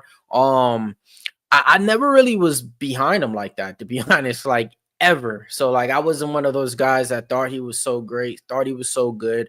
Faded him on Hermanson. I've probably faded him on a lot of people. I even think I faded him when he fought Brunson, if he fought him. But point being, I bet against him so many times. So, you know, I did parlay him in this one because I think Budka was just trash. Man, just being honest though, man, with the amount of dogs that's winning, like Edmen Shahbazyan should not be minus 300 to nobody, though. I'm sorry. Now he's minus 600. Do what y'all want with that, man.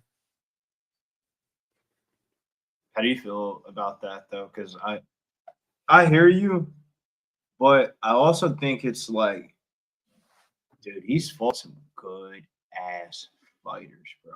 Like somebody at this age in this division, bro. He didn't like let me pull this shit up so it doesn't seem like I'm capping. Of like, bro, Edmen Shahbazyan's level of fights that he's taken is like wild, bro. Of like, you don't see somebody that young in the UFC take those type of fights. Of like, he correct.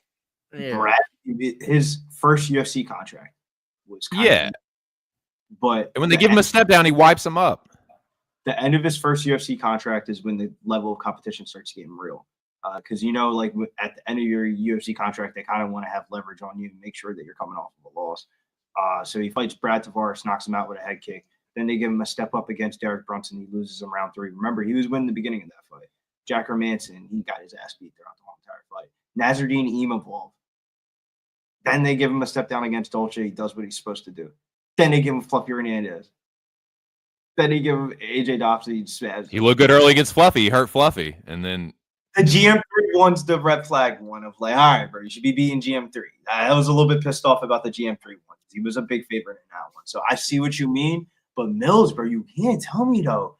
Those are some good-ass fighters of, like, Derek Brunson, Jack Hermanson, Imavov.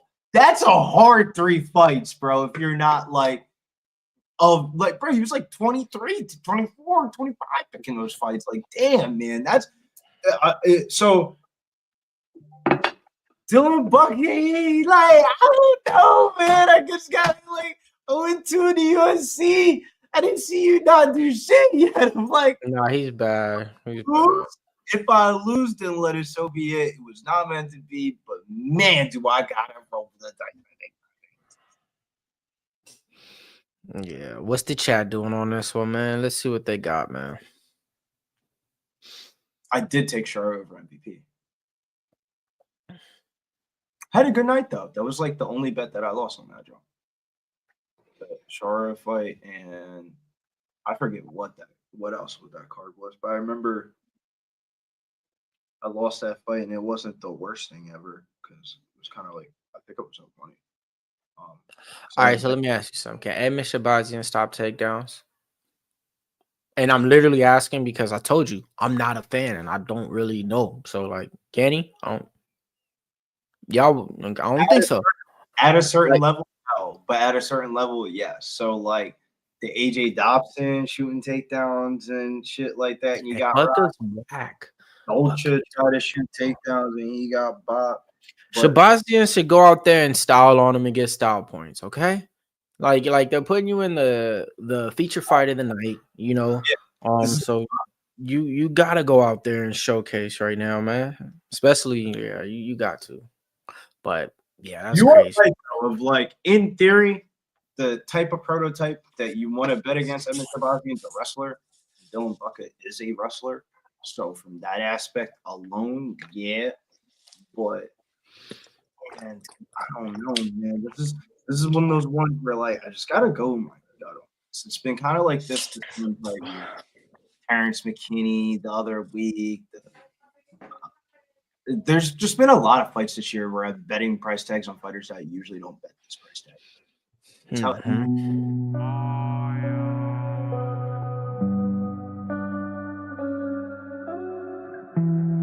Two's going to start, and like Mill said, dude, Chandler's gas. Okay, round 2 started. They're on the feet, 455. We all think that's what I was trying to tell you. Finish him, Oliveira! Finish him! Knock down Tony, please, Tony, you got to You gotta knock him out! Let's go! Let's go!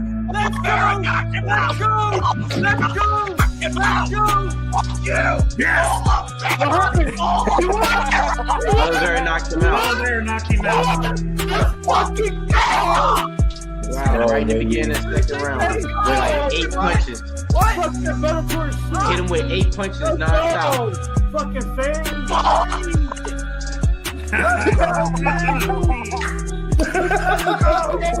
T, bang bang, T, bang bang. Put respect on it. Put some fucking great times, great memories. I'm glad we found that. Chat though, Grizzly would beat them down. I ain't claiming to beat nobody's ass. That seems like more of like, yeah, can I defend myself? I need somebody to beat somebody's ass. I'm home to do it for me. Fuck. You do content, bruh. Can't you do content with your face all fucked up? Pay somebody to do that shit. Put respect on it. That's such a great clip, man. Shahbazyan's round 1 or 2 minus 105. Yeah, I don't blame you, bro. I think the safer route is to go rounds 1 or 2 or something like that than picking the knockout. But the one thing that was nervous about you can still get plus money on the knockout. It's still like plus 125. Yeah, but the one thing that I was nervous about the knockout, as I'm posting the video for Shahbazyan, there is a clip where he clips the guy and the guy's like flattened out and he just submits the fuck out of him. And I'm like, yo, that could definitely happen. Yeah, he like clubs and subs him. Yeah, front chokes him.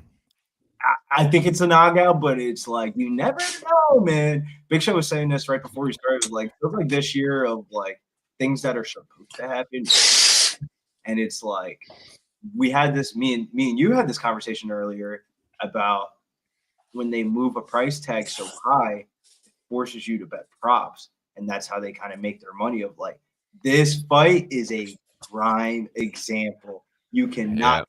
People to bet Edmen Shahbazyan at minus 600, but I bet you convince them to bet plus money knockout prop every time. Like, how about plus 1700 Budka knockout, baby? Let's roll. Keep fucking barking. It's magic with the hot hand.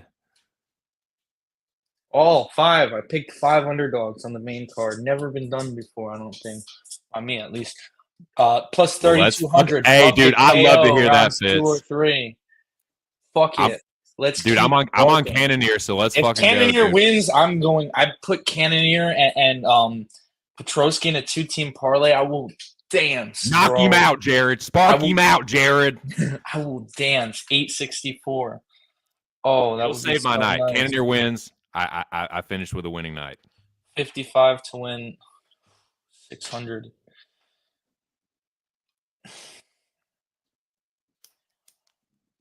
Let's go, Budka. Budka, he's leveled up, son. He's gonna look like a whole new problem right now. The mindless Hulk, from Merlin. Yeah. I mean, dude, if you lose to Budka, you are baked, broiled, cooked, toast, done. You can't lose to Budka.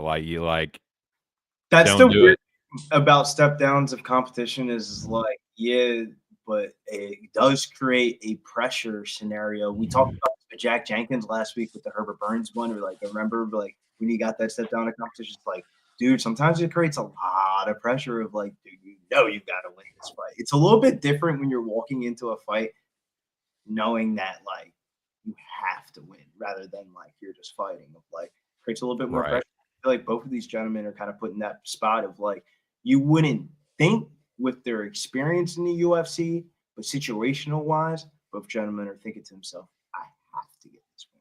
And those are usually the best fights. Yep. Edmen's a motherfucker in the first round, but he definitely drops off after that, and he's susceptible to the grappling. So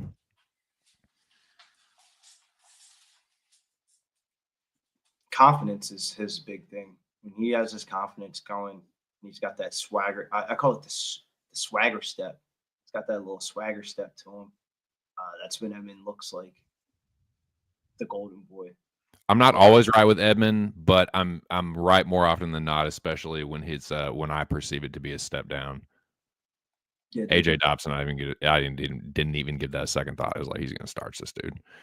But we'll see. Here we go. Edmen with his concave chest and poking out ribs versus the mindless Hulk Dylan Budka. Edmen takes the center of the octagon. Dylan Budka tries to land a left hook right hand. Edmen presses forward. with the high guard. Edmen pumps the jab. Nice jab by Edmen Shahbazyan.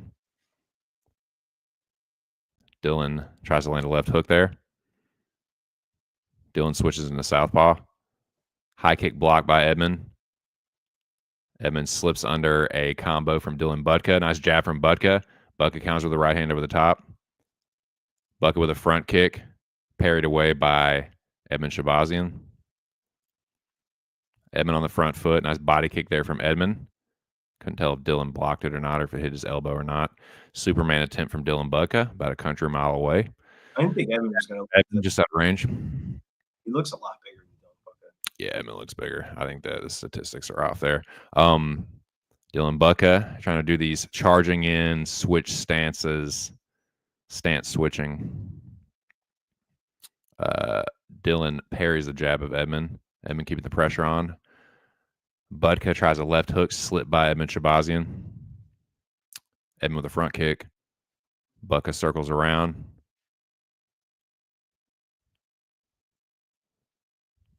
Hard right hand from Edmen rocks it, first round knockout from Edmen Shahbazyan. I told you he's a motherfucker in the first round, dude. He don't play against the step downs, man. Hard right hand crumbles. Dylan Budka. I have to say I love Nicky like a fucking brother. But there's something about when 2 cents hits that fucking call and all the knots and stress come out of my back. Thank you, sir. That was a great fucking call. Edmen Shahbazyan by fucking knockout. No sweat, dude. Holy smokes. Man, that would have been fucking go, boys. Tell me my paper. I like it green. Fitz. Just want $1, Fitz. Shit. I'm celebrating, but I ain't on no Fitz magic shit. Fucking go hit him with it, show. Yeah. Nah, Billy, you been killing for the main card, man. Tell them what you've been doing on the main card and what you just lock up. Oh, we just cashed Shahbazyan round 1 or 2 by knockout. We just cashed the 5-leg parlay that was given out on the podcast. Big Show was making fun of me. He was saying, dude, why is it every time we have a fucking exercise, you always have to go an extra step? And I said, dude, I just want to show the people the love. They show us the love. Give them some free picks. I don't even know it's going to be a VIP, but I know I'm betting this shit. And they're like, those are the best bets, bro. I swear to God, on Pub Sports Radio. When we don't even know if it's going to be a premium or not, and we just say, dude, just bet the shit. Like, I think that happened like too many times this year. But Dana fucks with Edmen. He won't let him consistently just get crushed. Like he tries to get him some good fights, and then he'll falter, but then he'll always let him get a bounce back. He fucks with Shahbazyan. I think it comes from the Ronda shit back in the day. But I don't know, man. Like I just think he's got a soft spot for him, and he'll give him these opportunities. Like, okay, I'll throw you a little bone here. You crush this fucking step down, and then we'll see what's up. But yeah. Let's fucking go, man. Shahbazyan, my first round knockout, boys. That was huge, bro. Like literally, knots are coming out of my back. Nice, dude. Yeah, let release the stress, brother. That was big. Like I had it as a 3. Edmen to close out a 3-leg. Edmen to close out a 5-leg. Edmen to close out another 4-leg.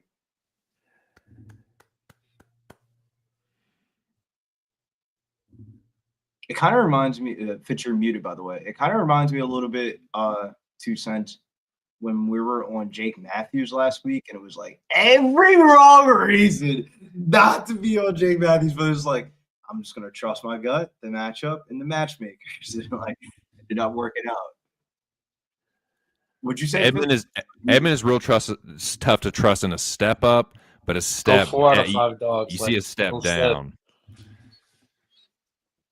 Yeah, he wasn't one of the dogs, that's why I didn't include him, but yeah.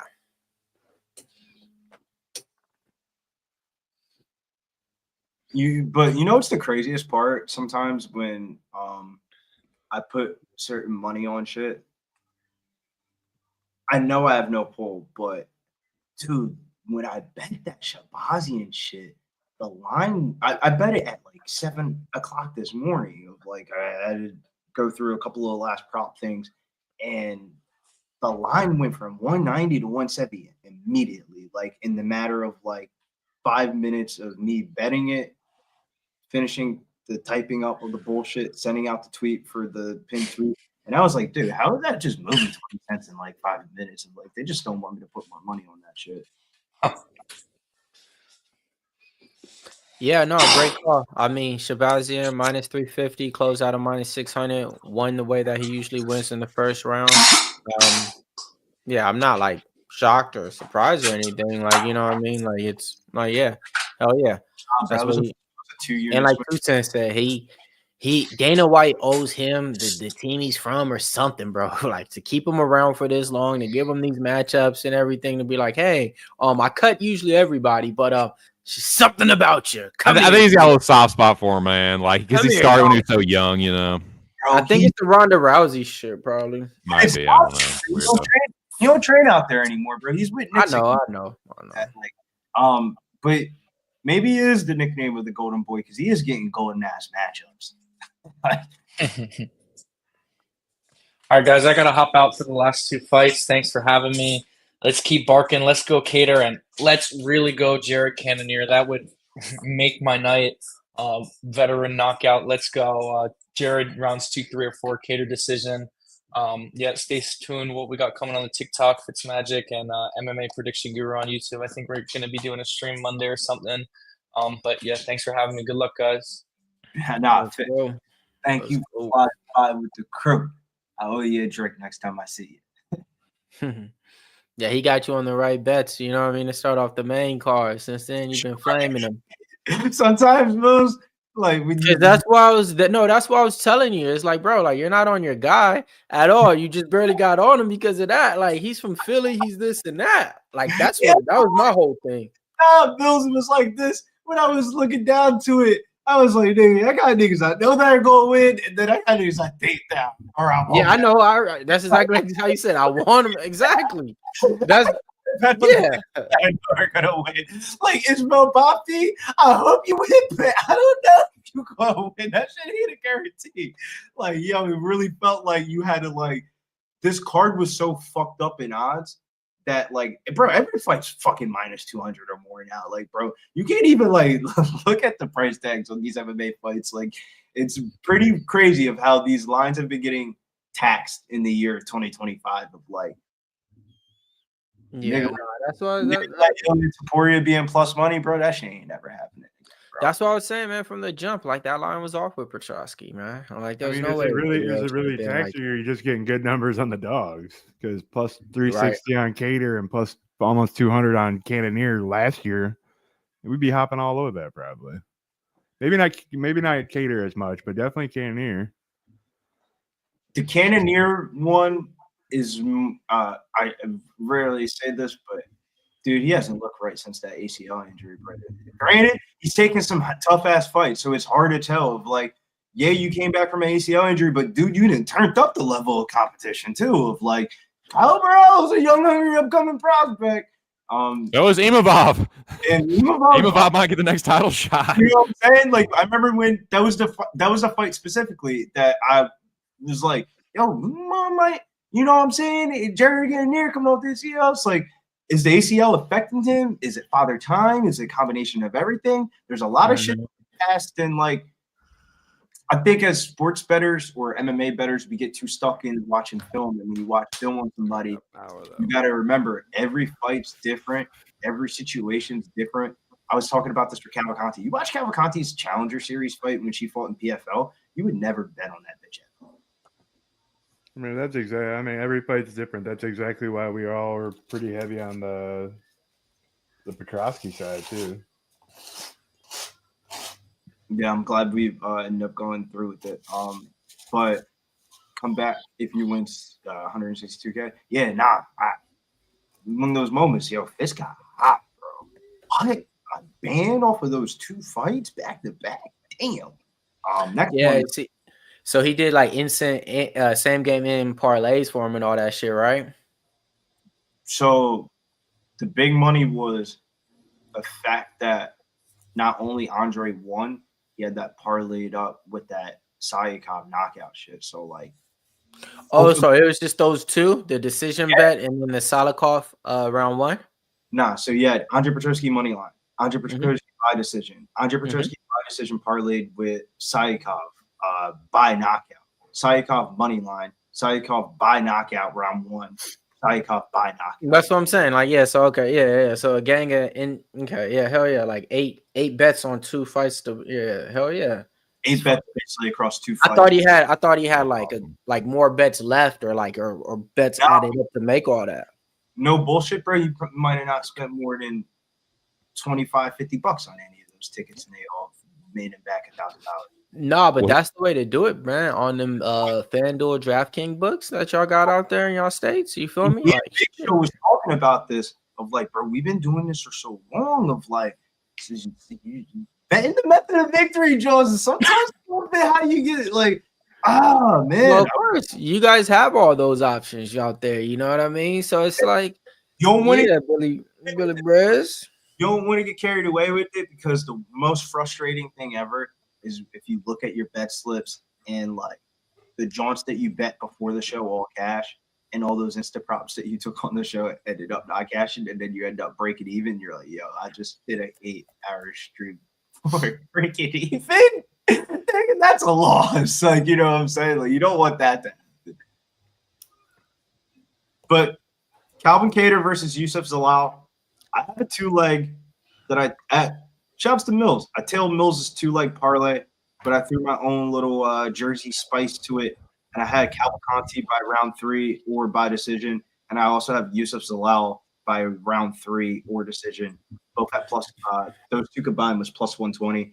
Thought it was a really good 2 price tags I thought were wildly high, but I thought both of those fighters would win. And I was betting into their win condition. I ended up getting plus 120 on it. Thoughts and opinion on it. While I think the Calvin Kattar line is a little bit wild, I still think Youssef Zalal wins this fight by decision. I'm much of the same mind. Give me Zalal by decision. I can see a split though. I can see it being close. I don't think he just whoops Kattar's ass. He's pretty tough. A little bit older though, so the Kattar line is really tempting at that number, man. It's getting a little bit stupid, but I still think Zalal wins. But I don't know, man. That money line. I'm good on that. What do you think, Dave? So Zalal in media day, I clipped it or whatever for him, posted it. He said, nobody's been able to finish Calvin Kattar, blah, blah, blah. I want to be the first person to finish him. I want to. He said, I had a dream about it. I told my boys that. Like, in the confidence on him, man, he's been finishing all his opponents in his second step back in the UFC. Looking at that Calvin Kattar fight versus Aljamain Sterling had that guy just controlled down on the ground for multiple minutes. And that featherweight too, bro. It wasn't even like it was wild. That was wild. And I think if you do that with Youssef Zalal, he's going to submit you within them. He just ain't going to lay there and grapple you. That's Aljamain. He's like, all right, cool. I don't care. I'm going to just win by holding you down. You can't do anything. Youssef Zalal is looking for that submission, man. So, yeah, man. Youssef Zalal to win by submission. That's the way you could definitely play it to get some plus money instead of playing laying the chalk to talk. Yeah, no, bro. I'm right there with you. Of like, as much as I wanted to bet Calvin Kattar, damn, bro, there's certain shit that I can't get out of my mind. And it's like, dude, you don't have to be fucking rocket science to watch Calvin Kattar wrestle. No, man, wrestling ain't really that good. Like, I'm not saying Youssef Zalal's on the same level, but and he could copy and paste some of those takedowns that people have gotten in the past. Now, Calvin Kattar has switched camps. We haven't seen him in a little while. Will this camp switch give him some different looks, different wrestling? Because off of the value is just too hard to ignore. But with that being said, there's just certain things I can't get past, and I'm not fading the Zalal 2.0 train right now. Yeah, it's just crazy, man, to see him this big of a favorite. I remember when he made his UFC debut from LFA. I seen him fight in LFA his 2 fights prior to coming to the UFC. When he came in, he didn't look the same though, man. He was winning by like his striking, with high knees and stuff like that in the LFA, Muay Thai strikes and stuff like that. So, I was kind of looking for that. He didn't really go off of that. He was the one who fought Ila Topuria, where we were introduced to Ila Topuria and we got him at plus money. We got Ila Topuria at plus money. A lot of people don't remember those times, but I do. He parlayed him at plus money with confidence, like he was minus 300. It was wild. Like they're fighting already. The game's 2 seconds into the hockey game. There's already a fight. 2 seconds. I'm not surprised, bro. Chuck. Who's the other fucking guy? These boys were gonna. It felt like the old school American Canada vibes, especially with now Canada being the 51st state. There's definitely some animosity in the air. Wow. 2 seconds in, there was a fucking fight. I love it. Do you agree with that, though, Dave? That there is a little animosity? Of course there is. They feel like in general, Canada feels like the redheaded stepchild to the U.S. I mean, you can we basically we tell them when sanctions are happening, we're giving their country tariffs. Like there's definitely angst. But actually, what happened? I just watched what happened when the whistle blew. They threw their gloves right away. It was like preordained that they were going to fight. I love that shit. And they care. When you watch like the World Baseball Classic or you watch the NBA and the Olympics, they're just there to slap ass and have fun. That like these hockey teams give a fuck. The hockey players give a fuck. There's a little bit more pride to it. Yeah, I love it. We're in basketball. There's a lot of pride to it, but we're just so much superiorly better than everybody else that it probably won't change like that. I give France next Olympics. It was Hagel, Swig. It was Hagel for Canada and Kachuk. I think it was Matt Kachuk for there's two of them. But you can't tell me though, bro. France isn't about like 3 to 6 years away from almost catching up to America. Of like, dude, the whole entire when got drafted top five. The talent level is the most equitable it's ever been from everywhere. I mean, the best players in the NBA aren't from the U.S. Well, it's funny. This is the first year. I was saying this to my shorty the other day when the NBA draft shit popped up, and I said this is the first time in about a decade that I can remember the whole entire top 10 to like actual college basketball players and not. Then just the other Kachuk brother. Then they face off and they throw gloves again. The other Kachuk brother got into it. Holy fuck! I would too, bro. What? If I'm watching my brother fight, I'm probably gonna fight. No questions asked. I don't give a fuck if he's in a ring. Wow, that's awesome. If I'm watching one of my brothers fight or one of my homeboys fight, I don't give a fuck if they're in the right or wrong. I'm right. So now there's a double penalty on both teams. That's nice. I'll usually let him, if it's my boy or my brother, I'll let him have a one-on-one, but I'm not going to let anybody jump him. But I'll let him have a fair one. My brother was too young. He was 6 years younger. So all the fights he got, and I wasn't around because we were in different levels of our life. But he's small. I'm big. So he had a problem with his mouth.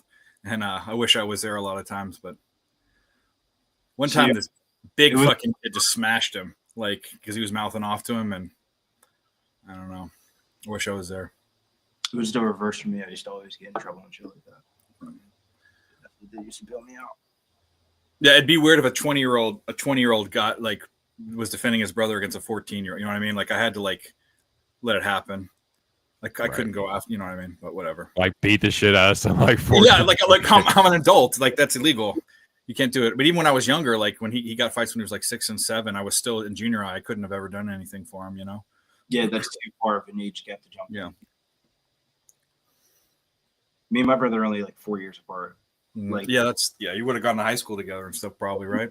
No, he went to. You just missed it.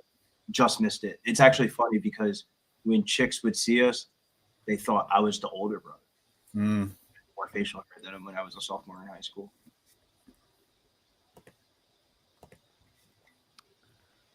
All right, so let's go, boys. We got War Dogs in there. We got Jesse Nunez. What's up, my man? Who else we got rocking with us? We got Textiles. We got RL Mental. What's up, man? Smash the like, become a member. We got Curtis Clark, green member. I see you. Appreciate you. What up, we got Danny Curl Beats. What's up, my man? Alex Ramirez. I see you. Pacheco, Burn the Swamp. A lot of people up in there, man. We got Jim with the Jim W Put. We got Express. A lot of people, man. Let's go. they got in a third fight. I don't even know what's going on. This is fun though. Just this one and one more left, boys. Co-main event. Dan Miragliotta is the third man in the octagon. Zalal versus Kattar. Calvin fucking Kattar. Here we go. Does Kattar still have it? Does this version of Zalal ready to step up to the next level? We're about to find out. Zalal takes the lead. Heavy low kick already. Zalal pumps the jab. Kattar tries to counter. Zalal gets the jab parried. Kattar checks the outside low kick this time. Zalal switches stances and back into orthodox. Yo, shout out to Odie with the big dono. Let's bring him up on the screen, my man. Let me see. Where you at?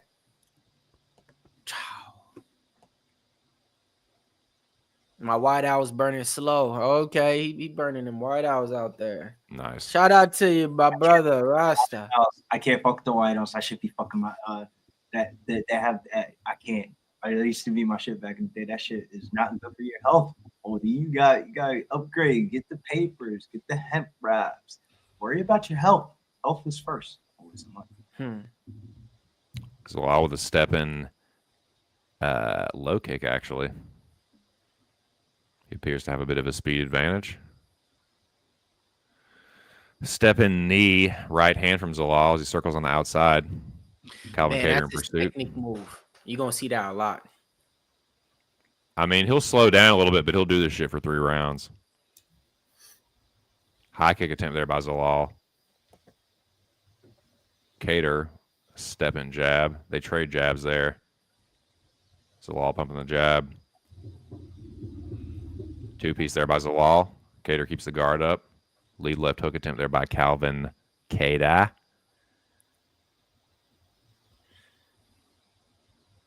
From New England Cartel. Zalal tried a little trip takedown there. A little push trip.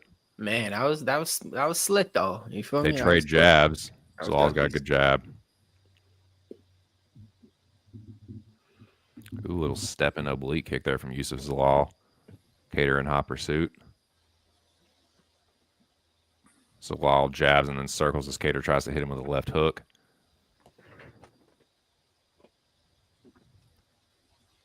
Kattar still pursuing. Zalal doing the electric slide, as my dude Noah likes to say. Zalal tries to go jab at the chest. Zalal to check left hook. Kattar misses with the left hook. Zalal is a good bit faster. He's younger too. Been through way less wars. Outside low kick from Zalal gets countered with a jab from Calvin Kattar. Now nice jab from Zalal is away on another one, man. Zalal is keeping the You know about wars, 2 Cent? I've been in about 1,000 of them, brother. So yeah, nobody really knows more than me. Racist. So fucking funny. Knee from Zalal. I was literally on the ground laughing. I'm not even going to address those. I'm not even going to dignify those hateful remarks with a response. But Zalal lands a right hand over the top, and he switches stances and circles back the other way now. That's what I love about Nunez. Yeah, dude, I've been in every war in human history. So But the black guy beat the white guy up. You're racist. Like, bro, like other people be afraid of shit to say. No, none gets away with a little bit more than double most jab right hand to the body goes Youssef Zalal, and he fades back from the jab of Calvin Kattar. Tries that little trip again, dude. I don't think you're gonna land that, Youssef. You're gonna have to actually go for a takedown if you're gonna the little Muay Thai trip shit. Like, yeah. Zalal doing a little hand fighting, circling on the outside, circle, circle, circle, circle, jab, pivot, jab, slip and rip. He's getting a response out of Kattar every time. He's established a jab now. So Kattar's trying to counter. Said, I've been to Desert Storm and all them. Shout out to you, man. That's a real one out there then. Hell yeah. Damn, he said retired U.S. Navy or USN, I want to say, or whatever. Who y'all? Yeah, Navy. Fuck yeah. That's dope. You got way more heart than I ever have in my life, bro. Oh, yeah, big time. Same. Thank you for your service. Oh, counter right hand by Kattar over the top. Kattar tries a high kick as Zalal circles out. Zalal with really good footwork. Inside leg kick, and he switches from from southpaw to orthodox. Circling again on the outside. Zalal with a jab. Almost waiting for Kattar to counter. Counter the counter. Kattar lifts the knee as Zalal circles. Zalal slips the two-piece from Kattar. Good boxing defense from Youssef. Rolling with it. Rolling, pivoting. There's your first round, boys, we think. This fight, but Zalal won the round, right? Like I just couldn't. I don't know how this is going. So as a co-main event, this to get your ass put on the motherfucking prelims next time, bro. Y'all motherfuckers better go out there and start fighting, man.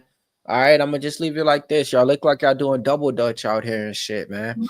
They done got Youssef Zalal all the way up to a -800.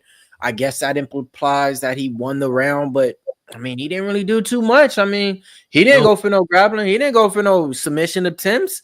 Like, what? How you gonna finish him like that? He just won. He won with a jab, and then he popped Kattar with a jab. Like he's going into the power hand, but he's also just like slipping the like wild overhand that Kattar throws. He just pop and then slips the overhand, and then he's out. I remember when Aljo and Kattar fought, they were both bitching about how that shit was on the prelims of that card. This is the reason why you pull up this first round of play. That's why your ass is on the prelims, man. Damn, there's been bangers tonight, and this has not been the best. Youssef Zalal using good head movement again to start the second round. Youssef goes jab to the body, then right hand downstairs, and a step in knee from Youssef. Mixing in the toolbox, and he is the first one to initiate grappling. I don't know why I said it like that. Like I was surprised. Like he wasn't supposed to be the one. Fucking idiot, dude. Hey, but that's how you gotta catch him idiot. sometimes. Yeah, it's the emphasis on words, you know what I mean? Yeah. So keep doing it. Calvin Kattar tries to go jab, left hook. Youssef parries.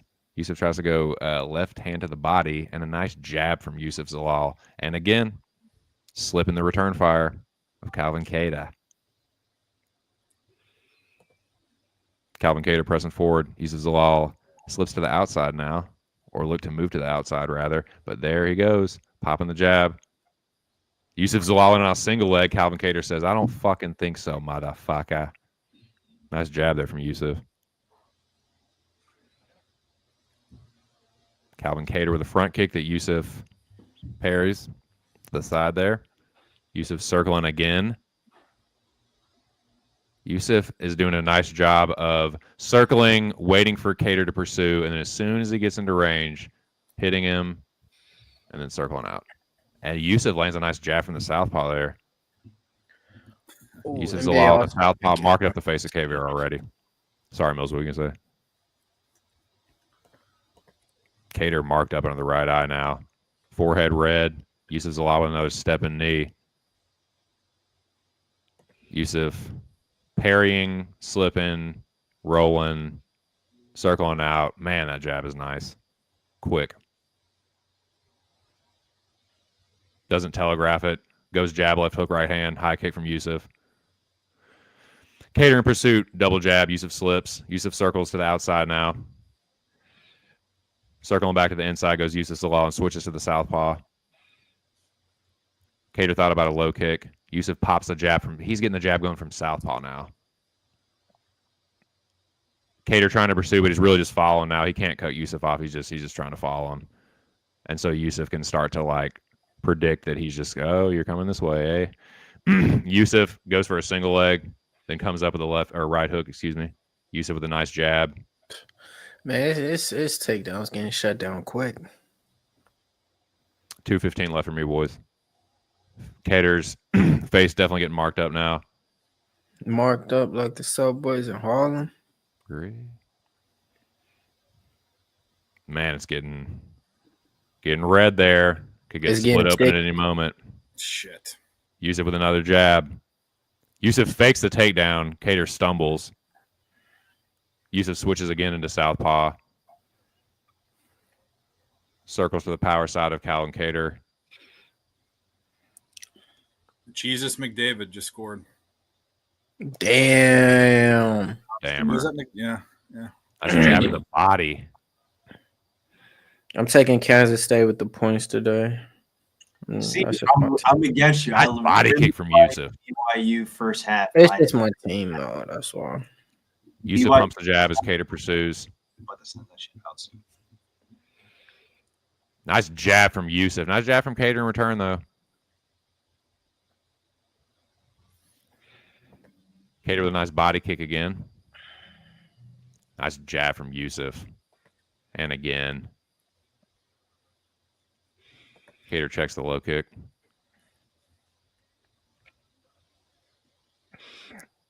Another low kick again. Gets countered by a jab by Youssef this time. And another one, man. Yeah, we in the second round. This is the sorry, 45 seconds left for me. Come on, folks. Like, this is gonna get Zalal just looked at to us like, yeah. Get the words out of my mouth, bro. This fake fucking sucks. I mean, he's gonna get ranking off this if he beats Kattar. If he continues like this and he just wins a decision, like he's gonna get a ranking. I mean, it might not be like he might not take Kattar's spot, but he'll be like 13, 14, something. Like, I'm just like kind of dancing around, bro. Like, what are we doing right now? He's just winning a point fight. He's just circling around. No, I know what my eyes seeing. He's just circling around the fucking cage, bro. I've seen 10 minutes. He's circling around, popping him with a jab. Look at Kattar's face. It's a mess. Kattar's just chasing him and missing into the second round. He's just kind of toying with him. But it is kind of getting like sparring where it's like, if Youssef wanted to, man, if he starts sitting down some of these punches, Kattar is getting really predictable. Like, he is literally like following him. He's a lot slower.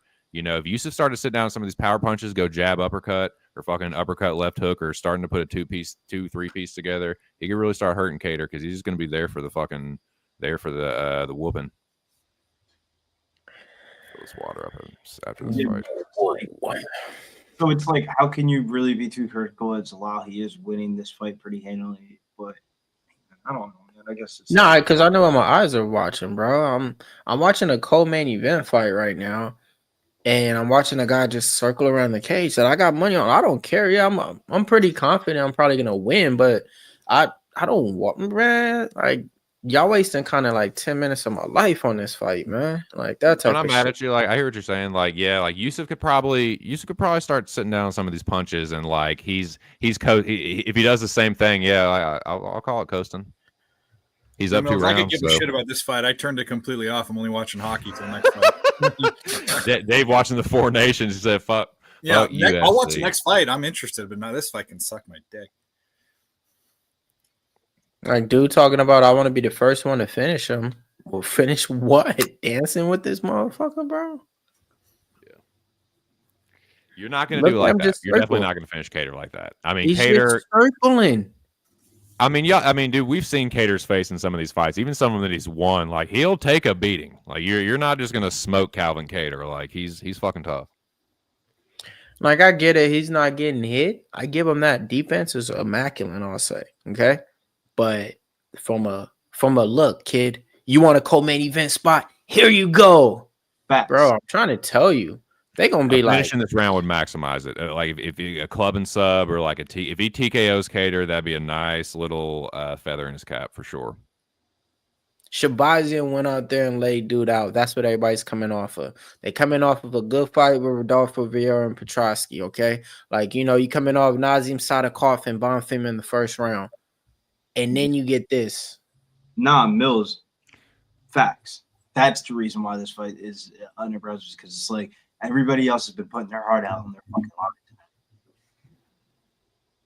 But again, Kattar's one of the only ranked fighters on this card. So it's, yeah, I mean, I hear what you're saying. Like, he's definitely just kind of like doing what he needs to do, you know, just above the bare minimum. Now watch this. But Aljamain Sterling versus Calvin Kattar was better than this. Facts. Like, so what are we doing? Like, that's what I'm on, you know. And you're looking at a guy this is my leg to catch the parlay. And we know we're usually, I don't care how you win, boring, this and that, da-da-da. I'm not on that energy at all. Like, this is just not the puff. Yeah. Rastaman said, "Pick it up." The dude is literally just circling around and bouncing though. Like, come forward. Fucking Bumbleclad Zalal. Come not forward. having it, dude. Walk forward. The dude is still just the 12, 13 minutes of it. Like, and I'm trying to tell you, ain't no white it's gonna be like, what is this? I guarantee you he's gonna comment on it. Okay. He's gonna say, you guys want to be ranked and everything. I'm gonna tell you one thing. Fighting the way that I've seen, this ain't gonna get you ranked. I guarantee he's gonna say something like that in press conference, bro. We in round 3. Get this shit off the screen. Right. Minus 15,000. Nah, but this bouncing around on the outside is like bad for my eyes, man. And we're talking about a guy who got a 2-leg parlay minus 210 with this motherfucker, okay? And other shit. I ain't even really like too happy to see this shit about to cash. I'm just like, yeah, it's gonna cash, but yeah, all right. Jared Cannonier versus Gregory Rodrigues better be a good fight, man. There's no way it could be something like this, man. We could start breaking that shit down. There we go. Kattar tries a 3-piece. Youssef not having it, circles out. Kattar can get whooped all day, but Youssef can do this little dance all day. 90 for the slam dunk contest, Billy. 2-piece from Youssef. Kattar bleeding now from the right side of his nose or his eye. I can't really tell. Ooh, that's some good visuals right there. Shout out to my man. Hey, Big Show just be getting better and better, man. 2-piece from Kattar. Youssef shakes his hand, but Kattar tries a 2-piece and he whiffs. That was a good showing there by Kattar late in the fight. Kattar dude gonna win with 12 jabs, but it's very. Look at the strikes landed. 19 with an elbow. And 11. Youssef slips the 2-piece. Kattar in hot pursuit here. 50 seconds left. Can Kattar get a finish? Youssef slips the right hand. Kattar tries a jab. I guarantee. Kattar lifts the knee and tries a right hand. Youssef pairs a jab there. Youssef with a nice left hook as Kattar tries one of his own and a body kick. Youssef on the outside. Nice left hook from Youssef there. Kattar's eyes. This could have been a good fight. Dude ran. Youssef slips a couple jabs from Kattar. No, Youssef's head movement has been great in this fucking fight, man. To the side, bro. It really has been. You can't slip every punch. That's just fucking impossible. Like, there's no way. Even dudes with good head movement can't. Even Floyd can't slip every punch, but his head movement's been fucking great, man. It has, though. I will say it's been exceptional. It's been really good for a UFC fighter, dude. I will say that. Yes. I'm not trying to hate defensively, he took it to a different level, okay? Defensively, I'm going to be honest. I haven't seen nobody fucking good put on really good footwork, like good distance management, yes. Okay. The athleticism we've seen out on in the just unparalleled.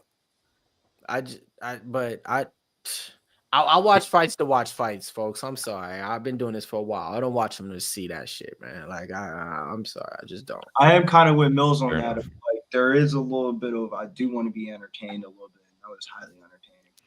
Yeah, not exactly warming the crowd up to the main event. Like, not exactly being a great opener for the main event. Because look, watch this energy. Watch this energy. Go ahead, bring up my parlay. Cash it. Cash it. You played a minus 210 parlay. Ooh, win. Parlay boys, we're back at it again. Pub Sports Radio. You know what I mean? Like, what do we? Mills didn't give out a -2 joint or whatever. Mills spun out the chicken, and I had to throw in a couple spices. Cash the +120. Cavalcanti and Zalal both round 3 by decision. Shouts be a million Mills, because I was not thinking about that shit, and I saw Mills's parlay joint. I was like, man, how do I tail this parlay without betting the money lines?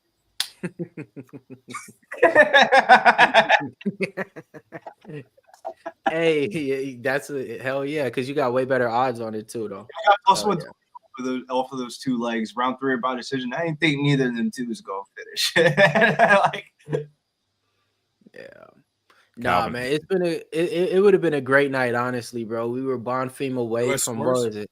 I think it was like plus, I want to say like 900 plus 800 or something. We had a parlay parachute But besides that, though, good night on the parlays. You know, I want to say, what is this the first night back at it, boys, with the parlays?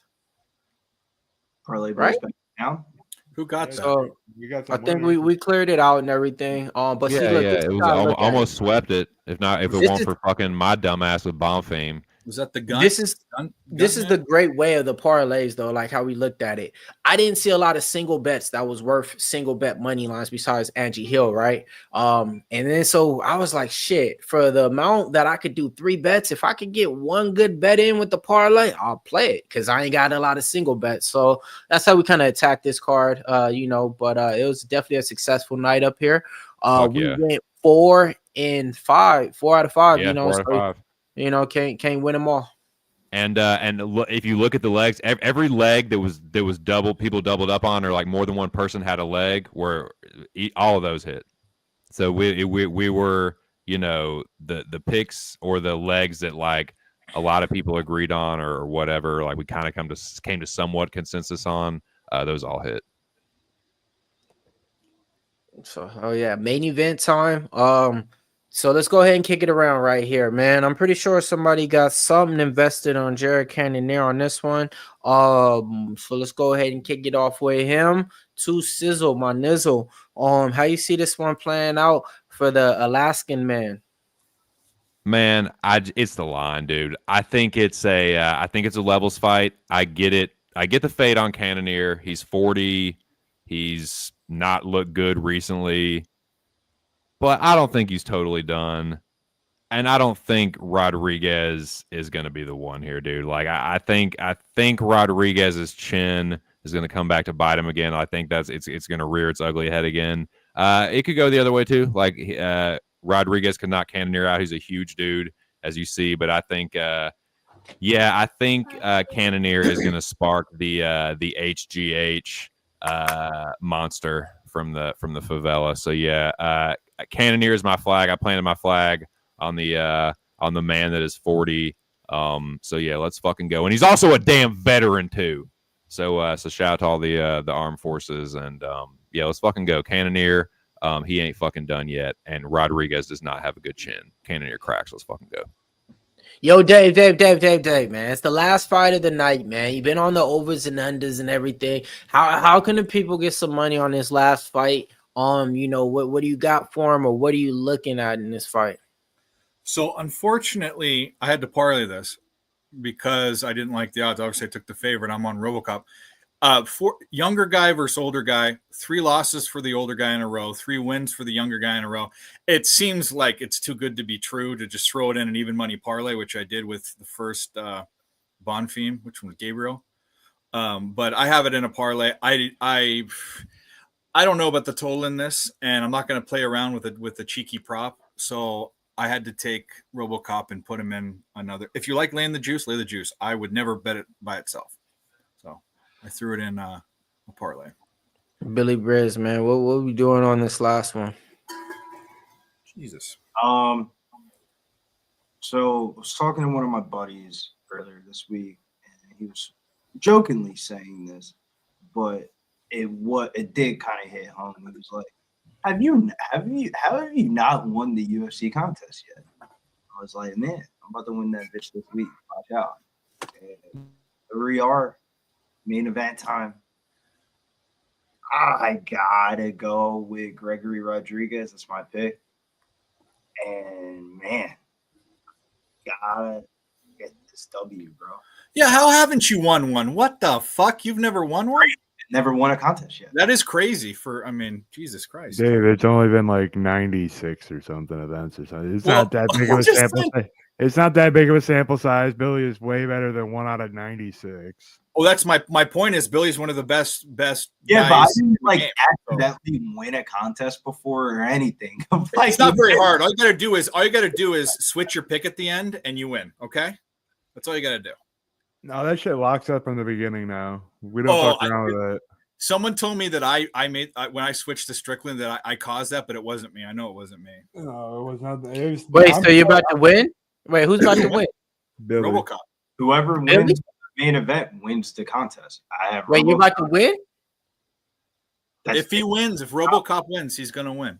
Oh shit! Damn, Yeah. he probably about to get his first W, bro. That's crazy.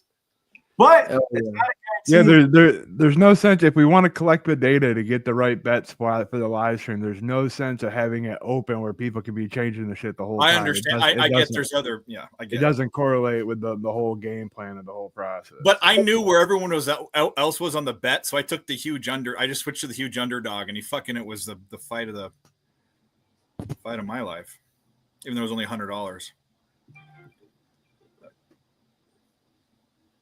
Fucking Yeah. where else can you guys sign up for something every week and get money just for fucking signing up for free? McDavid's got a goal. Yeah, Gensel's he got a scored the goal. first goal, man. Yeah, Gensel's got a goal too. Yeah, the Gunt man. I almost bet the first period over too, but I didn't. Gunther got to go. Gunsel, Jake Gunsel. Oh, never mind. I'm like that dude. I thought he was hurt this year. The rookie. Yeah, man. Let's go. Main event time. Oh man. Oh, Jared Cannonier lost his last 2 fights. Big underdog, man. I tried to get there with him before. He's one of the guys I made my most money on betting on him. I had him way earlier on against Anderson Silva. I had him against David Branch, big plus money. And he's been one of my favorite guys. I was riding, betting on him ever since then. My first time, I think, losing was against Izzy. I had to keep betting him because, shit, he hasn't lost for me. And then I think I bet him again after that. But then again, I paused. You know what I mean? I took a pause and a break on him for a long time. I went back to the well with him as of late just because I was like, man, this guy. Didn't turn out good, The predictions, Gregory Rodrigues, I do think Cannonier is way better than him at this level and stuff. But I don't know, man. I think Gregory Rodrigues, if he wants to go out here and take Cannonier down, he'll be able to take him down as well, and make this fight a little bit easier. So I think RoboCop gets the win. Hey, Swig, he looks like a combination of Obama and the bad guy from Kickboxer, the Jean-Claude Van Damme movie. If those guys had a baby, it'd be RoboCop. I want to see these favela birth records because we said in the podcast, he might be 32, but if you line up every 32-year-old on the planet, he looks like he's a 50-year-old 32. Yeah, seriously. Yeah. I was looking at their age. I said Cannonier. I knew he was older. I forgot. I thought this dude was like 38, just based off in my mind, and I had to go, oh shit, he's only 32. He looks like a 50-year-old that was like an athlete. He's got a 50-year-old forehead if I ever seen one, bro. Yeah, dude, he looks older than that ever. HGH gut too. That could be some of it. But he's scary though. I'll tell you that. See that That's guy that in big real boy. life.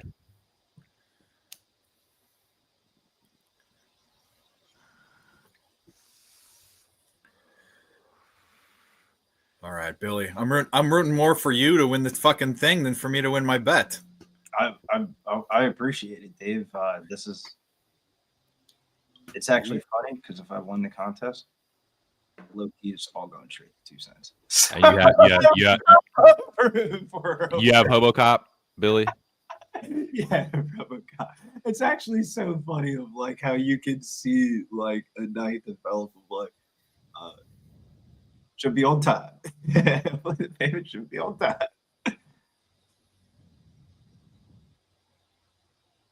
Come on, Cannonier. Dude, this ain't Emo Bob, dude. This ain't Kaio.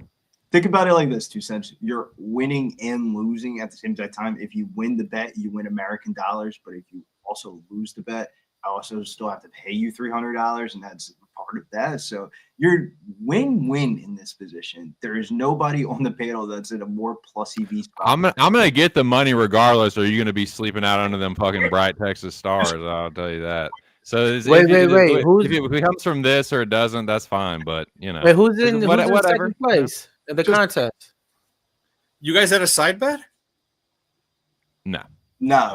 2 cents prepaid for our Airbnb, and we. Oh. Stenny's in second. Yeah. Oh, okay. Billy, you're for sure going to Palooza? Yeah, I got to go out to Vegas. Man, I want to go so bad. I don't know if I'm going to be able to. I'm gonna be in Japan, bro. I'm having surgery in April, so I don't know. I don't know what they want to do that close to. Shit. You and Joey can have a camp out. You can come join the non-drinking club. Oh no, that's not it. I'm not going to. I don't succumb to peer pressure. I'm a fucking grown man, but I just have some stuff. Yeah, you do. No, I don't. Dave, I didn't seen you drink the nastiest shit I never seen somebody drink on. Well, this is the thing. That is true. But I'm also a sucker for like publicity and like being crazy. Dude, Billy has had some fucking zingers tonight, dude. Just like one-liners. It had mucus in it, bro. Like mucus and like fermentation, and he drank that shit like it was like Kool-Aid, bro. I was like, it was 11-year-old moonshine that was opened, kept in a wine cooler for 11 years. Nasty. He had like white chunks in his beard. Oh, stop it, bro! I got a clip, bro. I just can't right now. It's worse than Come on, Cannonier. Fucking boot that. So look. He needs our help, y'all. Hurry up. Billy, read it out. He said, UPK. I was on. Says, hey guys, main events. I'm a main event. I'm on the fence. I cash Hill by decision. Delgado KO. Zalal by decision. Shahbazyan by first round KO. Bomb the rest of the card. I need to play for this main event. I would bet RoboCop to win by knockout in rounds 2, 3, 4. 2, 3, 4. Well, what, like individually? Nah, there's a FanDuel combination prop. You don't have a FanDuel one. I think it's like plus 1,200. What if he doesn't? Cannonier money line for me, UPK. There you go. Cannonier money line. You got Gregory Rodrigues to win in 2, 3, round 4 or 5, 6, 7, 8, and shit like that. You know what I mean? Might as well bet them all. I think fight not going the distance. I want to say Gregory Rodrigues wins inside the distance, minus 130-ish.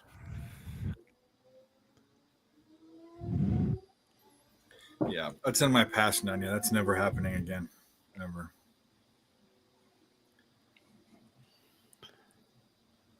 Yeah, Cannonier could get knocked out. Like he's older. He definitely hasn't looked the same since his knee surgeries and stuff. But yeah, I mean, and Gregory Rodrigues might be a glass cannon, but he is a cannon, man. He hits hard. But yeah, I think the glass chin's going to come back to bite him.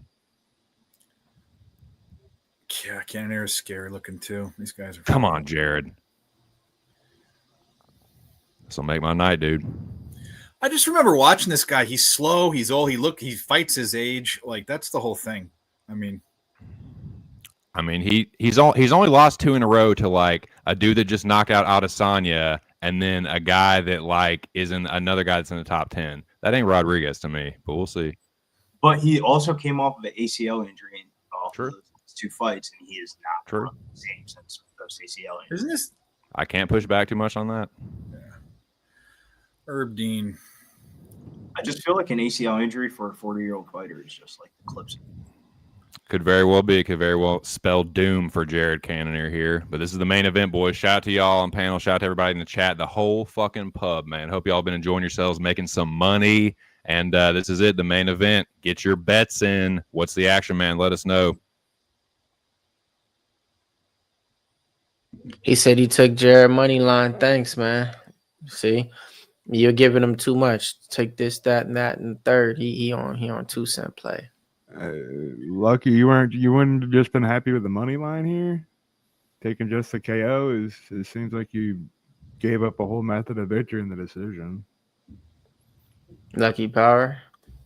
No. Big show with the bet shaming. I just want.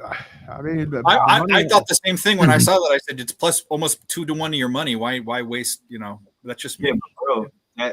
The odds on that shit is just not correct. If he's getting greedy. Lucky Power. I hope if he wins, I hope he wins by knockout. I'm saying the knockout prop for Gregory Rodrigues, to him to win by knockout on rounds 2, 3, or 4 at plus 1,200, bro, that's not correct. Oh, that's great. But yeah, what if he didn't have those options or that odd? I'm you know, saying, though, bro, find the book that got it, because that's wrong. That's his like win condition. Is that what you did too? Yeah. Oh hell yeah! Is this the middleweight fight? They touch glove. Yes, sir. Yes, these guys are fucking huge middleweights. Hey, Cannonier came down from heavyweight, and Rodrigues could easily fight at 205. Yeah, they're fucking. These guys walk around at 240. I bet you anything. Yeah, I mean easily 215, 220, easy. Yeah. Probably more. I don't think this one's going to the 3rd round. Anderson Silva was 230, Why not get out of the first? Here we go. Tentative glove touch. Start things off. Inside low kick from Jared Cannonier. Checked by Robocop. Stop plus 500.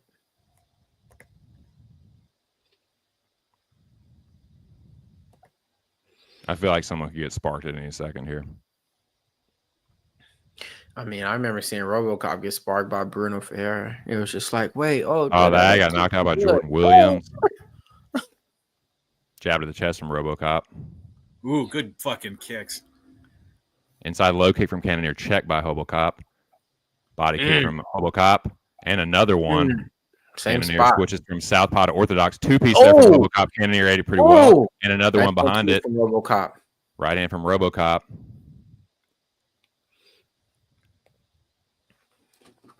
RoboCop steps in with a right hand left hook that lands on Cannonier. Cannonier with a nice right hand there. RoboCop ate it pretty well. Hey, don't. Two-piece from RoboCop. And 1-2. again, that 1-2 is finding a home early for RoboCop. Holds the center of the octagon. Hard outside low kick from RoboCop. Hold my nachos. Nice. Ooh. Outside low kick from Cannonier. I'm a little ahead. So Left hook right hand from RoboCop. Uppercut. Two-piece. Sits Cannonier down. Sit down. Cannonier back to his feet. I just want some water. Cannonier gets to a body lock on RoboCop. Probably trying to regain his faculties. Cannonier got RoboCop pushed up against the fence. Needed a thigh there from Cannonier. Probably just trying to get a breather, honestly. Let me breathe. He got up that quick. Cannonier, I don't know what he's doing because like RoboCop definitely has the grappling advantage. I don't know if Cannonier's trying to take him down or what the fuck this is. RoboCop with a knee to the body. Ouch, ouch. Cannonier with a nice uppercut there. Well, it was nice little nice right hand from Cannonier in the pocket there. Rodrigues blocked that one. Two-piece from Rodrigues. The two, when Gregory Rodrigues is throwing that cross, it's connecting. That jab ain't, but the second hand cross is he's landing that right hand over and over and over again. Cannonier can't eat too many more of those. Two-piece there from Jared. Nice jab there. Miracle. Ooh.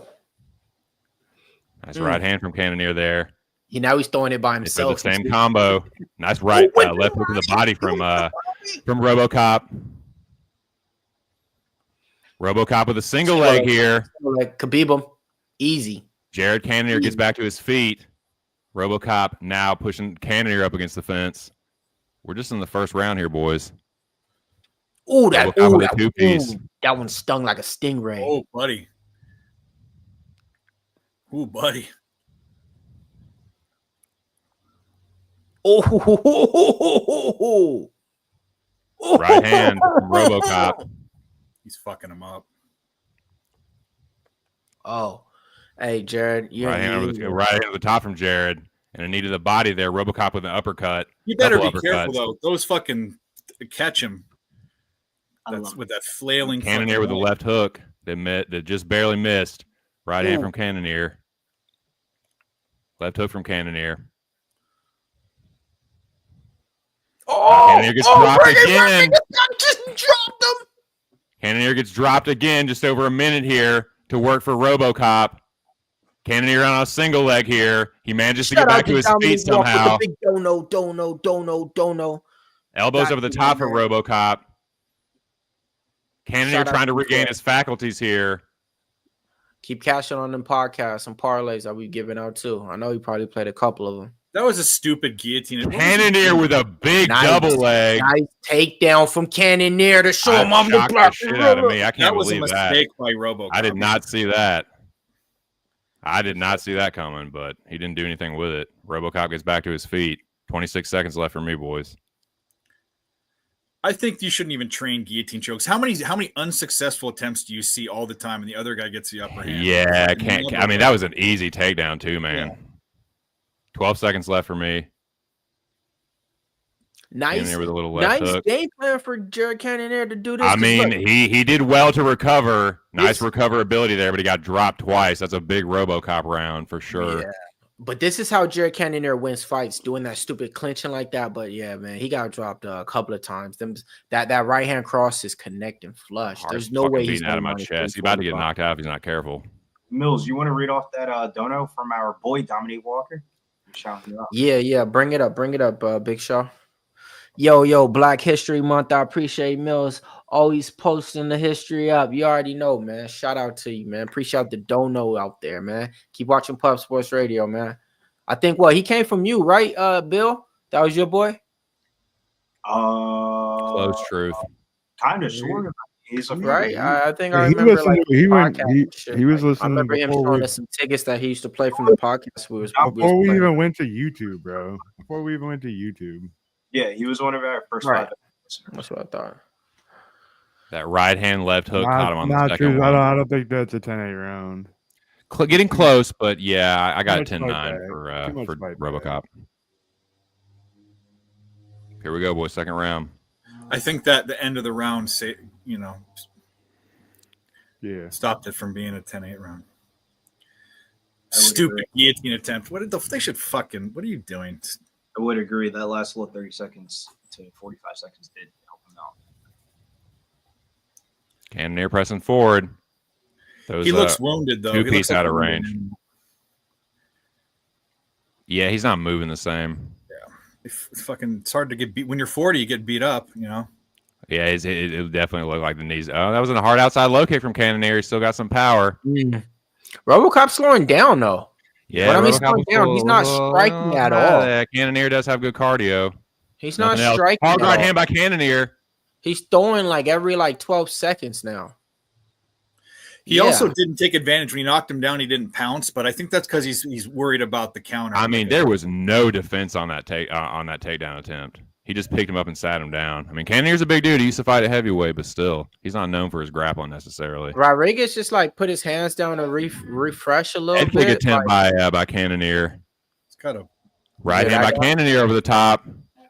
Come on, Jared. That guy? Okay. My son said he's Rodrigues. Cannonier jab to the body. Rodrigues bleeding under his right eye. Eye socket, bro. Bleeding.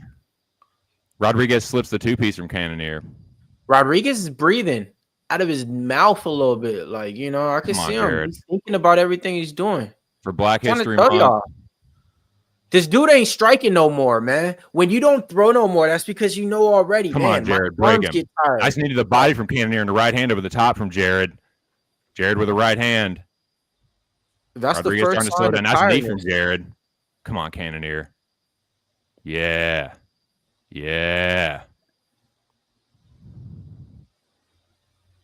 What's he? Yeah, something's wrong. Outside low kick from Cannonier. Rodrigues pumps a jab. It went from 1-2. That 1-2 was so clean. He ain't throwing no 1-2, bro. He's tired. Come on, Jared. Mash the gas on him, dude. In 5 minutes. The volume. Outside low kick again from Cannonier. Wow. Hey, y'all better hop on some live lines, bro.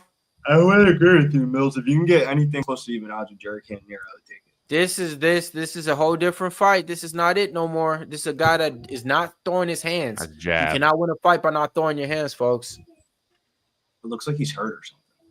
Yeah, I don't know what's going on. That eye's bugging him. That's right hand from Cannonier. Rodrigues fires back. Come on, Jared. Shouts to Dominique Walker with the gift. Oh, nice left hook right hand from Cannonier. Whiffed on that one. Outside low kick from Jared. Come on, Cannonier. Crazy. Nice left hook from Cannonier again. Missed with the right hand. Another outside low kick. Couldn't tell if Rodrigues might have checked that one. Man, Cannonier might be able to just coast out this. Left hook from Rodrigues. Right hand to the body goes Cannonier. Cannonier's the favorite, folks. That's why that line didn't switch. Rodrigues. It was like minus Cannonier 360 after round 1. And another one. Oh, another left hook from Rodrigues. Okay. Good punch by him.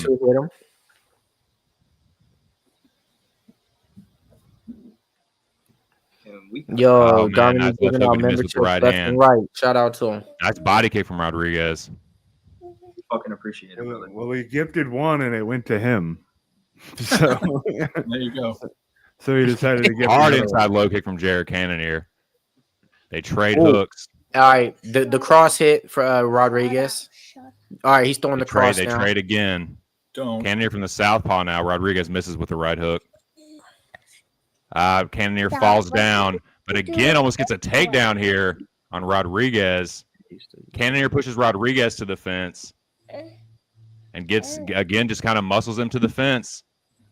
Get over here, boy. Showing a little bit of a strength advantage. Oh, nice right hook, Jared Cannonier. And again to the body. To the body. Nice Yeah, knee I to the see that. body. And an Knee to uppercut the there, body. Cannonier. That's gonna pay Hard right dividends, hand to the boys. top from Cannonier. Just need to clip him on the chin. Just clip him once good on the chin. He ain't got it there. He's got a hard head. Got a big old HGH head, but clip him on the chin. Cannonier pushes Rodrigues to the fence. Short hooks from Cannonier and an Ooh. uppercut in the clinch there. Cannonier. Rodrigues with a body kick. Fire. This is a levels fight, like you guys said on the podcast, 2 Cent, and in that level of a first round fighter compared to a guy who's fought for the belt and climbed his way back in, is definitely showing, man. Rodrigues Shout hands out on the to- fence. He put his forehead against the fence, like Right. The dude headbutted What's the wrong fence with him? I don't almost. understand that. Is he Low gassed already? I don't know. Like fucking 55-year-old cardio. He's a bro. big roided Yeah, up I dude know. that might not be 32. He's not in shape, bro. Nah, bro. I think He's not 32. Yeah. He is not younger than 35. He might not be like 40 like Cannonier, but that motherfucker is not 32. I'm not believing that shit. It's like those kids in the Little League World Series. They find out they're like 17. Remember that? And they're like playing like 12 year olds. He's from the place he's from in Brazil is like one of the most dangerous, least sanitized. Like it's a shithole, dude, with probably dodgy birth records. Like that motherfucker ain't 32. You are right, though. The place that he does come from, Brazil, is kind of shut out. All right. Just get lucky and catch him and knock him out. Let's just fucking go. I feel horrible about my bet. You know that last fight took a lot out of him. That last fight was not it. That last fight made me tired. All right, Cannonier presses forward. Still got to be careful. RoboCop's dangerous. Cannonier pumps the jab. Cannonier misses with the right hand. Don't get wild, Jared. Just stay within yourself. You can win. You can beat this dude. Third round, boys. RoboCop pumps the jab. Cannonier putting the pressure on. RoboCop with the left hook. Nice outside low kick from RoboCop as Cannonier pumps the jab. RoboCop misses with the left hook again.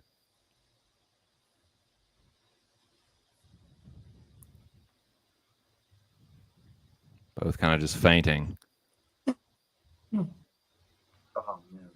Cannonier misses with an outside low kick. RoboCop misses with a big high kick. Cannonier in southpaw now. RoboCop, Cannonier with a nice inside low kick there. RoboCop misses with the left hook. Nice body kick from RoboCop. Outside low kick. RoboCop with the left hook right hand. Man, They just trade couldn't jabs. get on the side at all. Cannonier pairs a jab, left hook from Cannonier. That was nice. RoboCop tries a 3-2 again.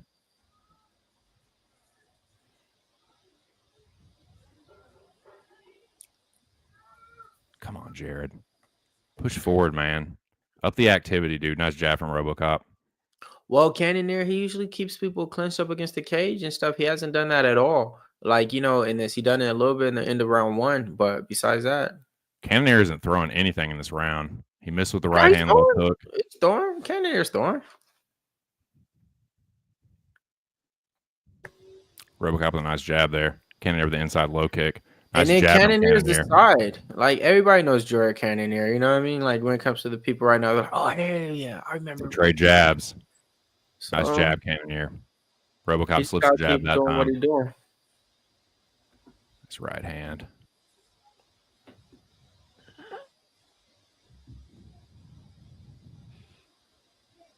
There you go. That's right hand Cannonier. Answered by RoboCop. They trade jabs. RoboCop got the better of that one. Jared goes jab to the body, answered by a check left hook from RoboCop. 2.5 minutes left in this round. So the over 2.5 just hit on. Cannonier misses with the left hook and stumbles. RoboCop pushes forward with a 2-piece to the body. Cannonier with a jab. And another one. Ooh, RoboCop nose busted Fights open. evening up now. Rodriguez is definitely winning there. this round. Yeah, I agree. You know? RoboCop's under his left eye is busted now. Both of his eyes are fucking busted up. Yeah. And we're only in the third round, you know, so Yep. But Cannonier looks tired. It's 1-1. Cannonier does look tired. RoboCop just landed with a nice right hand too. Yeah. Cannonier clinches up and misses with He's the a left wrestler hook. now. He's gonna wrestle. RoboCop with a 2-piece. Oh, nice left hook from Cannonier though. Dave's been around the podcast. Cannonier wrestling now. Oh, nice left hook, Cannonier. But a hard right hand from RoboCop in return. RoboCop leaking now. RoboCop misses with an uppercut. Cannonier doing some damage at the end of this round.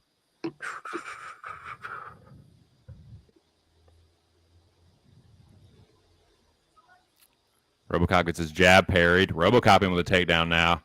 Cannonier got pretty good takedown defense, though. Trying to tell you how you left hand. You better keep his hands up. Nice left hook from Cannonier. Backs RoboCop off. Back up. Now hard right hand from RoboCop. Cannonier ate it well, though. They trade jabs. RoboCop right hand to the body. Trading them like Trader Joe's, yo. Cannonier gets a 2-piece counter from off a leg kick. I don't like those naked leg kicks, Cannonier. I don't like that. I don't like that.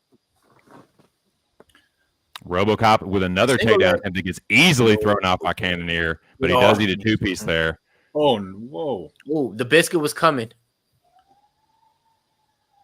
UC Irvine.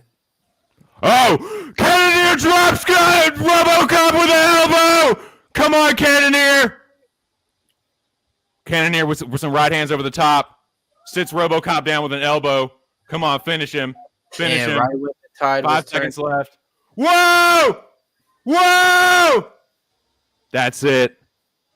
Into the third round.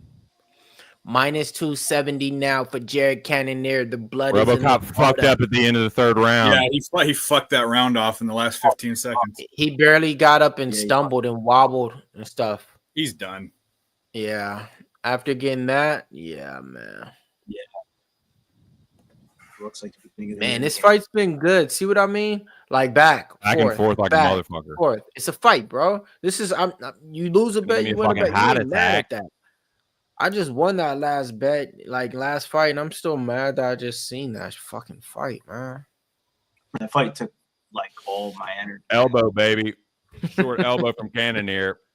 Like You were cashing on everything on there. Bam, bam, bam. Shahbazyan killed it. Da da da. Everything energy high, and then that shit happened. Yeah, bro, I've been yawning ever since, bro. Bullshit. Man, if there's a few more seconds at the end of that round. Oh yeah, definitely. You would have had it. RoboCop sucking wind. Hands on his hips. Yeah, he's done. He just totally fucked that whole. He won that round. Cannonier's right eye's fucked up. Yeah, no, RoboCop's done. UC Irvine. Yeah, but Cannonier's pressing the gas. Oh, left hook from Cannonier. Cannonier pouncing on him. It's over. Cannonier pouncing on him. It's over. Whoa. Right hook. Cannonier pouncing on him. Rodrigues goes down. It's over. Jared Cannonier by knockout. Let's fucking go. And your boy's the winner tonight. Let's fucking go. It was a levels fight. Like I always fucking said, cash it, boys. Yeah. What's up now, motherfuckers? Rodrigues, RoboCop. Suck that, you Rodrigues dick suckers. It was always a levels fight. He was never on the level. This motherfucker got knocked out by Jordan Williams, and you thought he was going to fucking beat Jared Cannonier? Suck that, dude. Jared Cannonier. Shout out to all the veterans. Shout out to everybody watching. Jared Cannonier, Black History Month. Let's fucking go. Got a big win at the end of the night. Yeah, baby. That's what's up. Would not be anywhere else but right here at the pub. Make sure y'all smash the like button. And he gave that play out on the podcast for you guys, okay? So, like, if you guys are looking for like a good dog, a good flag to be planted, I want to say he planted his flag on Jared Cannonier and everything like that. So, shout out to him. Gave that out already. That was an official bet, man. So, yeah, I think that was the first bet that I've had tracked because I had Crute, got screwed on that one, but then I laid it down on Cannonier, got it done at the end of the night. Whether it's the first fight or the last one, dude. As long as you end up winning, that's what's important, and got the win finally. That's 2 in a row for your boy. Yeah, I'm never mad to see Jared Cannonier win at all. Even though I thought Rodrigues was inside, I thought he was going to win inside the distance. And I took him to win, I think, in round 3 and 4. But yeah, me, like I said, hey, I'm never mad to see Jared Cannonier win a fight. So that dude won so much money for me back in the day. So I can't trip. Shouts to Jared Cannonier, bro. I did not think he was going to come out in the second and third rounds. He just went for it, and he got it. And I lost the contest, but Stats and Stacks wins first place in the UFC contest tonight. I don't even know who that is, Stats and Stacks. That sounds familiar. But that sounds familiar. Can you guys explain the rules and stuff like that for contest winners? Because we did have a little bit of a boo-boo. Needed that one in a big way, boys. And it probably more than some of y'all understand, but I really fucking needed a win this week, dude. But yeah, gave that shout on the podcast, planted the flag, was convicted on it. Just saw that line, man. It won't right. Good shit. It was a great call. Appreciate it, Billy. Well, y'all want to put a bow on this thing? Yeah, shout out to everybody that cashed with us, man. In there, shout out to everybody that cashed in the chat, man. Oh shit, Nanya said he put 5 fucking racks on plus 240 and got him. Hell yeah, man, 5 racks on him. Yeah, dude. We always be doing that shit, man. Shout out to Zophie, Dominique Walker, Pachico, Lucky Powers in the chat. Let's see who else. We got Swig that been rocking with us. Wine Time, UPK at Capilla. Hey, he told you play on there and won. We had another guy who had a Cannonier plus 300, and he tried to get bet shamed by Big Show, and he said, "Why do this and that?" Hey, cash it. So shout out to everybody in the chat that was cashing, man. That was the bet that won, huh? When Big Show bet. I did win. It was really good. Right. That bet won too, plus 300. Just trying to educate the people out there, man. Just don't, bet responsibly, right? Yeah. I bet responsible. You gotta get it out the mud, man. Get it out the mud with a plus 210 that you're all jumping around about. That's what I'm saying. Trust your gut. The NHL's an all-star break. The NBA's an all-star break. College basketball Sunday slate suck. You had to chase it for the biscuits. Shout out to Philip V in the chat, man. He cashed round 4 Cannonier. So yeah, that had to be some plus money. Got to be at least plus 14 to 1600. I want to say. Hell yeah, man. Oh shit, bro. He said not 5 racks, bro. He put 5 mils on that shit, bro. You already know how you do, man. Let's go, man. Shout out to everybody for rocking with us. If y'all want more content like this, check out our social sites. Check out everything over here at Pub Sports Radio. Watch the podcast with us live every single Tuesday night. Just how it's about 100 people on live in the chat. We be having about like 30 to 40 up in there. So we want to get it to 100. So, hey, man, this is where we break down everything. We don't agree on shit. You know what I mean? And we go over everything in detail. We let you know if the price is right on fights. We're going to give you a parlay to get paid. We talk about it. We talk about how we make our legs. So if you guys want to see exactly how that process is made, check out the podcast. If not, it's cool. We'll catch y'all next week, Saturday. You already know how we do. Yeah, you can follow over at Getting Pills _ at Billy Bruce DFS. Sure, you guys tap in, man. Swept the card tonight. Much needed first. I want to say first week of the year, but went 5-0 on bets. Can't fucking complain. Gave out some on the fucking podcast as well, and it was a great fucking day.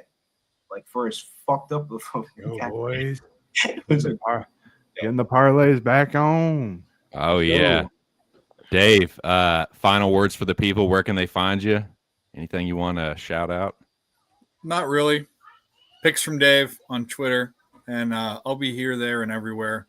Good hit, by the way, on Cannonier. I don't know what I'm doing with that. don't fucking. Dave talks about not parlaying, don't lay the juice, blah blah. The one time when I fucking do a parlay, it fucking loses. So fuck that. I'm gonna stay in my wheelhouse and bet the other 8 sports that I cap. Beautiful. Well, have a good night. Hey, you too, man. Like I said, shout out to everybody on panel. Shout out to everyone in the chat. Big Show, Swig, everyone that works behind the scenes. The entire pub. I cannot wait to see y'all down at Pub 4. So yeah, man, if you have not gotten your tickets and accommodations already, they are going quick, and even if you can get them, they're going to be expensive. So I will go ahead and jump on it. But yeah, man, shout out to everybody. Got a much needed win. We will be back for the next event. So shout out to all you guys. Best of luck next week. Hope you made some money. And yeah, 2 cents and everybody else, we be pubbing. Peace.